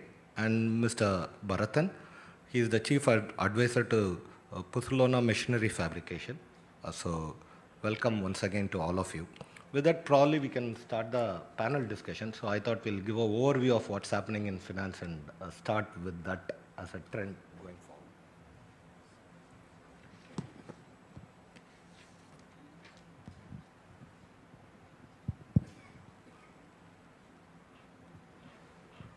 So probably we can start with one of the first things in the panel. Probably Mr. Satin, I would start by asking you this. What are the current challenges we are facing in this improving the rental and leasing penetration in India? That would be my first question. Hi, good afternoon everyone. This is Satin Sachdeva from Construction Equipment Rental Association of India. Thanks for having us here, Jaswinder ji, Seema ji, ISEMA, everyone. finally, I mean, rental companies are having that platform, it's really an honor and privilege to share this dais and to be with the dignified, delegates. And you're certainly a lovely audience, and thanks for your patience. Surely there are challenges, although rental has picked up very well. As everybody said, the entire industry is very bullish about the entire rental scenario, which has picked up very well.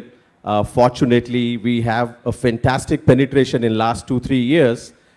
We are now close to, I mean, if you talk general, we are close to now 25 to 30% of penetration already there in India. But we are still lagging behind from the developed nations like in US and Europe. There is a rental penetration of more than 60%. But fortunately, yes, in some categories like piling equipments, mining equipments, and if you talk about the crane segment, AWP segment, rental penetration is now close to 60%, which is commendable. This is what all the stakeholders just recently confirmed, and we talked to them one-on-one basis. So rental is really picked up very well. So we can have a big applaud for this industry too, which was lagging behind since long, but now it is coming up in a very big way, and things are changing, moving in a right direction. Most of the organized players are here. I mean, we have Mr. Vijay Seth, Mr. Himanshu is already there. So they are all leading rental companies in India. So they have, fortunately now, all the younger fleet. Earlier, when we talk about rental equipment, we always talk about used equipment. So there was some mismatch. There's some gap was there. But now rental companies are more organized in terms of telematics, IoT, I mean, monitoring the things well. And they are more customer-centric as of now. I mean, in the present times, they are doing it well. They are more organized. And coming up to the challenges part of it, yes, as we are growing, there are challenges. There are bound to be the challenges. The number one challenge is the manpower is now going very expensive. The logistics part of it is also gone up. But the rental tariff is still the same, and it is not picking up. So it needed to be it needed to be increased, and it need to be revised now. So that way, we are looking forward to a better rental tariff, because if we calculate it right, we have also come up with a rental calculator wherein we can always calculate the cost of ownership versus buying that particular equipment. So if we really looking forward to it, there is inflation, depreciation, and if we consider all these expenses along with the operating cost of it, rental has to pick up in the right manner.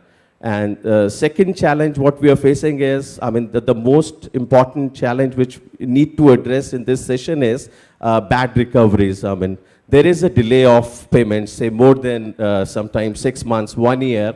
We are working on a very high capital intensive business. So that way, if the delays are there and if the recoveries are bad, that is not really working out. So that will result in more NPAs and more stressed out conditions. So if we are really looking forward to the right technology, to the right customer satisfaction, we need to have the right cash flows. So the working capital is required at the right time. So the working capital issue is there, manpower issues are there.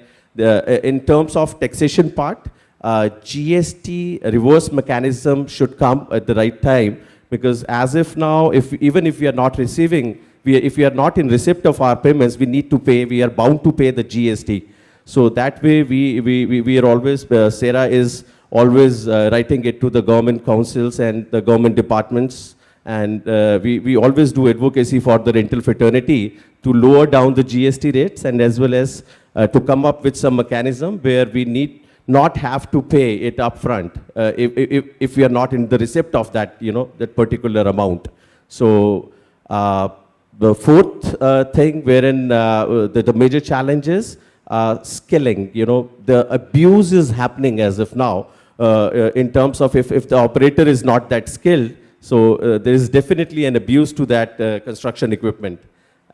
Most of the times what we have seen is the helpers are operating it. So we don't have any particular mechanism or due diligence wherein we got to know the right structure of that, that workmanship, whether he actually has that experience or not. So I think skilling is the way forward, and we need to have more skilling institutes and other taking this decision. The fifth challenge, I think, from my side is we are not really organized. Rental companies, they're doing it well, but then I think there is a long way to go in getting more organized. So in terms of, and when we talk about digitization, it's not just about GPS geofencing. We are talking more about digitization of automated logbooks. I mean, automated logbooks are required. Then there are a lot of other things wherein we need to track the right equipment, and then the fuel management part of it. There, most of the times, this fuel theft is taking place, which is not being monitored properly. So above all, recoveries are bad, and there has to be some mechanism or some sort of framework where we'll be getting the payments on time with the right skilling, with the right mechanism. I think with the right telematics, we'll definitely be growing more and more.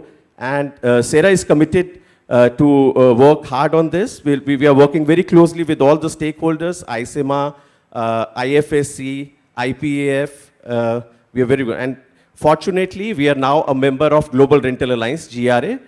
We are the 7th country now to be a part of it. So that's a great thing to have. We are now a part of Global Rental Alliance. Thank you so much, Shyam. It will be different. Thanks, Satin. In fact, that leads up. Based on the challenges you said, now I have a question to Mr. Vijay. Vijay, hearing from what the challenges are in renting business, is it really easy for a first-time user to come and rent? Or what do we need to do to ensure from a technology or any digital standpoint or any other means to help a first-time user get into this? See, hello. Hello, good evening, everyone.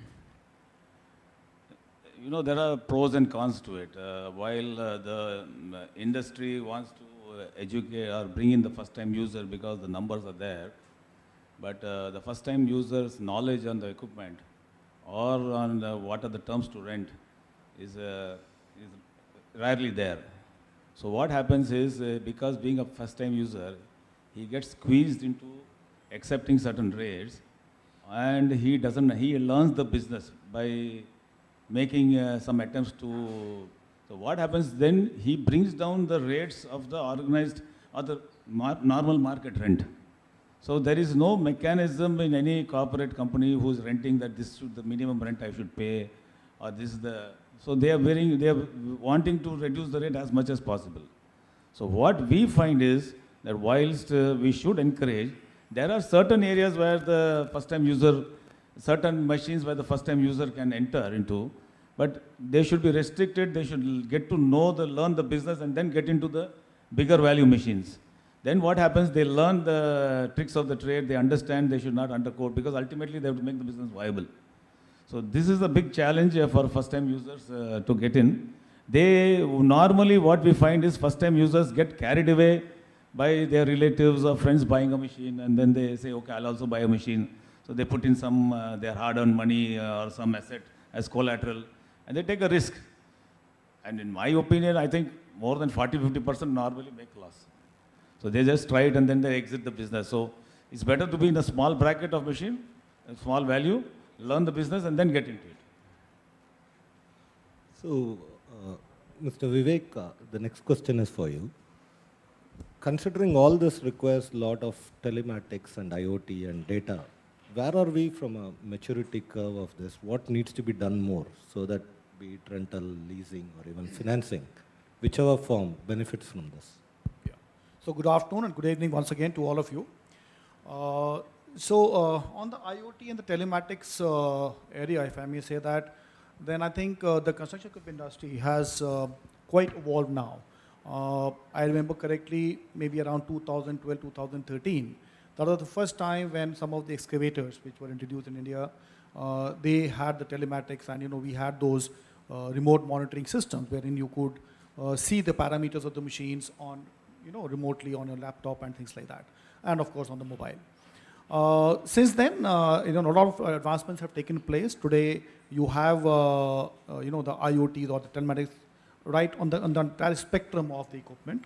You have machines where you can only have possibly location and maybe the hour meter reading, and you also have the very high-end mining machines when you will have the sensors embedded inside the components like engines and brakes systems, etc., where you will be able to continuously monitor the performance of the components so that you can decide as to when you would like to take down those components for preventive maintenance and not lead to a very, very high expensive breakdowns.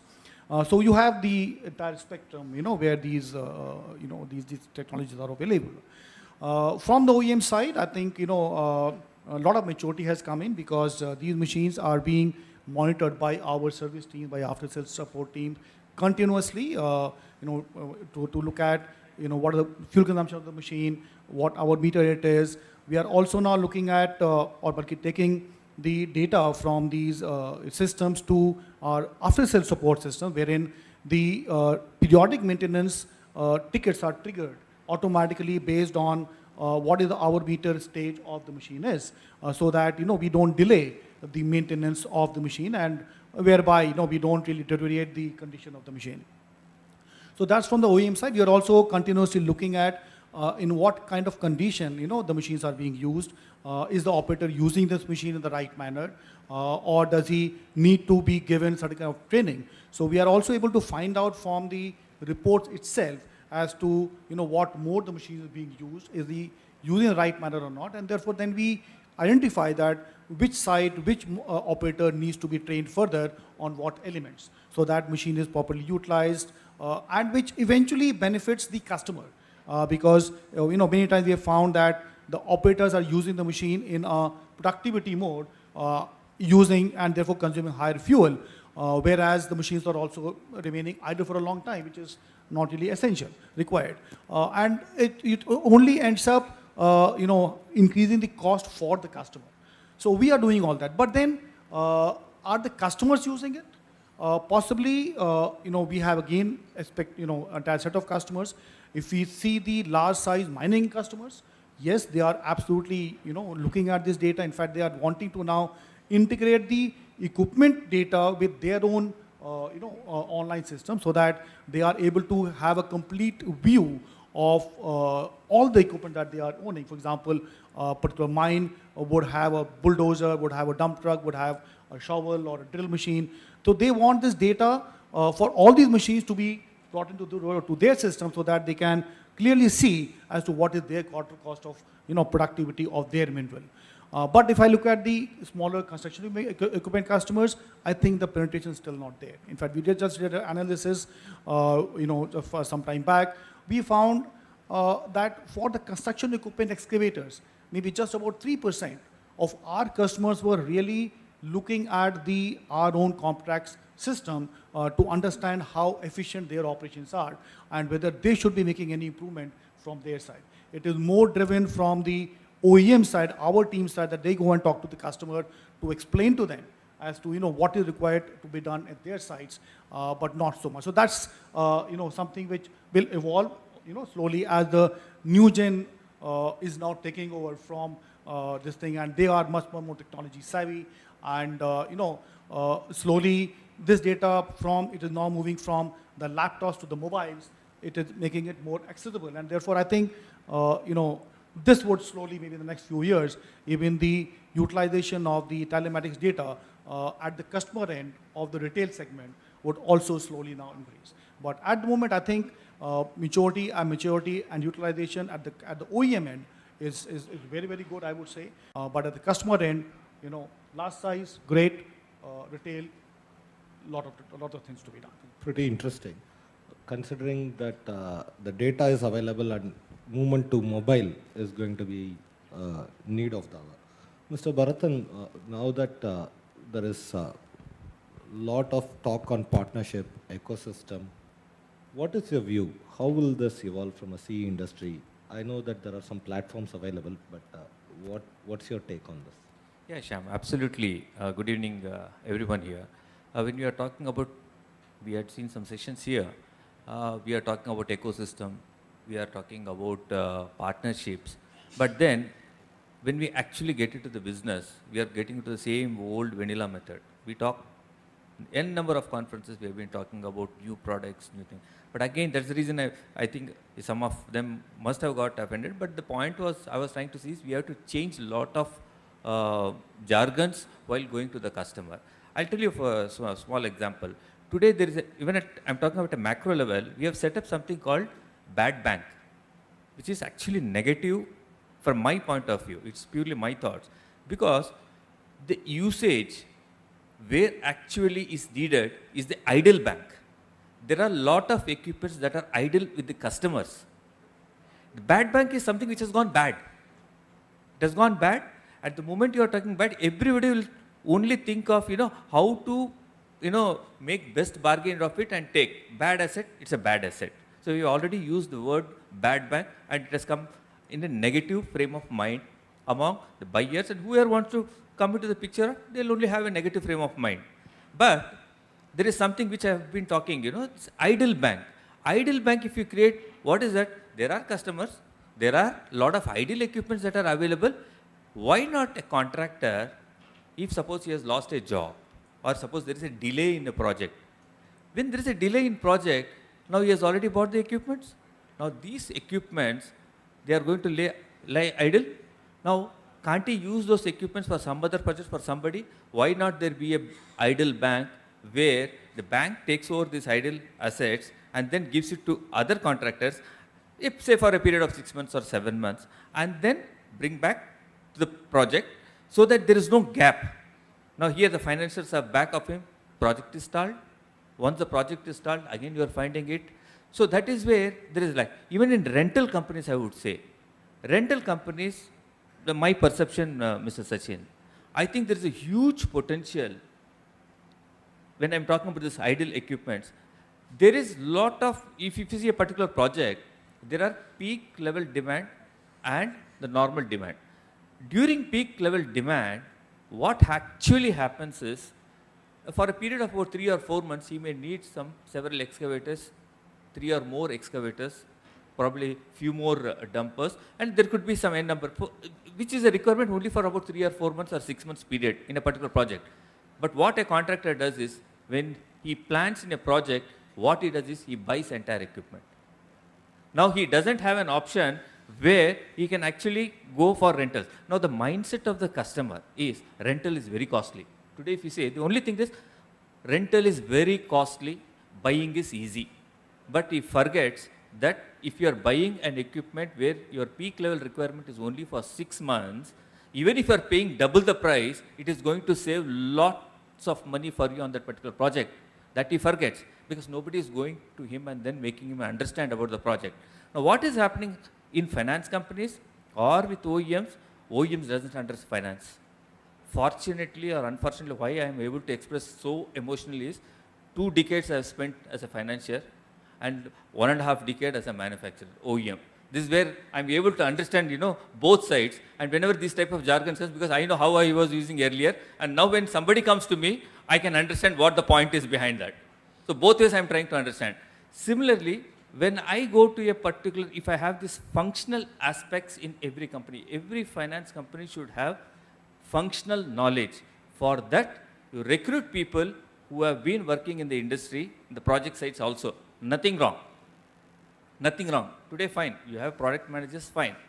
But I personally feel from both ends, in OEMs, you need expertise who have worked in a finance company, he should be with OEMs. And in finance companies, you need people who have worked at either as a contractor or as an OEM. They will be in a better position to explain you functionally so that products can be created. And you will also know how to talk to the customer. And that is where I'm talking as a partnership.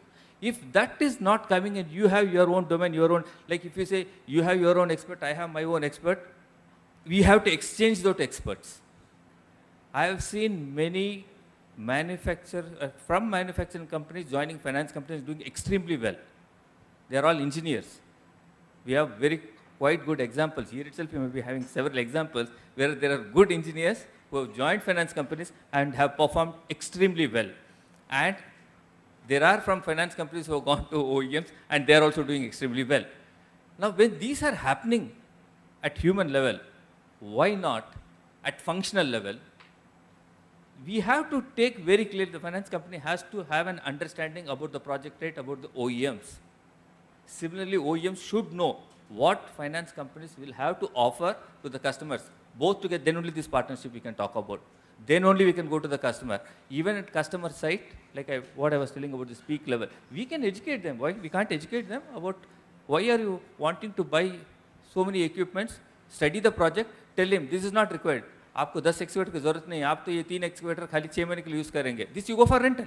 Even if it is double, paid, still it is viable. Now these things are not happening in the industry. And this is what I personally feel, whatever we call this ecosystem, partnerships, it is a sort of awakening in the system itself.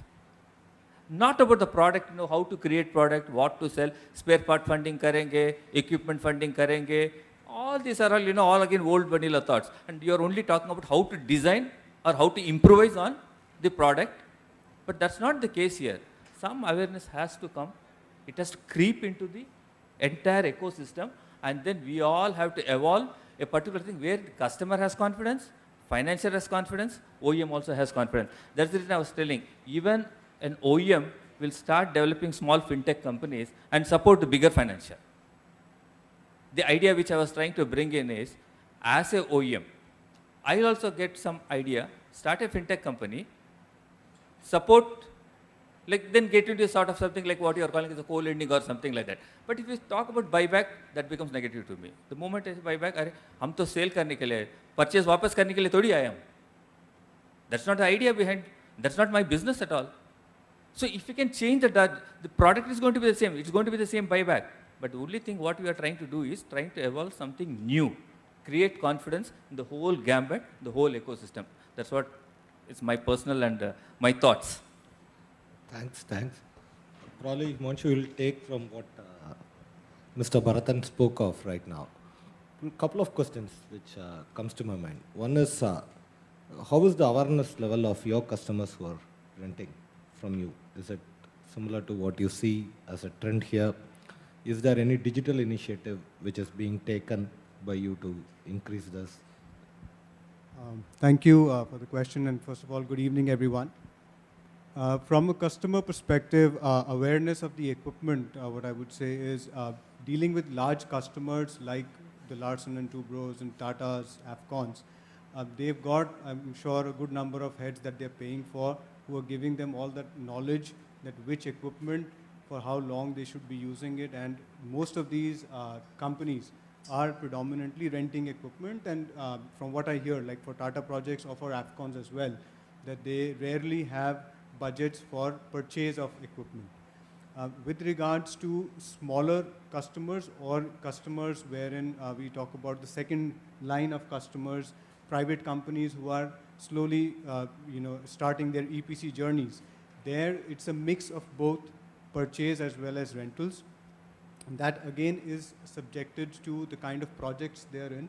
So again, it is their awareness about the product, which is the machine that they're going to use. Primarily that comes from their own in-house expertise of people, as well as the expertise that they gather with their interactions with OEMs. For example, with one of the companies from Bangalore, we are aware that in OEM interactions, they got to learn about the machine more. Then they first tested it through rentals, and then they purchased it. So like sir was just mentioning that they tend to purchase machines thinking that it is cheaper than rental. It all depends on their life cycle that they're looking at from the project perspective, the pipeline of projects that they have. And it's a combination of both. Again, like in Mumbai itself, J. Kumar happens to own the largest fleet of piling rigs. But at the same time, it's also hiring piling rigs for its projects. So it is always going to be a combination, and like we were talking about an ecosystem. So the ecosystem needs to have players from all sides, which starts from the client who basically brings in the demand. When I say client, I'm talking about our clients as a rental company. Then it comes along with the OEM who is bringing in the machinery. Companies like us who are the partners for that project to execute the project with the main client, and the finance companies. So it's a four-way partnership which has to evolve in a manner where all partners are aware of their stake and they are able to contribute to ensure that the result that is desired from the activities of the machine and the partnership that we have forged is achieved. So in that sense, it will be better, and the awareness levels would also increase. And like in the earlier session, there was a talk about knowing where the equipment is working, and the financer is giving the money, or the OEM is also giving the machine, and tomorrow they don't engage to that level with their customer. That is an opportunity that I feel should be explored, where the OEM and the financiers both should be involved with the purchaser of the machine to the extent to understand at the site level what is going on. Because rarely, like we've got so many machines working across the country. I have not had an opportunity where a financer has visited a site to see what is happening. At times we've also run into this issue that the financer or the finance institute, the person dealing with us, is not even aware what a piling rig would do or what this crane is going to do. So that level of awareness probably can increase more and more only with ground level visits. So that could probably add to the growth of the ecosystem together. Thanks. In fact, you're telling it's not enough for financiers to just know your customer. They need to know their CE, know the construction site, or wherever the equipment is going to be. Satin, I'll probably ask you a follow-on question. We talked about financing and rentals. What about leasing? What's your view? Why is it not picking up in so Leasing? much in leasing as a business? Leasing is not picked up very well, but I mean, if we talk about those big NBFCs like Tata Capital, they are really doing it well in a more structured manner. Though rental and leasing are almost a similar category, so I think it will take some more time. The things are evolving, and we are going on a right pace, but I think it will take some more time. Things have picked up well, penetration is there, and there is a space for leasing and rental. As I already said that we are close to 25-30%, which was merely 5% to 10%. So now it has grown up to 40%, 35%. So that's good volume. I think it will take some more time, but it will pick up very well. So these model has to come because manpower with the manpower going expenses, the commodities going expensive, fuel. We were talking about fuel getting more. I mean, due to this Russia issues, this fuel is picking up, and then commodities, manpower, everything is picked up in a right pace. So that way, I think renting is the way forward. Renting is the only way forward, and second is leasing. That will pick up soon, and I think we'll having right penetration in some good time with the help of all those stakeholders working together. Say OEMs, financiers, rental companies, infra companies put together. Definitely it will pick up soon because things are going very expensive in recent times, and it will even going more expensive with this BS4 coming up, BS6 coming up. Machines are going very expensive. So it is certainly a time of deliberation to have the machines on rent or lease. It's always a better option rather than owning an equipment. It's always better to have it on rent, and in any case, we'll be buying it from OEM and then we'll giving on rent. So we don't have our own manufacturing, so there is no competition.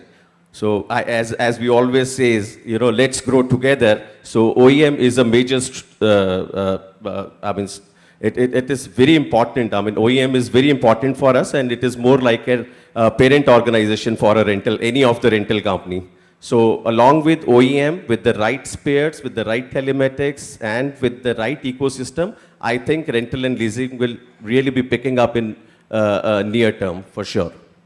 Over to you.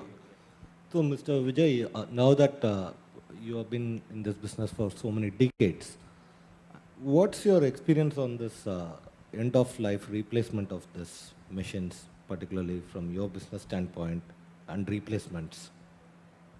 See, there are two types of products what we categorize as a production machine and a support machine.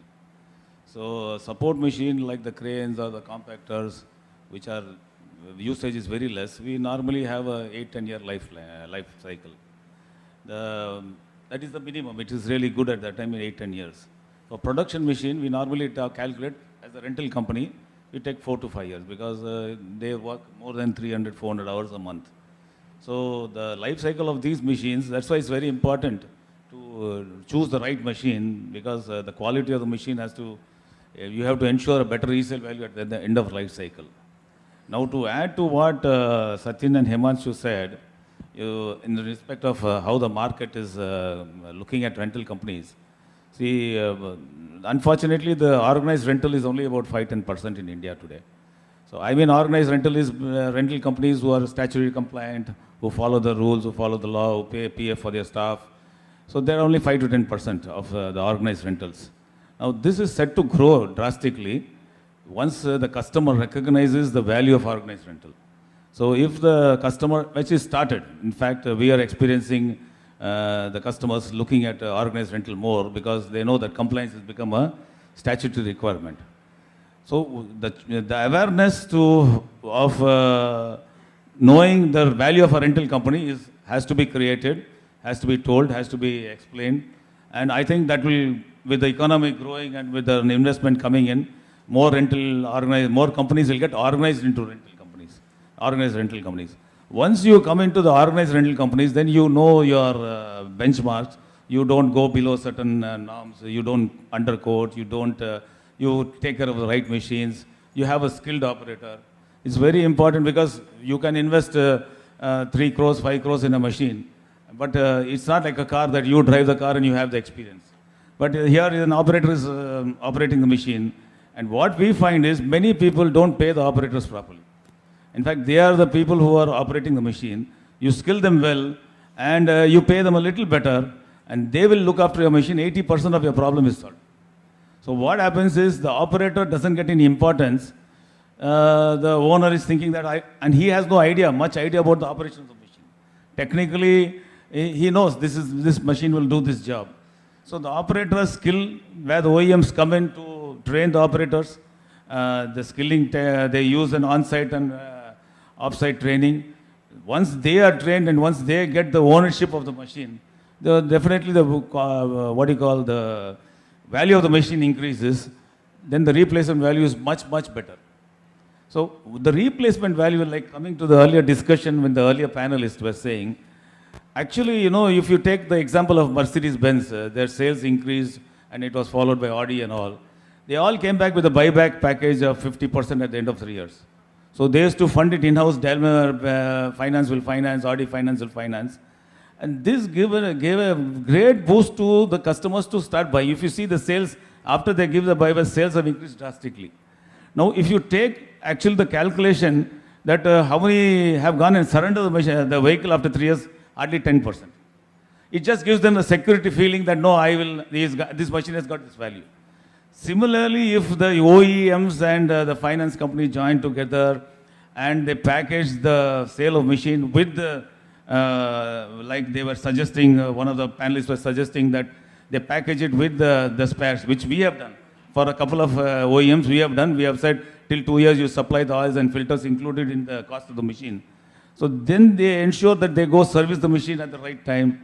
Once they do that, they inspect the machine, they ensure that the machine is, whatever recommendations, spares have to be taken. So that value of the machine, a third party or the OEM is doing it, that again raises the value of the resale value of the machine.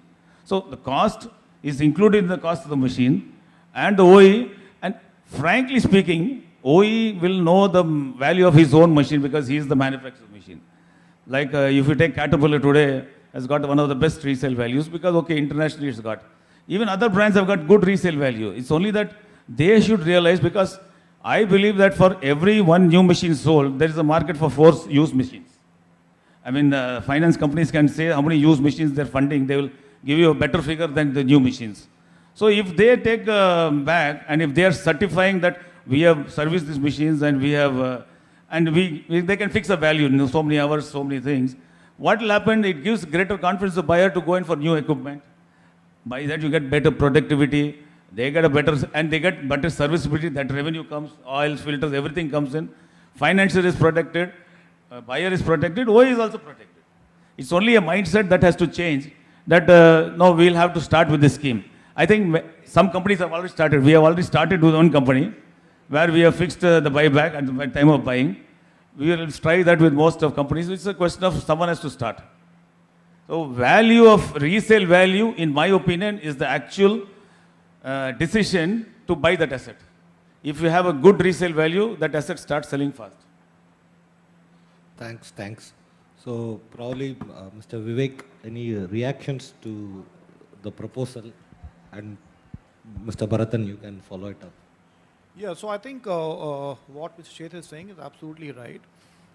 He talked about the importance of a skilled operator, right? Because, with these advanced machines which are now coming in, which are, we talked about IoT and telematics, etc. Now, if these machines have to be operated to the best of their efficiency, to the best of their capability, then I think the operators will have to be equally qualified, equally skilled. Now the question is, how do we do that? Because while ICMA's own affiliate body, which is IESC, we are trying to do it. Every OEM have their own training centers wherein we train the customers, staff, we train our dealers' staff and things like that. But the point is, a 2 crore machine or a 3 crore machine still doesn't need there's no regulation that it needs to be operated by a certified operator. Whereas you want to buy a small 50,000 rupees two-wheeler, and you need to have a license to drive that motorcycle on the road. But whereas here you don't really need it. The question is, how do you do it now?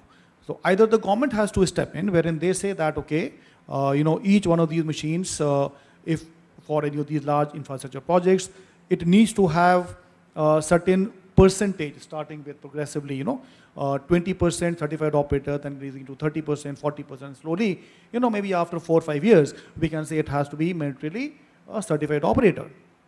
Or it has to come from the finance companies, because the financiers are actually funding these machines.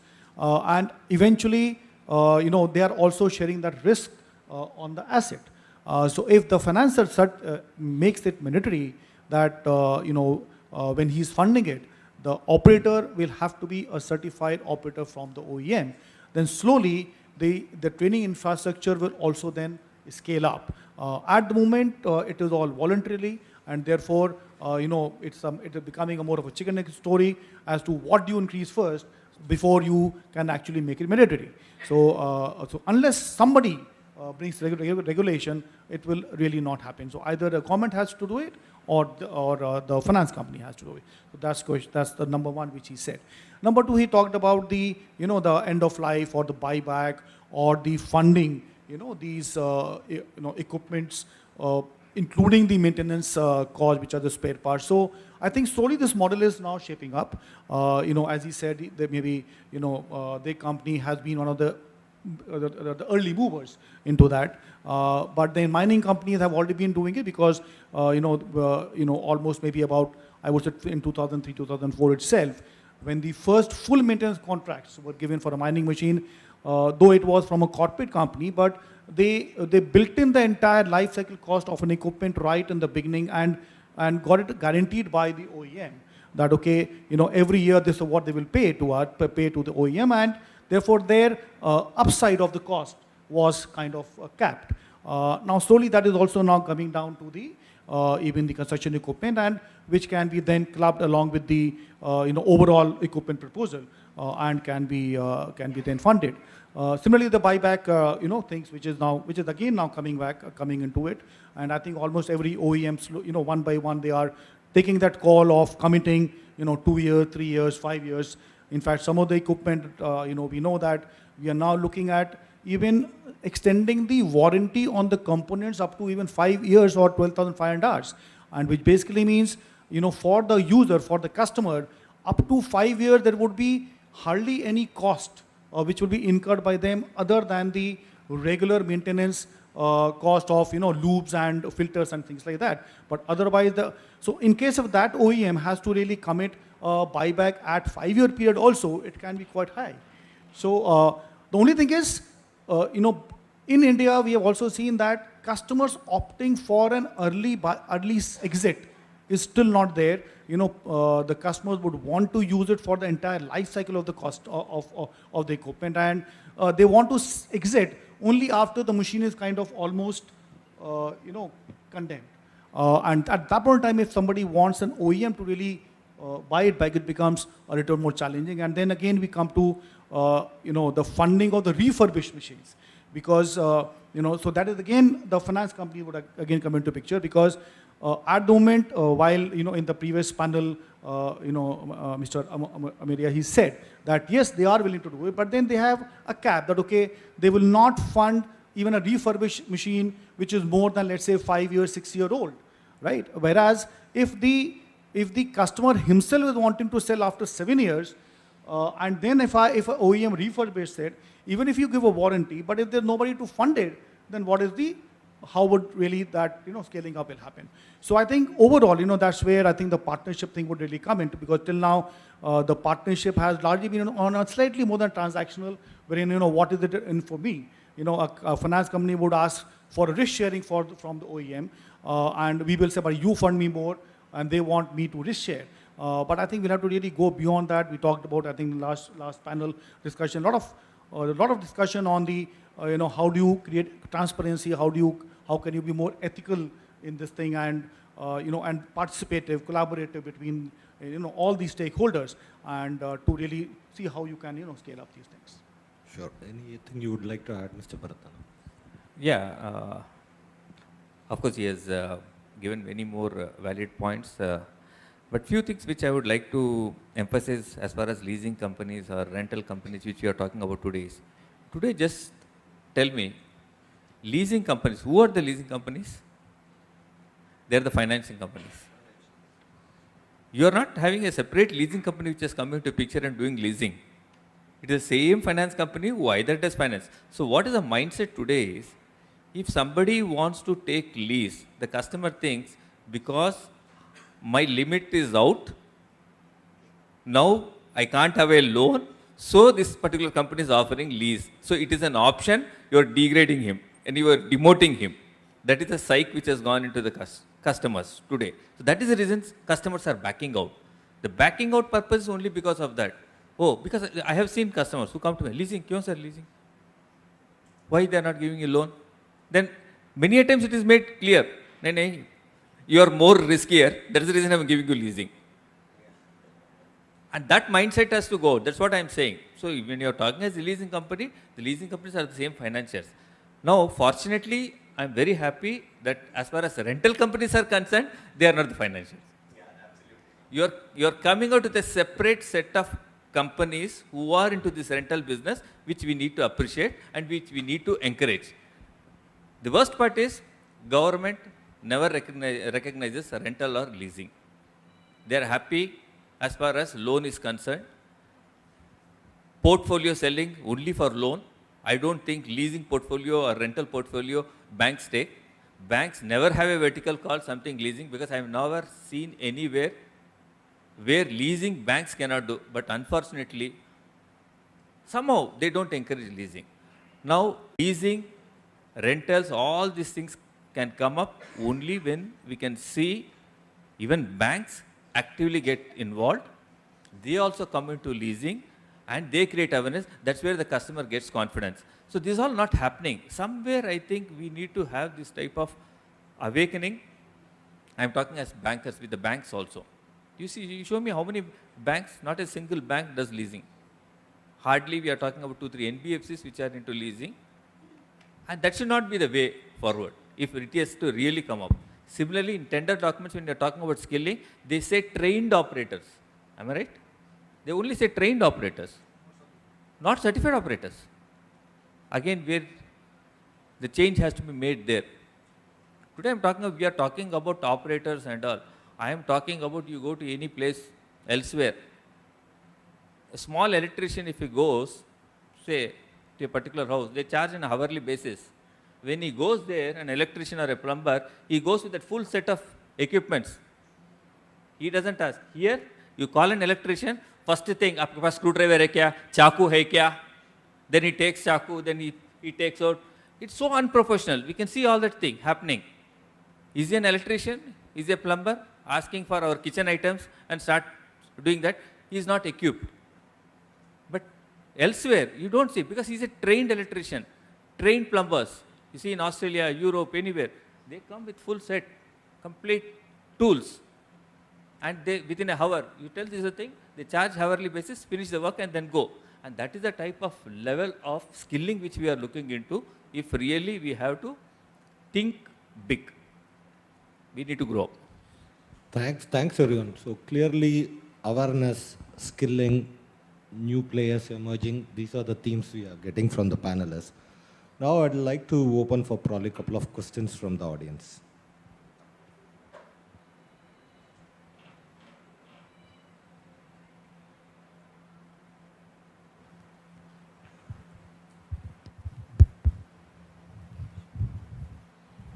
Good afternoon, everyone.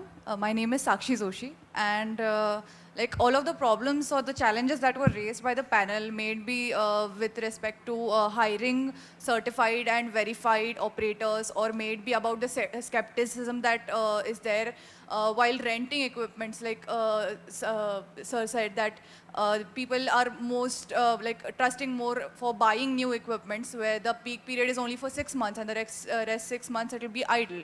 So I think there needs to be a digital platform or a technology solution which can solve all of these problems. And this kind of disruptive technology solution can be only brought with help of startups.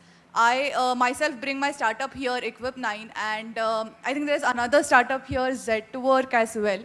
And we want to, like, we have a vision to build a solution that can help the entire industry, may it be financiers, may it be insurance providers or rental companies. We want to provide an all-inclusive solution. So for that, I think associations like ICMA, SERA, BAICAI, we would require help from your side so that we can build a solution that can actually solve all the challenges that are there. So I would like to know if you know, any one of you could help us in any way. It's a fantastic. In fact, I was about to talk on a particular platform which we are trying, or I have been encouraging, called Infra Bazaar. I think every OEMs also need to encourage startups like you also. We ourselves started this Infra Bazaar not for the purpose of earning money or doing anything, but we just wanted to connect the industry, because these are the lacunas which I found. Rental companies like idle equipments. Customers have got idle equipments. How do we connect to rental companies? How do we connect to financiers? Including spare parts, including material, lot of things which we thought through these platforms we can connect. Because today, I know, like I was just reading recently, IoT, telematics. I was told about 27 billion devices are connected today, as on today, and by 2030, 125 billion devices will get connected. And you can just imagine the scope. And that's where I'm saying, again, in the ecosystem, perfect, what you're talking, 100% as OEMs, you all as startups can get involved, and definitely we look into what you are actually thinking. And functional areas, why I was talking about the functional areas, financials should have functional, people there from all cross fields. You need to have people. This is for the understanding of the business. And if startups come up, yes, fantastic. And I would, from my company at least, would love to, associate and see what are best feedback I can, or inputs I can give and encourage. And I'm sure ICMA and other finance companies also will encourage startups. Sure, sir. Thank you. So what we can do is, maybe we have ICMA officials here. Mrs. Seema is here. So you can give your details. So maybe next time, whenever you're going to have our meeting there, maybe we can possibly invite you to give us a presentation wherein all the OEMs, top leaders would be there.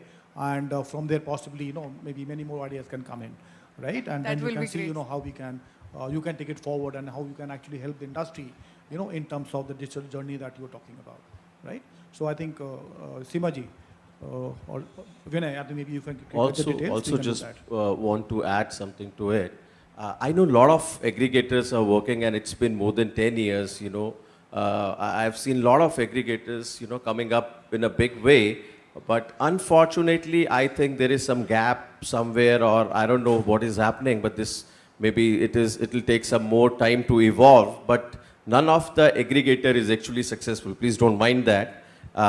We welcome you all, on behalf of ISEMA, SERA, you're always welcome, but then you have to come up with something wherein, because it's not really happening. I don't know, due to that geographical this thing, or I don't know what challenges are there, but practically it is not coming out. So we need to have some practical platform, practical solution.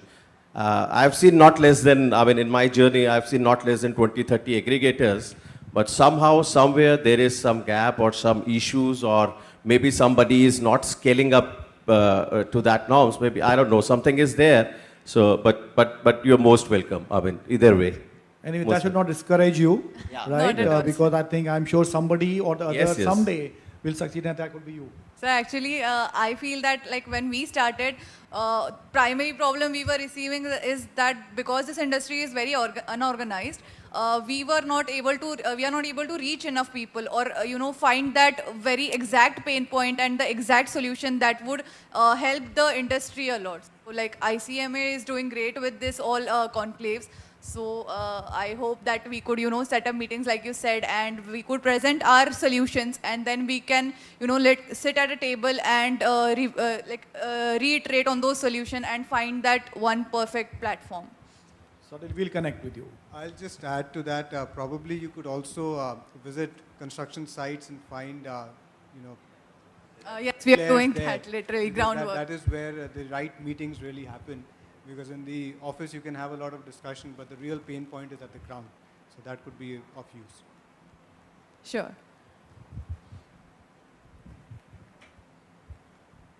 Okay. I would just like to add, since the ICMA, the construction equipment manufacturers here, and even the financiers are here. So on behalf of rental companies, since the future is going to be really rental, the way forward, because I think the most corporates have understood that they have understood and realized that they will limit their capex on construction equipment. So the only other alternative is renting out the machine. So if the business has to grow, for the OEMs, for the financiers, they have to look at rental companies in a different way. Unless and until they look at the rental companies in a different way and they package their products properly, they understand to give long-term services, even the rates, because there's a difference between an organized rental company and an unorganized guy. Now the organized rental company overhead costs are much, much higher, and their administration costs are much higher. Their payment cycles are much longer because they're organized. The companies think that, he's a bigger company, he can bear the payment. And invariably we do that also because we can't afford to lose business. So both the financiers and the manufacturers have to look at rental companies. They can identify which rental company is a future growth or which rental company is more organized. And unless they partner with rental companies, which is the case if you see abroad, 60% of the equipments are sold to rental companies. If you go to the developed markets, 60% sale is, so they don't have to even worry about going and doing sale. They don't have to worry about marketing. They have to get good rental companies and their whole 60% of the sale is taken care of. So they tie up with all the terms and conditions in terms of funding, in terms of quality, in terms of service. So they are good in manufacturing. They should be concentrated in manufacturing and get a commitment from the rental companies, this year I'm going to buy this. They know that 60% will come in. Now what happens if that is the rental companies become more competitive and they can get more aggressive, they can really fill the gaps. Because the demand is very high. See, the days have changed where 15 years back you had a project running for 5 years. The same first phase of Chennai Metro or a Bangalore Metro, it took 5 years. Today they want to do it in 24 months, 28 months. So look at the multiplication of machinery where they were having say 4 pilings and 4 cranes working. Today there are 12.